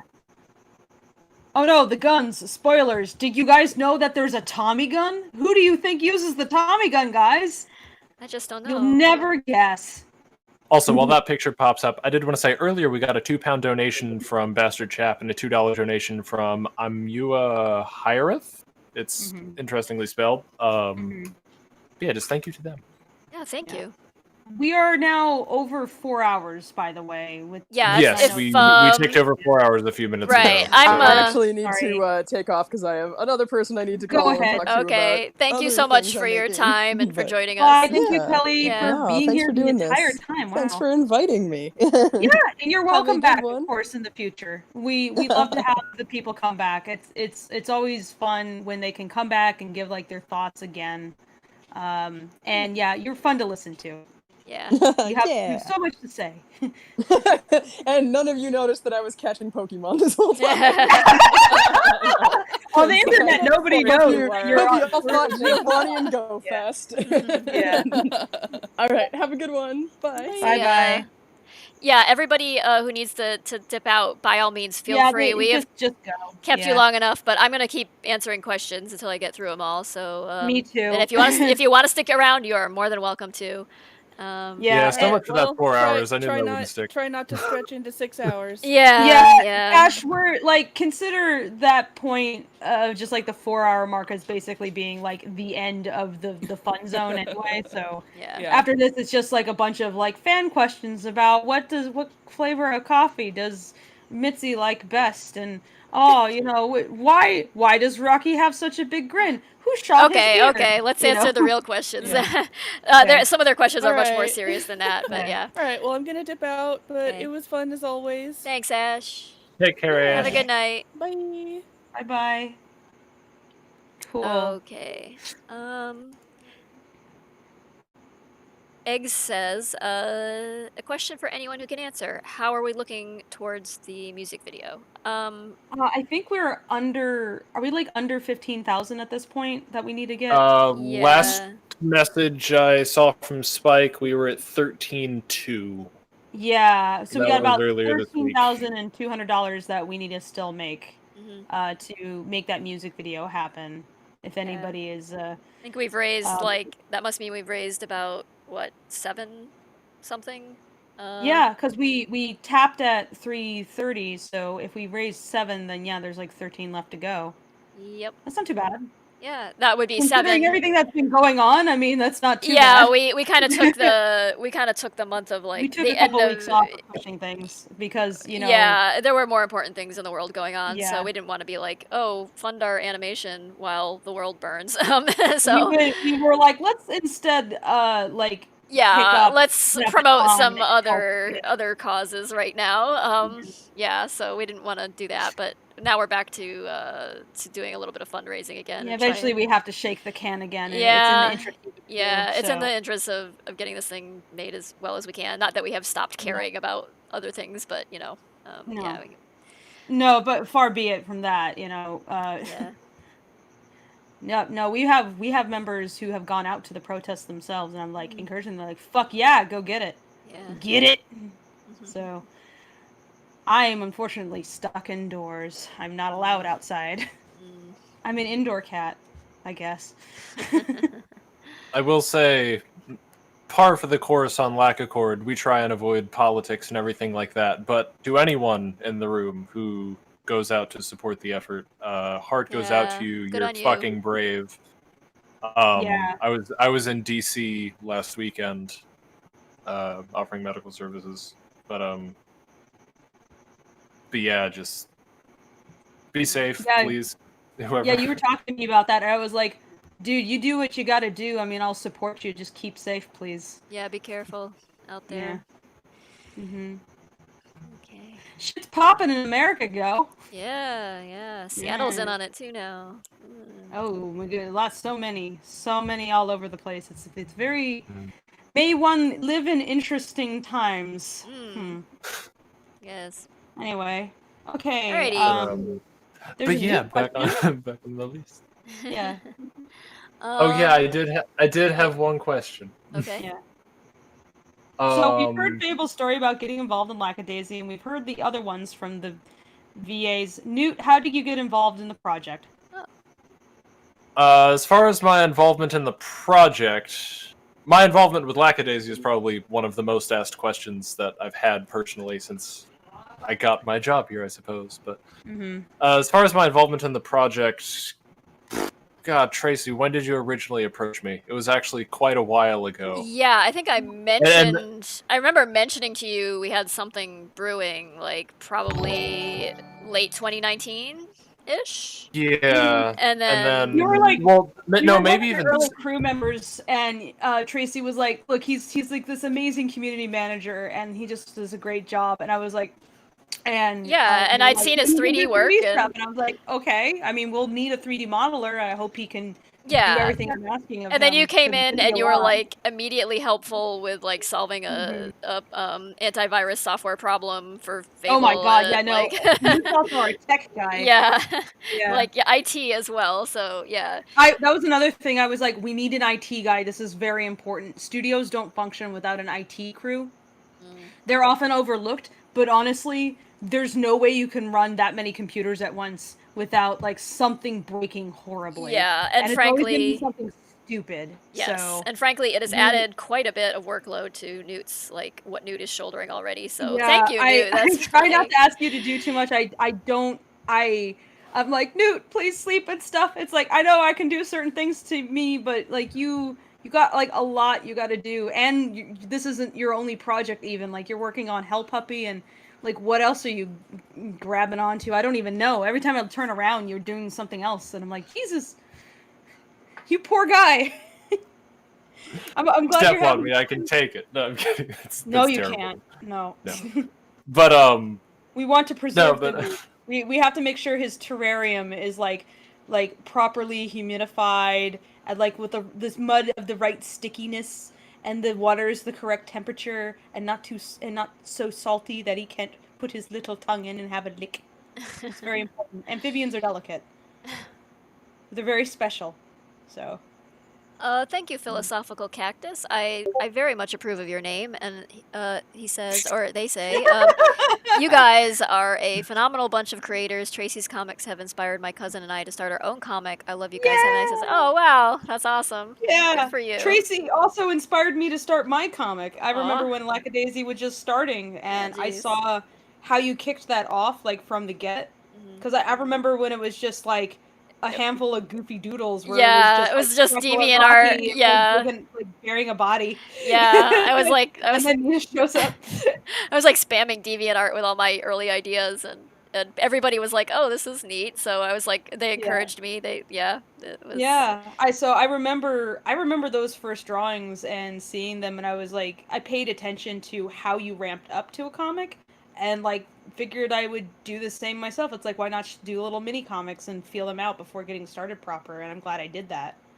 But yeah, at first my own comic was just like a few little mini ditty things until I got really committed to making it one big thing.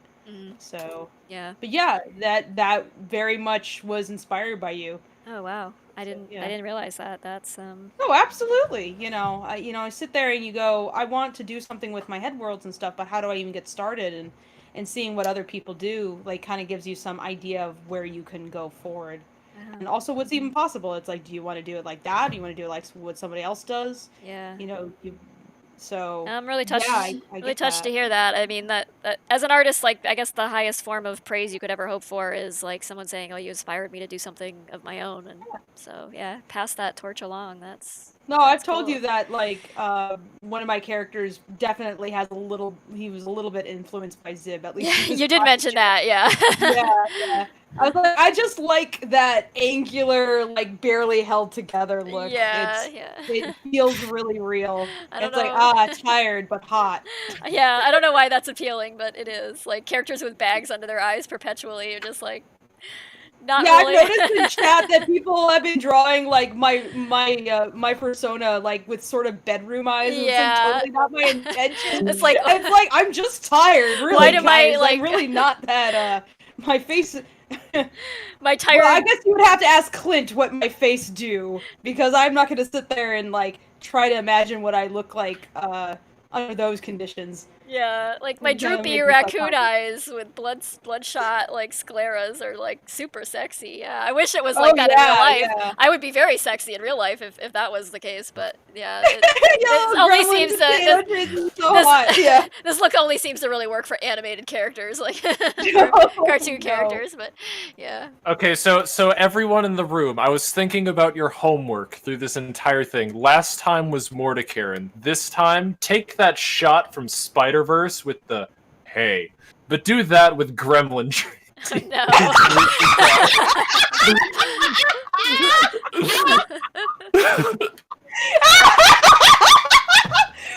Who is she doing it to? like to the camera, to the camera, to the viewer. Oh my god. Oh no. Oh, did I blow out the mic? I hope I did. That is your homework. Yes, I haven't yet corrupted Tracy properly. Tracy has witnessed many of my corruptions. I've written corruptions specifically to make Tracy go, what the? Just for her. Oh boy. Oh, that'd be fun. Oh, yeah. Please, someone. Go Wait ahead. a second. Hold on. I'm not gonna gloss over the fact that I heard Mordecaren. Excuse me? What? Oh, you don't remember? Oh, that What was. do you don't remember? Ashley assigned everybody to drawing Mordecai as Karen. I didn't see any of that. Yeah. Oh, it's terrible. Oh, here, wait. I have the folder saved because I sent it to Tracy. Let me pull it up. Oh dear Lord, I'm excited, but I'm nervous and bewildered. You're not gonna like it. Oh no. You won't like it. It's just Mordecai with like Karen haircut. Yeah, it's pretty. They were pretty delightful, actually. Yes, they were pretty funny. I have to thank Jay for having gotten me some whiskey on Treat Stream. Look at how wonderful these are. I wrote down on Treat Stream, whiskey delivered by Rocky himself. And I was saying to Tracy, when someone it was Jay, I think, who actually got me it. I was like, oh no, he's coming to my house, Tracy. I guess I could take my rooster stick and like just poke him away. Be like, no, you're supposed to be on the other side of the gate. Just drop it off. Okay, thank you. Bye-bye. No, you're not allowed to come inside. Leave. No, you're not allowed to join. Leave. I think we missed a question for voice actors. We should have gotten to this before, but Savage. No, I think. Well, I've answered that question. Oh, you did? before about Okay. How they got into the project. No. The question about the rates, like what rates do they charge for their commission Oh, voice acting? well, I think that's something you'd have to discuss with them, honestly, on an individual basis. Cause Yeah, I don't think it's gonna vary from person to person, but get in touch with like. It varies from project to project too. Like they're probably gonna have a different rate for like a little indie, like whatever project where they know you're just like a student versus a studio. Yes. Like they will adjust their rate according to like what makes sense and what they're being asked to do. It will also depend on whether or not they're SAG, and if they have an agent, that will determine. Yeah, and then you have to negotiate contracts and that kind of thing. And I mean, you can find plenty of VAs that don't have that going on, or even VAs that are willing to look the other way, you know. But as far as rates and stuff, you just gotta like determine what your budget is. If you have one, and if you don't have one, understand that you're going to get people for free, and for free work is not the same as paid work. Like, you could have really patient, amazing patient people that you're working with for free, but when they're not getting paid, they can't make your thing their priority. So, you got to respect their time, like, really, really a lot then. So there's a reason why I didn't offer that question to the VAs, because then they'd be sitting there and like naming numbers and trying to describe in detail like, oh, this is my rate for this or this is my rate for that. It's just better to get in touch with them directly about it, because they'll answer you. Just be respectful, let them know what you're looking for and what the nature of your project is, and they can probably give you a quote or let you know if they're available or not too. So anyway, Kaz, here's Mordecaren. It's bad, I told you. Hey, you know what? This is entertaining. This is pure entertainment. You gotta laugh. You gotta laugh at him. It's just I know you like him hot, okay? And this kind of takes away the mystique. Wait, hold on. You think that I'm gonna complain over Mordecai wanting to get new? If he wanted to get himself a new hair and complain to people, I wouldn't stop him. It's what Modicia, we Mordecai love you. wants to do. Yeah, Modicia love has him more reg- style than Mordecaren. Mordecaren. Oh, hell yeah. I love him for who he is, no matter what he wants to do. He is still Mordecai to How me. kind. May you one day have your own IRL of Mordecai, who is hopefully not a huge asshole. Maybe one day I might just commission someone to make me a plushie. Who knows? If that's okay with you, Tracy. Oh, of course. Yeah, absolutely. Go ahead, get your Nakamura on. Mordecai go burr. We're like Kaz go burr. I mean, I had somebody ask me to make them like a body pillow art for him once, and then they like, I thought they were just like joking around about it, so I gave them a picture that was like styled in that fashion, but then like they actually took it and made a body pillow out of it. I was like, oh my god. Oh shit! And then Wait, where's this art? No, it's okay. After I saw it, Where I is won't it? even One look. second. I got it Share saved this somewhere. now. No, hear me out. So Is it after okay? I saw it, Please, I went into Tracy's DMs and I was freaking out. I was like, "What in the world is this?" And then Tracy asked me to make a body pillow version of my character. Oh yeah, I did. Didn't I? Yeah. Winston, Right now, Winston, the longest body pillow. He's Oh. like, we need like a 7-foot body pillow for Winston. Yeah, because he's tall. He's super tall. Yeah, if Newt knows where that art is, I think I posted it on Patreon. I don't think I ever shared it publicly. You know what, Tracy? For you, I'll do a redraw of that. Okay. Because it's been a while. He's sure, right just here. for Tracy. Yes, for Tracy. Oh wait, Hey, no, look, we're she talking wants about Mordecai. I'm Winston. sorry, I've had too many swigs of whiskey at this point. Like I said, thanks Jay/Rocky for delivering this. I mean, if it makes you feel better, I didn't save the image yet, so it'll be okay. It's fine. It's Sunday. I can drink as much as I want. I have Pepsi. Does that count? Sure. I don't drink, Tracy. Okay, I know. No, I'm just You Don't are drink. pure and innocent and no alcohol. Sure. What do you? No, what do you don't mean let by us. sure, kid? Don't let us. Aha! There it is. Wait, no, where? no, wait, hold on, not Resist publicly. What do you- temptation. Where is it? I don't Please, see wait. it. No. Okay, just making sure. It's okay to post this.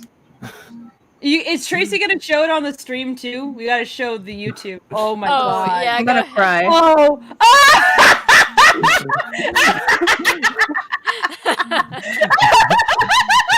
It's like he got interrupted doing his laundry and is wondering why is he in socks and shoes? Like, is he indoors right now with shoes on? Buddy, I thought you were Jewish. Put your shoes outside. What the fuck, man? You know better. Oh. Oh god, I gotta ask one of my friends who's a cosplayer who I believe they like Mordecai a lot. I'd be like, could you cosplay this guy as like a favor to me, because that would be amazing, please. She could totally pull it off real good. Well, I look forward to seeing it if she decides to do it. Oh my god, yeah, no, I gotta poke her about it. Good friend of mine in Ash, really amazing fabricator, did this crazy good Junkrat cosplay that just like turned eyes at San Diego Comic-Con. Really loved it. But yeah, I'm gonna be like, you want to like cosplay Mordecai, because I feel like that's gonna be a good time. Yeah, it's the only time I would ever request her to do a thing. Sounds good to me. On one, All right. Oh, go ahead, Duke. say on one hand, I don't know if it's a new high or a new low for my position, but I am aware that someone has made a body pillow of my character. And now, I will extend that with, it will not be shared. For reasons. Are you gonna share it with me? I've seen shit. You sent me shit, man. That sounds like quitter talk. That sounds like I don't want to lose my job. Oh yeah, people are at looks at fetch. Yeah, I wonder who commissioned that. Oh wow. It's a mystery. No, it was not a commission. Oh. What? Excuse me? Someone did this of their own Free? fruition. Interesting. Because they Lord. wanted it. To have one's persona be that big of thirst bait, good lord. I I wish. So to that end, I don't know if I'm at a high or a low in my career. I want to say No, it can be both. It's like look. Porn is a way to make money, and in this economy, you got to do what you got to do. So shake that ass, because we all got to survive to the next 10 years or so, right? Well, since you offered, come here. think of it like an ace card. Like it's a high card depending on what you're playing, and it's a low card depending on what you're playing, right? So it's just contextual. If you're ever in a panic as an artist, there's always porn. If you're ever in a panic period, there's always porn. You can always fall back. I don't know. I kind of like to look at my ramen noodles for comfort. Whatever does you good. If it helps. Noodles. All right. Wait, that sounded really bad. I'm sorry. Okay, I'm gonna fun police us here. Casper versus says, for projects like this and has been, how are the storyboards produced? Is it made like a video, almost like an animatic, or is it more of a traditional side where they send in images separately? Neither of those are different from each other. Like, when you do storyboards, you build an animatic off of them because you want to have a sense of what the timing is going to be and that kind of thing. You got to line it up with audio. You got to be able to hand it out to people. So you have to build an animatic. It's just part of the process. Yeah, so the storyboard artists were handed the script, which is all just text, and the text describes like a scene, where it takes place, what characters are there, who's talking, what's happening, and then the storyboard artists have to kind of filter that and process that into a visual image, and usually they'll start with they talk to you about it. Yeah, you talk to them about it. You talk about what's actually happening here, and you describe even more of what, like, if they have questions about, you just have a discussion with them, and they will thumbnail out like the main beats of the scene that they're storyboarding, and then pass that to you and say, is this like how you're envisioning this? And you got to go back and forth on that a little bit before they actually do their actual storyboard drawings. Storyboarding is like the toughest part, I feel like, because you're taking purely verbal, like written down stuff and you're making it visual, and that's scary as hell. Like it's the point at which it starts to feel like a real thing, and as a storyboard artist, you're basically like the cinematographer. You're the initial, you're like the first director to touch it in a way. Like, you have, especially for animation, you have a lot of power over the project, and that can be kind of scary, actually, because you want to make it right. And so it's like, it's a really, really intense process of going back and forth with the director and reading the script and trying to get like a sense of what is this supposed to mean. And you're often a problem solver at the same time, because there can be things written in the script that just don't work out, and you got to figure out how to make it work. You just gotta. So sometimes you're deviating from the script. Me and Tracy tried to write the script in such a way that it was like less painful for the storyboard artist to go like, what's actually going on here? Right. We really overwrote like fight sequences, I think, cars chase sequences, yeah, that kind of we're visual thinkers ourselves, so I think we understood the trouble that it might cause for is long. Yeah, I think we understood the information the storyboard artist would need to like. And it turned out really well. Like, I was worried when we handed it to the storyboarders. I was like, I don't know if we're going to get back something that looks anything like what I had in mind. I don't know if I communicated anything properly. Like, yeah, you just kind of like, this is the first time that was a struggle, was going like, I need to find people for this, where it's like, they can't be like newbies at this. They need to have like some innate sense of like what we're going for here and like what's needed in general. Yeah. Like, I'm willing to give some leeway to like junior folks on certain aspects of the project, because it's like, I know that I can walk them through that. But when it came to storyboard artists, I had to be very cognizant of like what people's like strengths and skill levels were before handing them out pieces. So like Ashley Green has done like a lot of comic work and that kind of thing, and she's done storyboarding before, but like she hadn't really done stuff like this before. And it was mostly my confidence in her and having seen her portfolio and stuff that I went, I believe you can do this. But I also didn't give her the shot where there's like 7 characters in a scene at once and they're all talking. You have to juggle that. I gave it to somebody who I know can do that. And so when I give them notes, like, I'm not like having to correct stuff all the time. And even though like I went in and later down the line, I go and I revise stuff, it's just because I'm picky and like, oh, it'll be cool if the shot was maybe more like this, where we flesh this out a little bit more. But I want to get good work first so that I can make it better, not work where I'm like, that's not great and now I have to fix it. So boarding it's kind of like animation, but like bigger picture in a way. You're the first person to make that project real, basically. It is intense. There's only a few people that can do it. Yeah.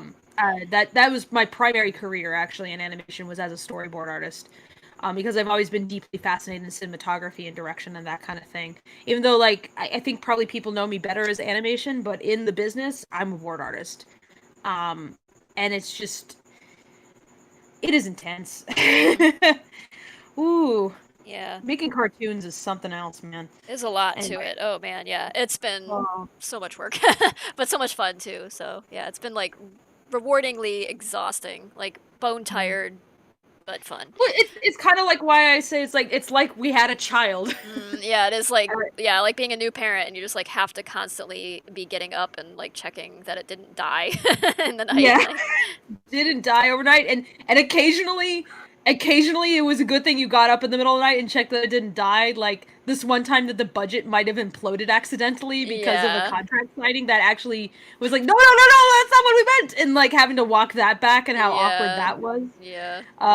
It just like when you're and tired. if I hadn't caught that early in the morning because I happened to be awake because I'm so fixated on the project, wow, that would have been a much more annoying mess to detangle. Yeah. So, Oh yeah, when you're exhausted like that, trying to deal with justified, numbers is just like, oh, now I have to do math. I have not a little Mordecai in me too, and I'm sitting there and I'm budgeting out shit, and like 60% of my job is spreadsheets, and you have to be kind of into that garbage too if you're gonna do that, because you're trying to predict the future every step of the way, and it's such a like. Whenever I have like panic attacks about this, it's because I'm looking like too far down the line. I'm like, no, that's not done yet. It's a hole. We're gonna leap into the hole because it's not done yet. And how can I possibly shore it up? And it's like, that's months later, Fable. Don't worry about it right now. Just deal with the right now. If you focus on what needs to be done like 3 months from now, you're not gonna finish what needs to be done today. Yeah, So it's that's like exciting. it's aside from just being director, which is like entails like keeping on top of all of the creative aspects of everything. You have to be like the administrator of like basically the CFO, like I'm a project manager, chief too. financial officer, project manager, HR department. It's like it's everything. It's so much, and it's just like it's like a inhuman amount of work. But you have been handling it well so far. I hope you aren't like gonna hurt yourself or like burn out or anything. I mean, I'm mostly ever concerned about my hands, and you've already witnessed me in a breakdown, and I'm like, at this point, if you didn't run away crying, then I think we're good. Yeah. I had a hard. I have spent so much mental energy on this. I normally live my life with like a pair of reins on and like a bit going like, okay, you gotta grit your teeth and act like a normal human being, or else people aren't gonna like you. Meanwhile, this thing absolutely engages both my best and worst tendencies at once. And it's like, realizing that the only way I'm gonna get through it is if I actually just like take off the leash. But then I also tell other people, I'm like, okay, this is my leash. I want you to yank on this when these things happen specifically. It's very important you do this, or else things will go awry. So yeah. To finish out the rest of Casper's question before we forget, they asked like, is it like making a video like an animatic, or is it more on the traditional side? So we take the storyboard drawings and make the animatic out of that with the audio mixed in with it. So it's kind of like you get the storyboards, then you make an animatic out of it, and that's what is handed to the animators to work from. So it is like making a video and Fable, your audio is just like totally cut out. Either that or it's me this time. Oh, no, I can hear you. Oh, okay. Wait, can you hear me? I can now. Not for a minute there. For a minute there, you went Not just for a totally minute. Okay, fuzz. Yeah. Okay. For Newt, I kind of answered this one in text, but if you want to answer it, Mechanic87 says, I kind of wonder, is there a specific model your name is covering okay. Model of car, the ones used are based off of, or are they just going off a generic 20s aesthetic? Oh, we never go off. No, And yeah, on Lackadaisy, we don't do anything halfway. Everything is period. It's pretty specific, yeah. So I don't know. Do you want to answer, Newt, or I was going to say, dare I mention the tire iron? No. Oh, but, yeah.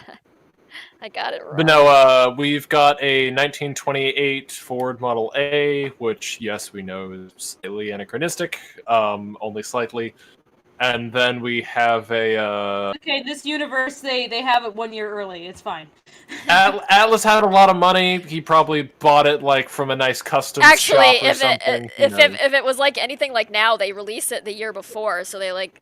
The 2021 vehicle models are out already for like in 2020, so like I guess maybe it was something that could have happened feasibly, but probably And I do not, off the top of my head, remember the model of the Cadillac. You'll have to remind me. It's a 314. But yeah, it's a Cadillac 314. I think actually technically like 314A or something was the specific model we picked. Of course, she knows the specific. That was a specifically 1927 model, fog lights in front and everything. Yeah. I'm so glad it's like you've spent your like so much of your brain space in the 20s that I can be like, I don't know, it was just a gun, right? And yeah, I think I've been like mentally living in the 20s longer than real people ever lived in the 20s because it's been over 10 years at this point. I think you've been kind of frightening. Maybe I should go somewhere else for a while. I don't know, but yeah. Well, eventually the comic has to advance to the 30s, right? Yes. Yeah. We'll finally be out of the 20s, thank God. Yeah. And into the Depression. All right. Well, yeah, Lackadaisy Dust Bowl. Yeah. That's gonna be my Lackadaisy Grapes of Wrath. Okay. Let's see. Imbibe. Or imbibe. Or imbibe. Imbibe. What would a swap AU look like for Lackadaisy? For reference, if there were character swap roles for each other, i.e. Mitzi and Atlas swap roles, Mitzi starts the Lackadaisy, gets murdered, and Atlas is left to try to salvage it. I don't know. I like this version of Mitzi. I'm sorry she's dead. It's badass gangster Mitzi who just like... Oh my god. Mitzi I with the chops to do this. I don't know, it'd be like they'd have to be totally different characters than who they are, in order to wedge them into, like, Atlas, like... You would have to have Mitzi with picturing him as like a traveling musician who married into a crime family, basically, doesn't seem like something Atlas would do, so it'd have to be, like, Atlas would be so different. I don't know if he would even be Atlas anymore, like, have the name Atlas, but... He wouldn't, no. Yeah, like... But I like don't know. this version of Mitzi. The version of Mitzi who's just like, I'm down for this. Like, hardcore. She's like, yeah, send my friends to get murdered for booze. Sure, let's do that. I mean, not even think twice. I mean, about she's it. partway there. She's like... Well, yeah, she's not innocent or anything. She's not, like, real... Like, well, first of all, if she cared that much... She probably wouldn't be okay with Rocky doing anything he's doing. Yeah, no, I mean... That guy should not be doing this. You need to make him stop now. It's like, yeah, I come mean, on. it's not like people had the same sense of, like, mental stability and things like that as we do now, or same understanding of psychology. Not that we have I feel like it does... You don't have to like, look at Rocky and be like, this guy is pretty much a doormat. You think that's healthy? No. Yeah, I mean, he's definitely being taken advantage of, but he's also taking advantage himself, so, I mean, it's not like... he's responsible for his own they're passing it, you know, they're playing it forward. But yeah. In the worst way. In the worst way imaginable. Yeah, I don't know, who else would I swap? I guess Rocky and Freckle? But then they just wouldn't be themselves anymore, so it'd just be, like, a different character, like... It would just be Freckle, but he's just drawn differently. That's all it is. Yeah, if Freckle was like this ne'er-do-well young guy, like, I mean, yeah, like draw with like a black jacket with like studs on it or something, like a leather jacket. I don't know. He's just like I think it's easier to imagine different AUs because when you do that, it's like who even is that person anymore? Then it's a different character altogether, right? Or it's just like the aesthetic changed and that was all it was. Yeah. So that's kind of hard to answer because it would just right. Because if it was still because if Freckle was still Freckle but in the different role, he wouldn't be doing what Rocky's doing. So it's like he would just veer off and do something different. So like if he was the one who got kicked out of home and had to travel around for a while, but like he would just go find a steady job. He would just like he would settle down somewhere and have a steady job and be responsible. He wouldn't be like Rocky, who can't stay in one place for long because he can't be contained, and just like overzealous about everything. And he tries too hard and drives people nuts, and then ends up like self-sabotaging and in his desperation to be useful, he becomes destructive, and so but I can't like Freckle. I mean, they've got some aspects of like that kind of like personality that can go a little too far in common, but like Freckle is much better at containing it when Rocky's not around or when he's not. I feel like Freckle is smarter in a way. He's way more. He's more pragmatic, and he doesn't have quite the same degree of just like everyday mood fluctuations. He's not as creative, and no. Like if Freckle were to try to get into trouble, he wouldn't get into troubles in as many ways. Because, like, I have cousins that I have just been deeply concerned by, where I'm like, you are way too smart for this environment, and you will get into trouble. Yeah, if you do not get somewhere where your brain can actually do something other than spin on the hamster wheel. Like the healthiest thing for Freckle would probably be to go and like get a job as like a carpenter or something, and in construction or something, so he could do something physical all day long and tire himself out and work through his problems that way, because that's like what he resorts to doing, like yard work and repair work and like handyman work and things like that, because he needs to burn off this like these feelings he has. And meanwhile, I'm like, Rocky really needs his mom. Yeah, and Rocky needs his mom, and he needs a hug from his mom. He needed some approbation that he didn't ever get, and he's just forever looking for it now. And he needs a dad that's actually checked into his life. You know, like he needs like examples to live by. And then maybe he would be a little less desperate for other people's approval because he would have like a firmer sense of what he actually wanted to be. So yeah, so I don't know that's an easy question to answer. It'd be almost like like stylistic or like gender swap or something would be way easier than like swapping positions and like swapping roles. I don't know. Holy Inquisition says, you've always drawn yourself as a terrifying gremlin, not as a cat. Yes, I am a terrifying gremlin. Thank you. I have not drawn myself as a cat, really, but Kazoodle has. What kind of furry are you, Tracy? Yeah, I mean, Kazoodle has. Yeah, I have something special. Yeah, Kazoodle's got something brewing, so we'll be able to share. And so the question ends with, if you were to make yourself a cat, what would they look like? Well, you'll find out because, like we said, Kazoodle here is working on a thing, and we'll share it with you whenever it's ready. Yeah, I mean, I know you have drawn yourself as a cat before, right? But it just looks like Gremlin Tracy, but with cat ears, basically. Yeah, I think I just like stuck cat ears on top and like answered that as sarcastically as I could. What animal would you be if you weren't a cat then? I don't know.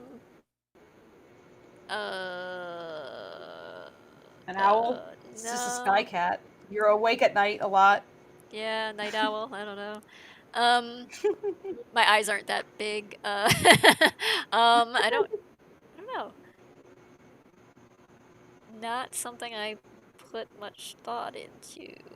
I don't know. I'd probably wants to know what the fuck my is. Yeah. I don't know. Probably like a dormouse or something. Just something small and brown. I don't know. Like cats, of course. Yeah. The irony. Anyway, so you'll find out what. Because like a little squirrel. Yeah, just I don't know. I don't So think that I you have. can hide in I the don't have cave. like squirrels are like squirrels are like rocky. Like squirrels' energy is. No, that's true, yeah. Yeah, I wouldn't be a squirrel. I would be. I'm too Well, quiet. what is like a thing that like hide about? I guess it is a mouse then. Yeah, or like Someone's a saying a bat. like And a like a little cat. Like if it's not a domestic cat, like a little like black. Yeah, not a little, not like a a domestic like a little black-footed cat or something. Like or a I don't know, something small. I am a small. Eclipse says, Maybe a palace cat with the unamused face. oh, with those like those ears, yeah, those they're like a badger mixed with a cat. It's great. Eclipse, the very British cat, says, will the short film be in any way related to the current comic book storyline, or is it just a separate adventure with the characters? It is related to the storyline. It wouldn't quite fit into the canon of the comic, because of we did some timeline waggling with it, but in terms of like where things are with the story as it opens, but it's kind of like a standalone thing, but it also sort of weaves in. It's kind of it would be like a launching point for it just establishes the setting, the conflicts, the characters, the timeline, and kind of like, you know, it's what they're up to, what they're doing, and presents like a number of avenues for further exploring the world and the characters therein and the story. It kind of like sets up some other things that, you know, that branch off from the main storyline and everything. So it's, in a way, it's kind of like serves a similar purpose that like Volume 1 does of the comic, where it kind of just like sets the tone. It tells its own story, but it kind of gets to the major characters faster, Right. because there's not currently a point in the comic where Mordecai needs yeah, I mean the comic definitely takes the comic takes its time a lot more with that, and this like throws it right into the mix of like some action that hasn't even happened in the comic yet. So but there's also things in it that are like directly from the comic, so like the poem and things that you would recognize if you've been reading it. So I'm looking forward to the point at which these characters, like in the comic, get to interact, because there's so much more build-up, and so I'm just so curious what happens. I wish that God. you were I wish I was willing to give faster. spoilers. I so badly want to get Can I have to. spoilers, Tracy? Can you just tell me what happens? I think I've given you a few at least. I think I told you some things about Volume 3 I haven't told other people, but yeah, I mean, it's like I so badly want to get to like the climax of Volume 3, because that's like I've been thinking about this for so long and like working on it for so long, and but then at the I same keep time, wondering because how I you've can because help you've you had with it in your that. head so long, it's like you Yeah. get to the point where you're doing it, you're like, oh man, I can't like mess this up. I almost said fuck this up, but I might as well just What? say it. I said- But like like you get so you almost get like this sort of stage fright, and like you're like I can't like you sort of stifle yourself with your own anxiety, so because you don't want to like screw up this I thing will that. cheerlead you the fuck on, man. I'd be Oh, like, no, thanks. show it to me. I will sit there and like look at any little noodle and be like, Thanks. yeah, I like it. Yeah, I mean, Please. like that. I want to feel so privileged. The whole bit with Mordecai doing his little interrogation thing here is like leading into this like major stuff that like, yeah, and you just can't screw it up. So yeah, it makes me nervous, but at the same time, like I've been so distracted by this thing. My devices all melted down at the worst possible time. Yeah, that was bad. Yeah, so I'm waiting for a new mobile studio to show up. Well, not new, it's refurbished, but it's late. So of course, I'll mail off my other one for repair. Yes, guys, it's really important. I'm Meanwhile, I'm trying to do a comic on this like this old tablet that keeps losing its pressure sensitivity, and where I cannot select layers properly. Like I have to use the mouse to select layers because like I can't do it with a pen for some reason because this thing is so old. And yeah, so just pulling my hair out, waiting for things to get better.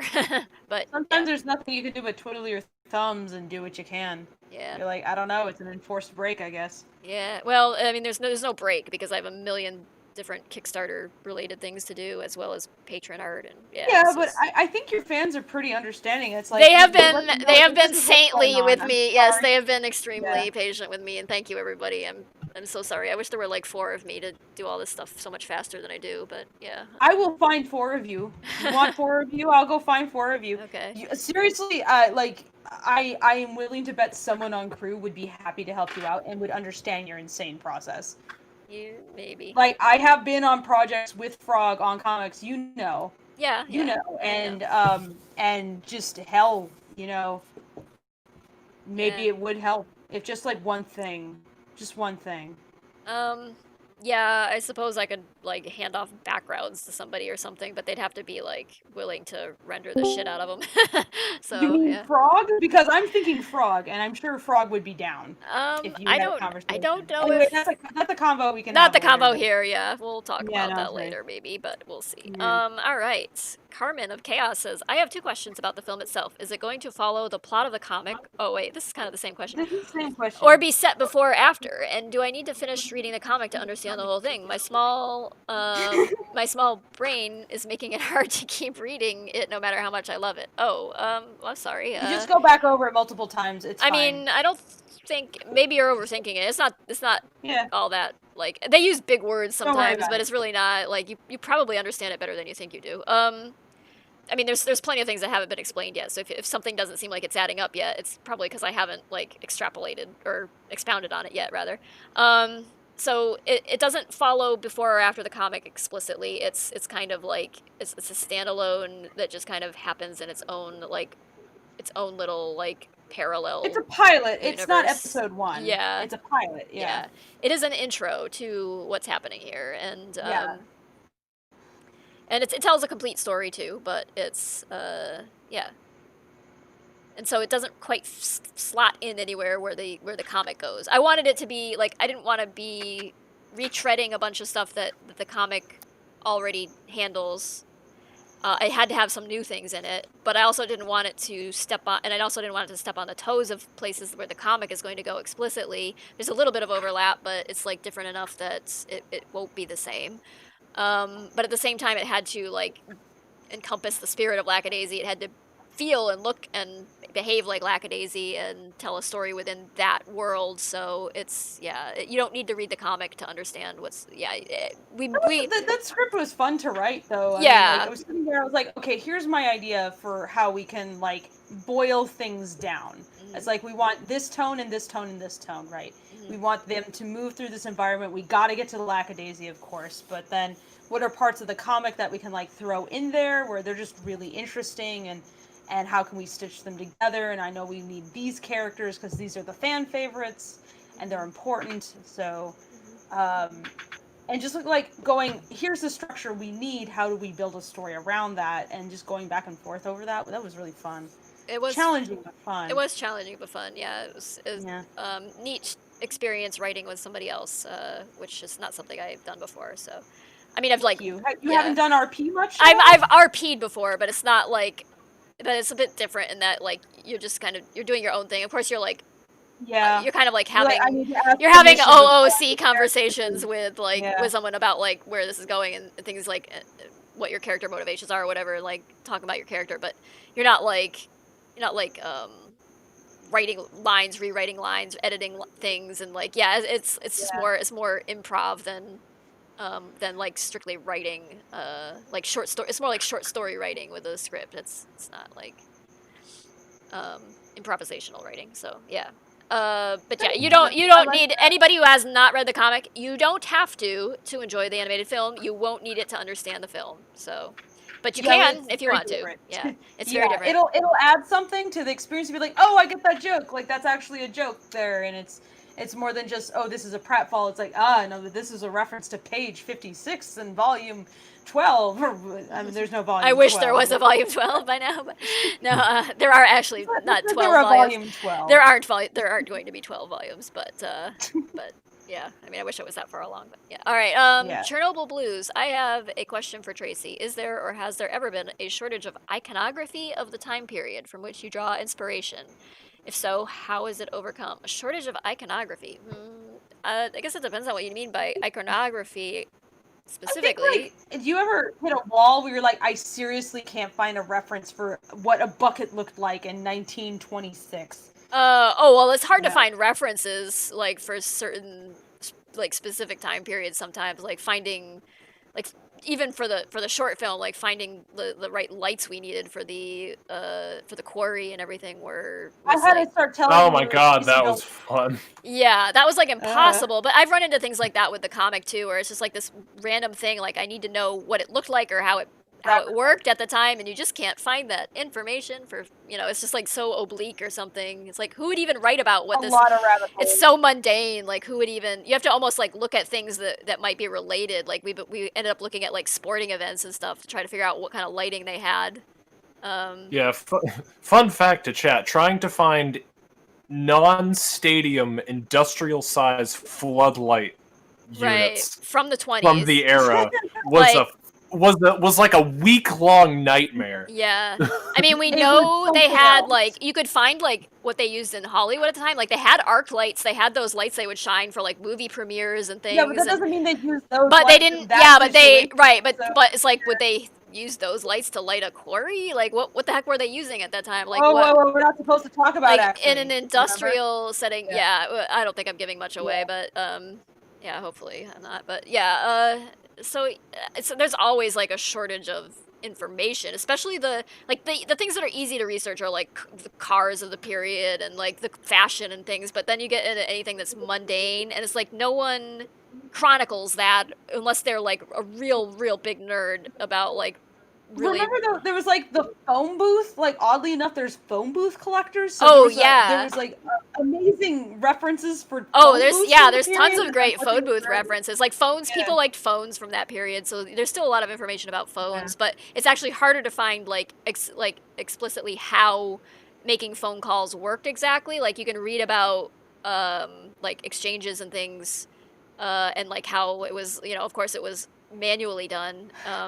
At the time, but you can't like it was different everywhere, and so you have to like find specific examples of like, okay, how did this small town make outgoing long distance calls to this big city or whatever, and it's like finding like that information in a detailed way. You almost have to like fill in the blanks by reading really other. Good at figuring out how to find it though. Like I'll use some Google foo myself and not be able to find it, and you're like, no, I figured this out, or I know how to look it up. Yeah. It's like more than just knowing the information, knowing how to find the information is pretty valuable. Yeah. So it's like you end up in this like you can end up going down this deep rabbit hole. You end up like this unsolvable puzzle where it's like, okay, I know I've got this specific point in time, but at this point in time, there were places that were starting to use phone numbers, just 4-digit phone numbers, 5-digit phone numbers, and there were places that had no phone numbers yet, and you still had to just ring up the operator, the local operator, and connect to something bigger. And then so it's like, how do you like how would somebody even know the phone number of something, or like how would they? You should just give them all iPhones. Yeah, it's like some phones didn't even have some phones had a rotary dial on them at the time. Most phones did not. And it's like, what am I? You just turn the rotary on your smartphone. It goes click click click click click, and then like you connect to FaceTime that way. Yeah, but there's always like a situation like that where I'm like trying to figure out what the hell I'm gonna do to like. And sometimes you have to like either fudge it a little bit or pretend you know or work around it. And I think there's another question in here about like, oh yeah, Ruth's kind of question ties in here. Ruth Backup Channel says, any advice on writing a different time period? And my biggest advice would be to, if you're trying for authenticity, like do as much research as you can reasonably do, but don't like trip yourself up and get lost in the research to such a degree that the work suffers for it. Like you have to. I used to like pick at movies that would be historically inaccurate in certain ways, and now I understand like it's a necessity. Like you cannot get everything to work. That information isn't there anymore. No, and you don't have like you as a single person doing a project, or you as a small team of people doing a project. You don't have like $1 million budget, like multi-million-dollar budget to pay a consultant or a historian to go and like compile that information and bring it all to you. Like people who are like these big showrunners and things for like Mad Men and stuff, which was a period piece. Like, what's his name? Weiner is his like Weiner. the main writer, he had people go out. He like hired people to go out and bring him all this research of the era. So like just so he could get started writing. So like you don't have that as like just an independent little creator. So you just have to I'd say make go to do. the library, though. Yeah, make do with what you can. Go to libraries. Look for out of print books. Like they're usually pretty cheap to buy, like off eBay or like even on Amazon, like marketplace stuff. You can find like real cheap books that were printed in the time period you are looking to research. Google doesn't have everything, and sometimes Google will lead you down the bad path. And I also. have found like obscure, crazy stuff. Like I've got a book about like jewel thieves, like written in the 30s, and like it has like jewel thief like jargon in there, and it's like real. And like sometimes you'll have cities, like if you live in or near a fairly populated city, like frequently there'll be a series of books like written specifically about it. Like there's this publisher that does like super specific historical small books about towns and cities in the U.S. and it's like it'll be like a whole book about like Irish immigrants, or a whole book about black factory workers, or a whole book about the food, like how the food culture of the city, or like the bridges of the city, and like little books like that are coming real handy. I have so many books for my own project where I just like I collect books. I have books on my wish list where I'm like, once I have the money, I want to buy this, and this, and this, and also this, and books are invaluable because like I said, the internet can lead you in directions that are not actually the best because it's just an algorithm. Yeah,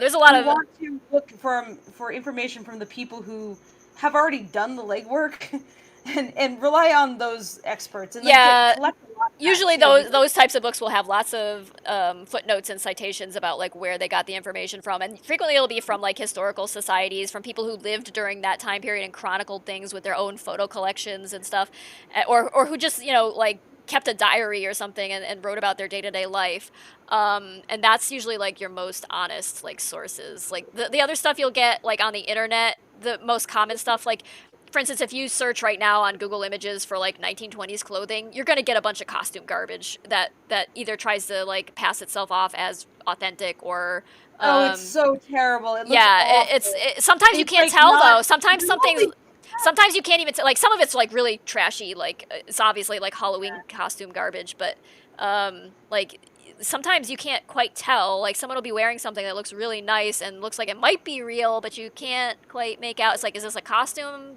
thing, or is it like a real? It's like unless they made it the same way.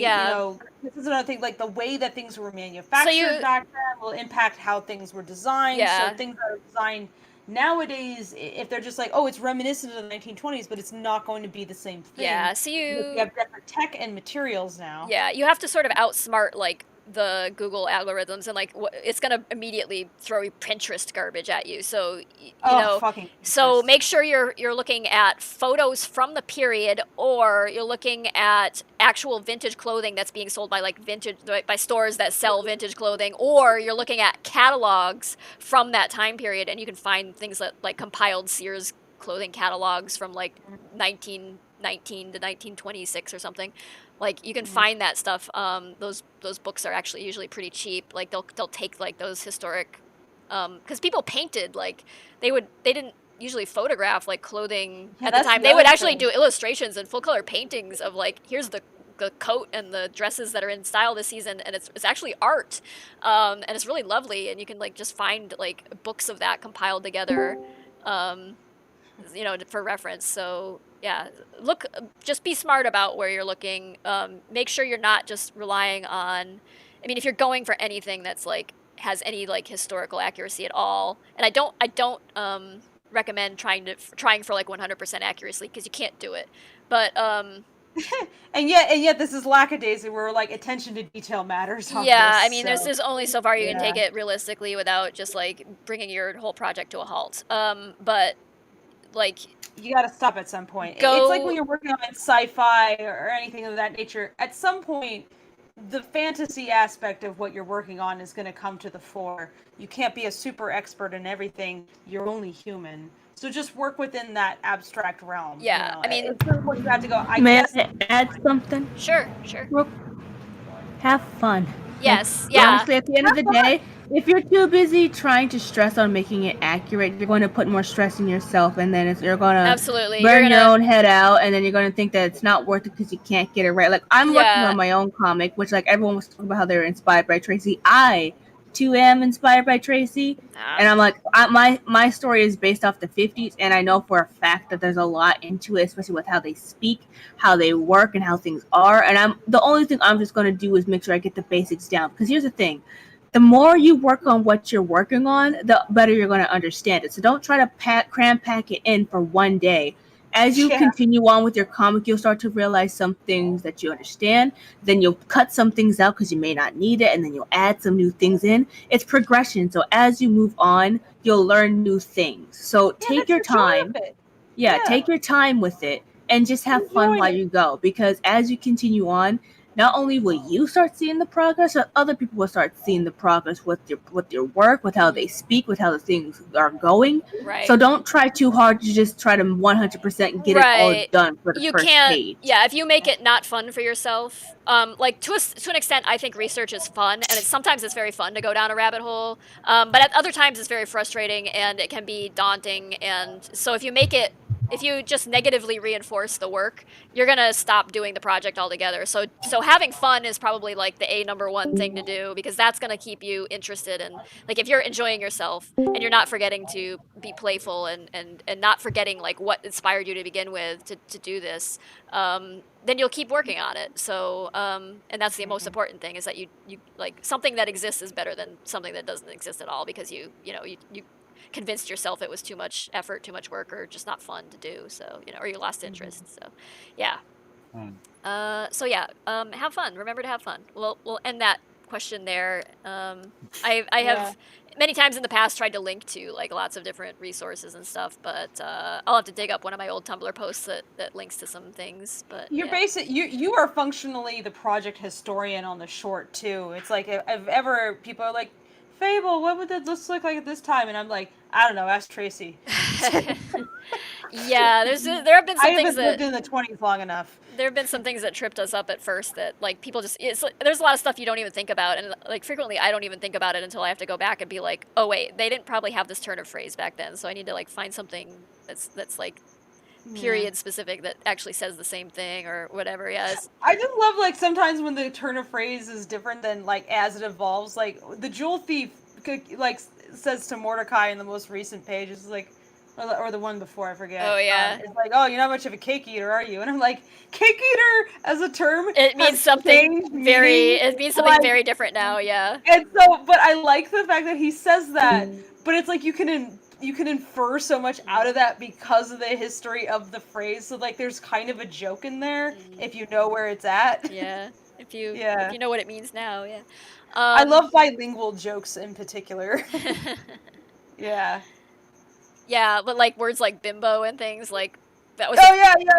That bimbo was actually in reference to dudes first. Himbo. Yeah. Bimbo meant himbo at first. Right. It was specifically a male thing. But anyway, Will Be Weeb says, I'm not gonna sugarcoat it for you. I think Lackadaisy might make a great show. What are your guys' thoughts? I think it would be really cool. Of course, I can't wait for the movie and already appreciate all the work going into it. Oh, well. That's a lot of sugar. I don't know. Yeah, that's very sugary. I mean, I think you're not being sincere. Yeah, maybe you did sugarcoat it. But yeah, I sure hope it would. I mean, we're going to try and see where we can take it after this in that regard. I don't know that it'll go anywhere. I can't make any promises. I have no, it seems so arbitrary. There's a whole system. I mean, there's a whole studio system that we would have to fight through, even to get in and pitch stuff. I don't even know how far we'll get with that, but I am focused. Well, you came to me just looking for help with that. Yeah, and I got it as far as I could, and then I was like, okay, let's do this.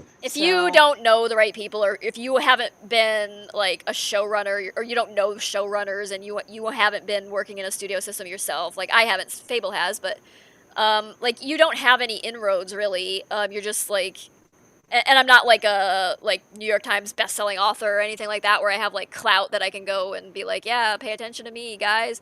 You know, I just it would probably take a few more years before you could get I there. mean, yeah, I mean everybody but, has like- everybody has ideas. Everybody's pitching stuff to Netflix and Yeah. HBO and stuff right now. It's like, so I don't even know if they'd let me in the door. So I mean, so my focus is just like getting this film done, because that's something substantial to me. I mean, I wanted to do animation for it's, like, since accomplished I was at a little least then. kid, It's and like- yeah, it's an accomplishment. I mean, I hope it will be. I just want to have something I'm that I'm like liking what there is so far. that this is a goal of mine, to have a film, to have done animation, to have done it with my own characters, to have incorporated other artists in it, to have given maybe an opportunity to like new artists to start like working in the business that they is- want to work in. And It is a dream that I know so many other like comic artists in particular dream of, and like I have that dream too, and so I'm really happy to help you realize it, because it's like it encourages me and it helps me go like, maybe I can do this with my own Yeah. stuff in the future. Let's see where this goes. Yeah, I But mean- also, like I feel like I get it, and I like this world enough to like really sink myself into it. You know, in a way that I wouldn't normally. So. Yeah. So I mean, yeah. In the end, I hope I can at the very least, and I will be happy with it if I do have like a 18-minute film that I can point at and say, we made that. I'm proud of it. And I mean, we did this thing that like who gets to do this? I mean, like so few people do, and so I mean that's a thing. That's a big thing to me. This year is an interesting year. Yeah, and if it ends up in the end just being like another data point, another bit of evidence that you can take your own ideas and take them to make a movie out of it, if you on your own with your own virtual studio, if it's just like a roadmap for somebody else to figure out how to do that, or just like a little bit of inspiration for somebody to try to do it themselves, then that's great too. I mean, I don't want to. Yeah, I mean, and if you're inspired by what we're doing, and you're like, I want to launch off, with my own thing, like by all means. And Yeah. a big reason why I was like, I think we can do this is because of other projects I've been on and stuff. Like I've mentioned, being on Has Been Hotel was like affirmation of some of my suspicions of how things could be done potentially, and like having that, seeing how that took off, had me go, yeah, I think we can do this. Because I think indie animation is generally in the past been regarded as like this hoity-toity artsy thing where you like do it or on the sly or whatever, and it's like whatever, and I feel like that doesn't have to be the case. Like it's like you can do anything you want, really. It's just you're not in a system that already exists. You just build your own. You can do it outside of the system that exists, because the system that exists is very risk averse and exclusionary and fraught with political. And the only way that system problems changes is when they see the indie stuff also, and they go, "Oh, we want a piece of that pie," and then they change. Yeah. You can't really change it from the inside, at least not without a whole lot of other stuff going for you. So, I mean, it's scary to get into the indie space, though. As someone who's been in the industry space for so long, at some point I had to commit to just being like, what is it I want to do? Do I want to work for Disney, or do I want to make cartoons? Like, what's actually my priority? And I was like, I want to make cartoons. And so how do I actually do that? And I just started increasingly realizing that the industry space was not going to give me the freedom and the chance to really make something the way that like I felt could be made.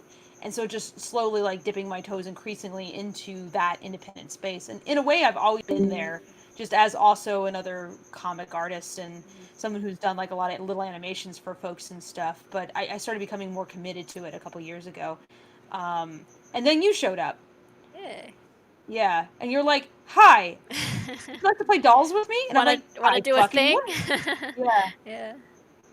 That was a fun email. I was like, holy shit, Tracy Butler, really? We had like one conversation over French toast. I wasn't sure you were really that digging on me. We spoke more than that. I think we met at that Detroit like convention.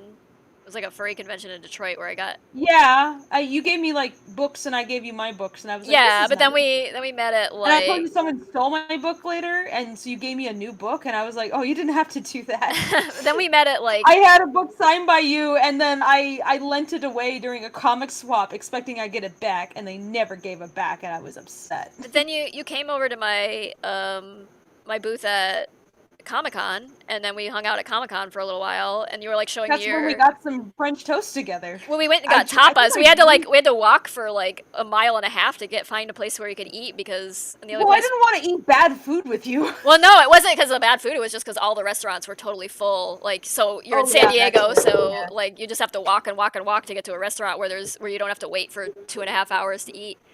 Didn't I draw like Rocky with French toast? Yeah, you or did draw. something? Yeah, Like, you did. Yeah. I wonder if Yeah, I we had have like a that. weird tapas thing. It was like this thick French toast in like a sizzling skillet or something that See if they I can't served find us. that doodle. I'm sure Yeah. I did somewhere. And then we talked again at Midwest Fur Fest. Yeah.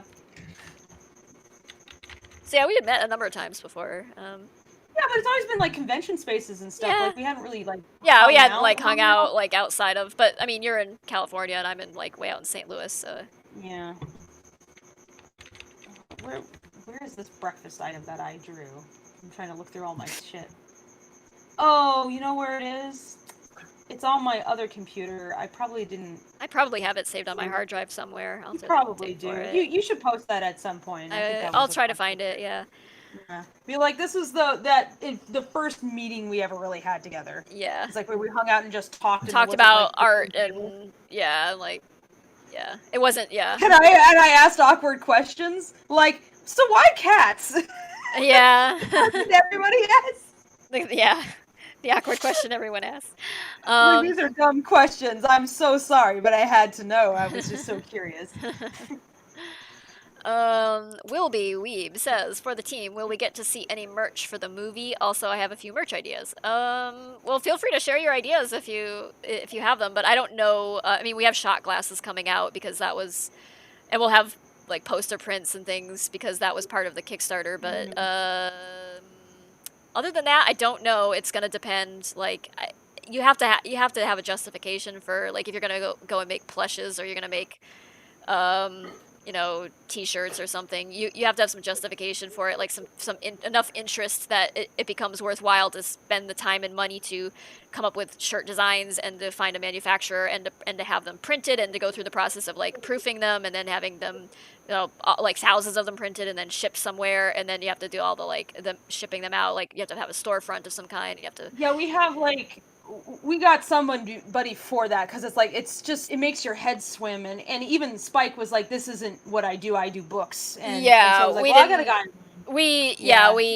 We did just shot glasses, and that has already proven to be like a lot. It's a lot to deal with of extra stuff that we have to do on top of everything we're already doing. So like all the graphics and all of the like it has to be plushies would be a nightmare. Yeah, but plushes would I feel like that would be fun to do, but it's like an even bigger investment. You almost have to hire out, like, you have to, like, find a third party to just handle all that stuff for you, kind of, like, if as a small production thing, like, you just don't have the manpower to, like, to do that stuff. It's a lot. I mean, I could mention the people we're working through if you wanted. I'm sure they would appreciate it. Fandomoid. Yeah, so we're working through Fandomoid.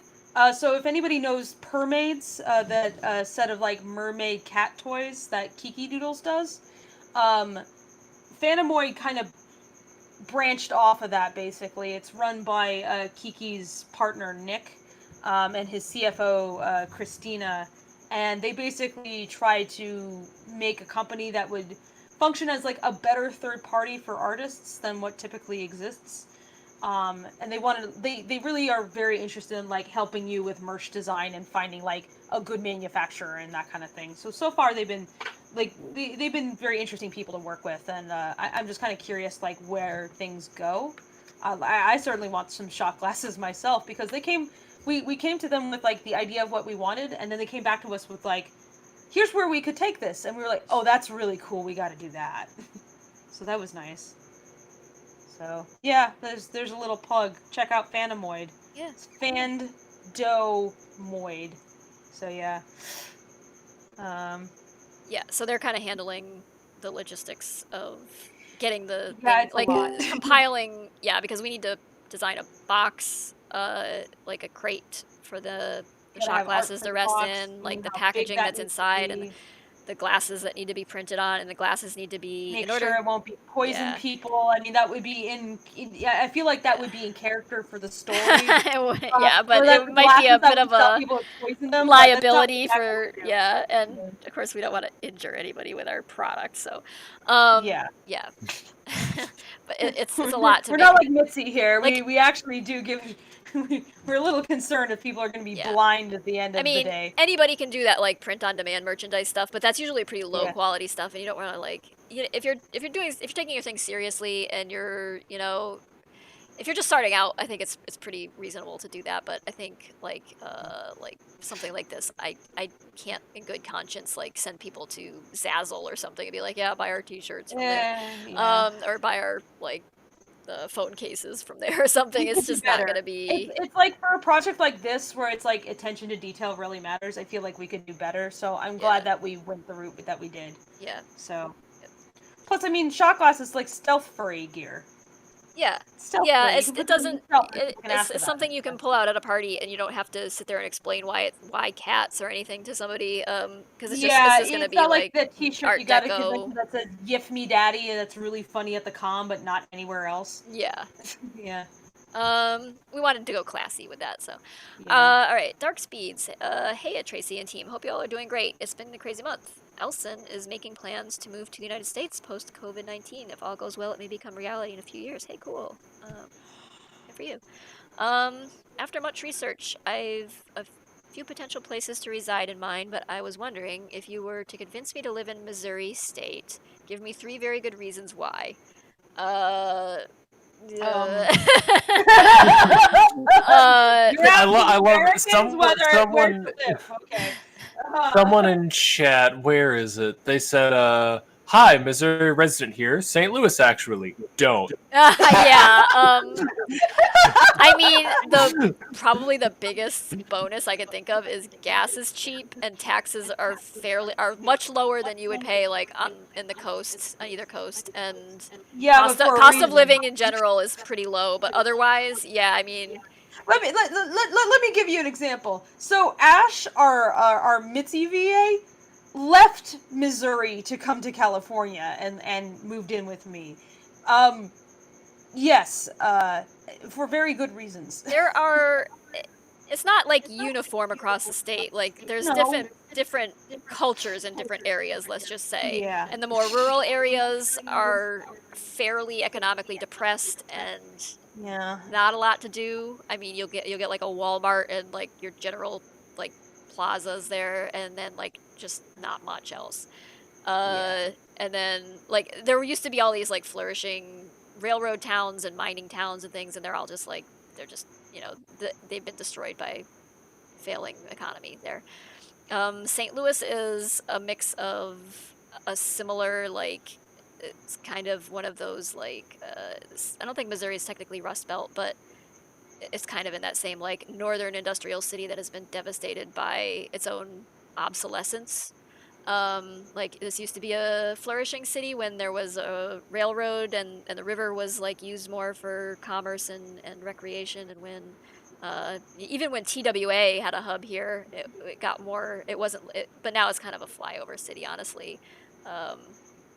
There's lots of interesting history. Like I kind of love the aspect about it, like that it's kind of like past its prime. It's just got this pathos and this interest where you can kind of go digging and looking into things that are like discreet and people don't maybe know about them, and you can find all these cool little like blast furnace grottos and abandoned factories, and you can just kind of like explore, especially if you're like into urbex. I mean, it's a dream come true, but that's not necessarily a good thing.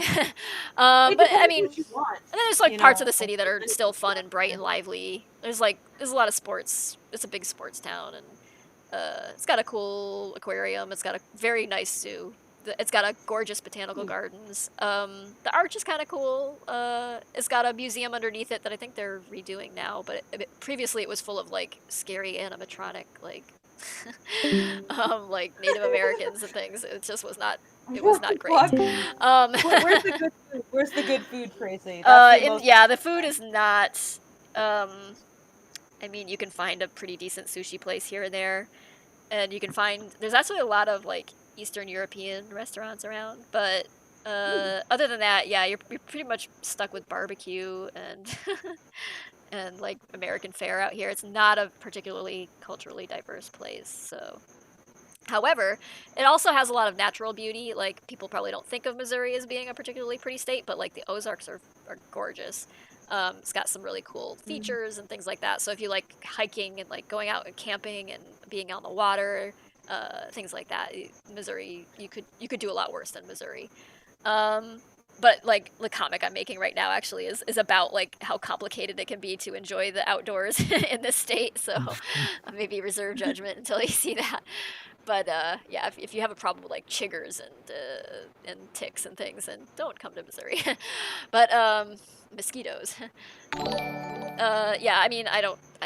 It's gonna be a place where some people will be comfortable, and some people who would do much better, like in a coastal city, would probably be better just like sticking to the coast. Like if you like seafood, if you want a place that's culturally. I like pho, so I'm not leaving LA. Yeah, you want. I don't think I could live further than 30 minutes from pho. You want a very culturally diverse place. You want a place that has like social systems that are going to help you if you have problems financially. Like if you lose your job or something and you need to find healthcare somehow, you maybe probably could do better than Missouri because it's a red state and they're just going to like be like, you're on your own, kid. So yeah, that's the way it is.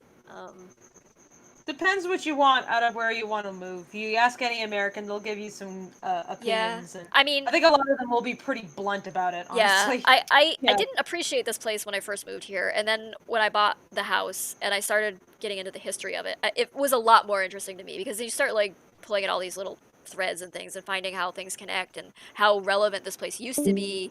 And like it's just real interesting and in the way that things change and how like things pass in and out of time like that, and it's just I kind of like living in this place. It's kind of like it's a bit of a ghost in a way, and so that fascinates me. But it's not for everybody, for sure. Like if you want a busy nightlife and things like that, just go live in Atlanta or go live in Austin or go live in like LA or something. That's.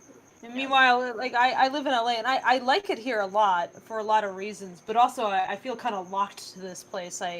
I'm from New Hampshire and I feel like I can't go back even if I wanted to. Industry is pretty much centralized out there, so yeah. Los Angeles is a gravity well. Yeah, like, I mean, people get sucked into this place. Definitely depends on what you want to do for a living too. So like where you go. If you can do something remote, like you move wherever you want, but and probably move somewhere where you don't have to pay, like out on the West Coast, California largely, but also like Vancouver and things like that. Want to buy a ranch house for $2 million? Real estate, like a little ranch home for like $1.5 million to $2 million, whereas in Missouri you would pay about $150,000 for the same house. So, I mean, it's like 10 times more on the coast, but in some cases. But not that there are like affluent areas in this state, but I don't think it even compares to like even most affluent places can't compete with like property prices. So I think that question is answered. I just wanted to make an observation. Somebody drew me like in Rocky's hat basically, and I'm just kind of amused by that because like I have hats, Oh.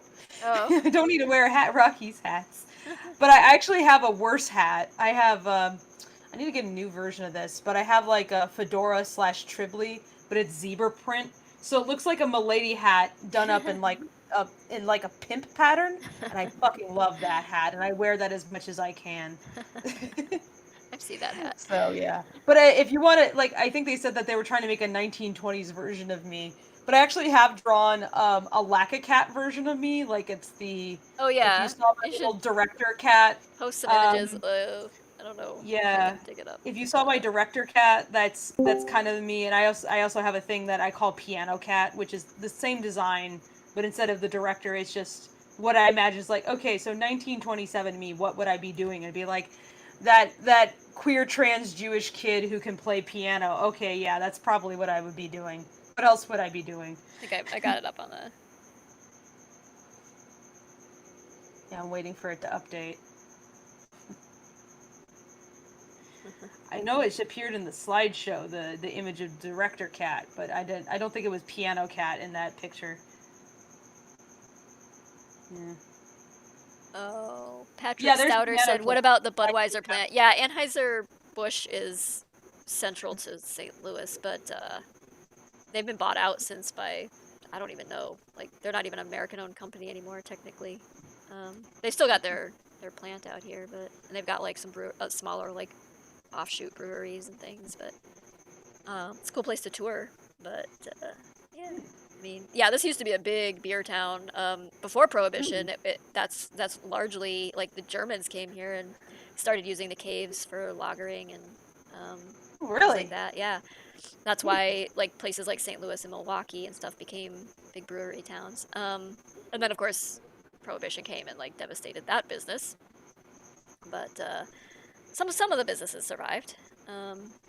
Anheuser-Busch being one of them. So. What's the somebody's asking what's the guy in the piano's name again? I don't know. I guess we need to come up with a Just be name my for name. your Lackachat. I mean, We'll take could I just suggestions. have my name? Yeah, throw some words. Make Yeah, suggestions. Yeah, I told Tracy, I'm like, you want to steal that? Go right ahead. could be It like an amuses me. anagram of your name or something. Yeah. It's supposed to be. I guess I was trying to make sort of a Oriental short hair with stripes. Ah, yes. Oriental short Yeah. hairs are like the most interesting looking cats, by the way. If you haven't seen, like, just Google image search Yeah. Oriental short hair. They're I was just little, trying like- to go with some weird looking cat, basically. Yeah. And I like triangles, so.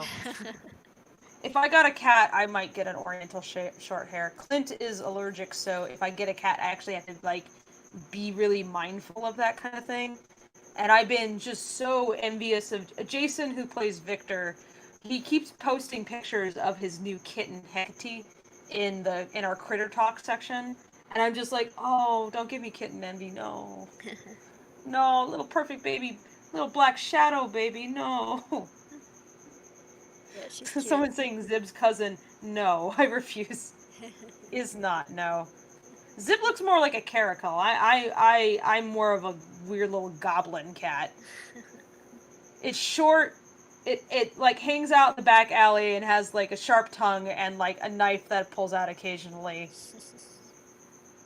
A bit insufferable. Smokes. There you go. Smokes, not cigarettes. And what was it I said? A thing like it's all shit that I actually do. Although I do wish I had like a better knife, but no, I played piano for years and years and years, and I feel like if I was living at that time, I probably would have continued with piano, because it's not like animation and cartoons really would have been much of an avenue. But I could have seriously gotten into piano. I was apparently good, and yeah, I didn't wear shoes while I was playing, so I was like, I wouldn't wear shoes. And there's this thing I do whenever I go to bars where I have a game I play where I'm like, I'm gonna come out of this bar drunk and having not spent any money. Maybe even richer. So I just like carry with me like a pack of index cards and I like hit people up and I'm like, hey, if you like this drawing, will you buy me a drink? And it works. So yeah, and like I figured that's what I would do. Alright. That's why I like a cat. Yeah, I think we need to wrap it up here. We've been going for, what, That's 5 it. hours? 5.5 Yeah. hours. Yeah, Ash doesn't have to edit beyond the 4 though. It's like if it goes to 5, then that's our fault and nobody else has to suffer. Or my fault, I don't know. I probably goad you into talking more too. That's okay. Kit says I totally thought Fable just admitted to mugging bar patrons. I No, mugged in the no. bar. I mean, it's consensual mugging. It's fine. No, that's not where the knife is involved. That's No, the knife is when I go into the back alley and like inevitably, because this is a speakeasy, and I'm sure there's some ne'er-do-wells hanging out there who go, well, that person's short and probably can be taken advantage of, and I'm like, fuck off, buddy. You don't want to mess with me. I don't know where this thing is going. Fuck around and find out. This is why I don't drink. Yeah, that's probably for the better. Oh, I don't need to be drunk to be like that. That's not.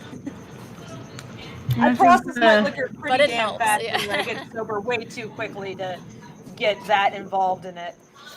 the only bar I'm gonna go near is the chocolate bar, and I barely touch those. Oh man, chocolate. All right. Mm.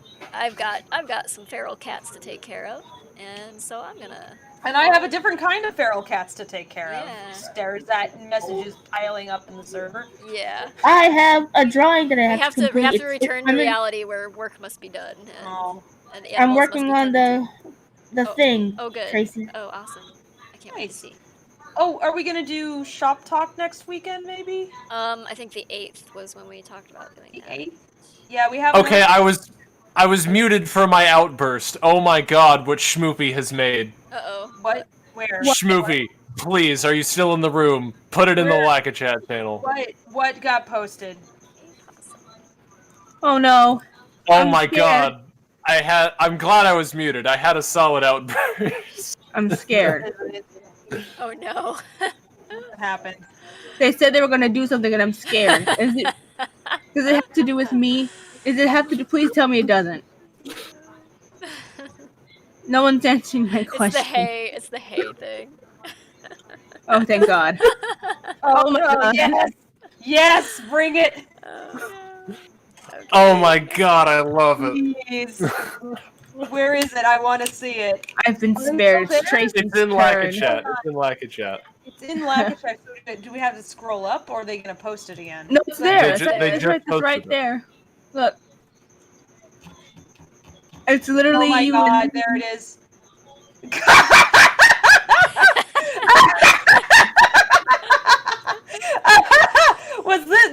This is what happened when you approached me with this project?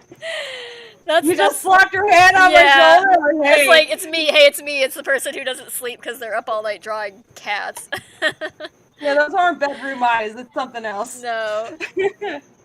She gave it her all. Caffeine overdose eyes. Lucky I Oh my didn't bite gosh. you. Jesus. Schmoopy. I don't appreciate people just grabbing my shoulder, man. I'm a very much of a 6 foot social distancing sounds like my ideal. Yeah, you A can't bubble bite around me at all Tracy. times. Fuck yeah. You can't bite Tracy. That's harmful. And you're like, haha, teeth go chomp. Teeth go chomp indeed. Thank you, Schmoopy. I needed a good laugh. Dang, if you needed a good laugh, you could have hit me up with some really good jokes. I was wondering if someone was gonna do it to me, and I'm like, oh no, they did. Mistakes were made. You don't want to make that face at me. I could parrot back. Yeah. What was it? There was one night. It was like we were getting really punchy, and you said something to me. You're like, "Oh, I don't know, like how you could possibly do worse than me." And I was like, "Is that a challenge?" Yeah, I had like fan fiction waiting for And me then the next day. That was like. And then I wrote well then. something and sent it to you. Oh no, I'm scared. It was already like probably 4 in the morning, and then you just like took the challenge late at night or early in the morning, just like wrote a whole little like vignette. Oh my god, it was. Were you guys bad. like I roasting showed it each to other? 3 people. No. Only 3 people. No. No, it no, was- other people can't see it. Not until shit's done and I won't get in trouble, at least. Oh no. We can only Yeah. show it to a select group of people right No, now. Oh, no. Maybe someday it'll be see wider release, but yeah. It's the kind of thing you write to your friends specifically just to make them scream. Oh dear. Okay. Yeah, we gotta It's call been it. We gotta call almost it. 6 hours.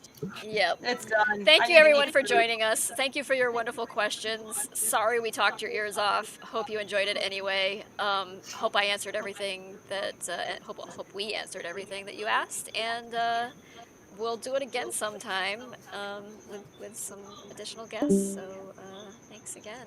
Yeah. Everyone look forward to the next Lackachat. Look forward to the next Shop Talk. When both of those are announced, we'll give you well advanced notice. Keep an eye on littledaisy.com. If anyone else does any homework, although I will say Schmoopy just swept the floor with that one, do share it on Twitter with hashtag Lackadaisy and hashtag Lackachat. And yeah, have a great night. Yeah, enjoy the rest of your Sunday. I hope that this was entertaining for y'all. Yeah, I had fun. I hope you're not sick of listening to me talk. I had a lot of fun. Okay. Can I just get an A+ on my homework? A+. Sure, Thank whatever. you. There's a plague going around. Everybody gets an A+. Gold Everybody stars gets all gold around. star. It's fine. You survived, it. gold star. Yeah. Yeah. Yay.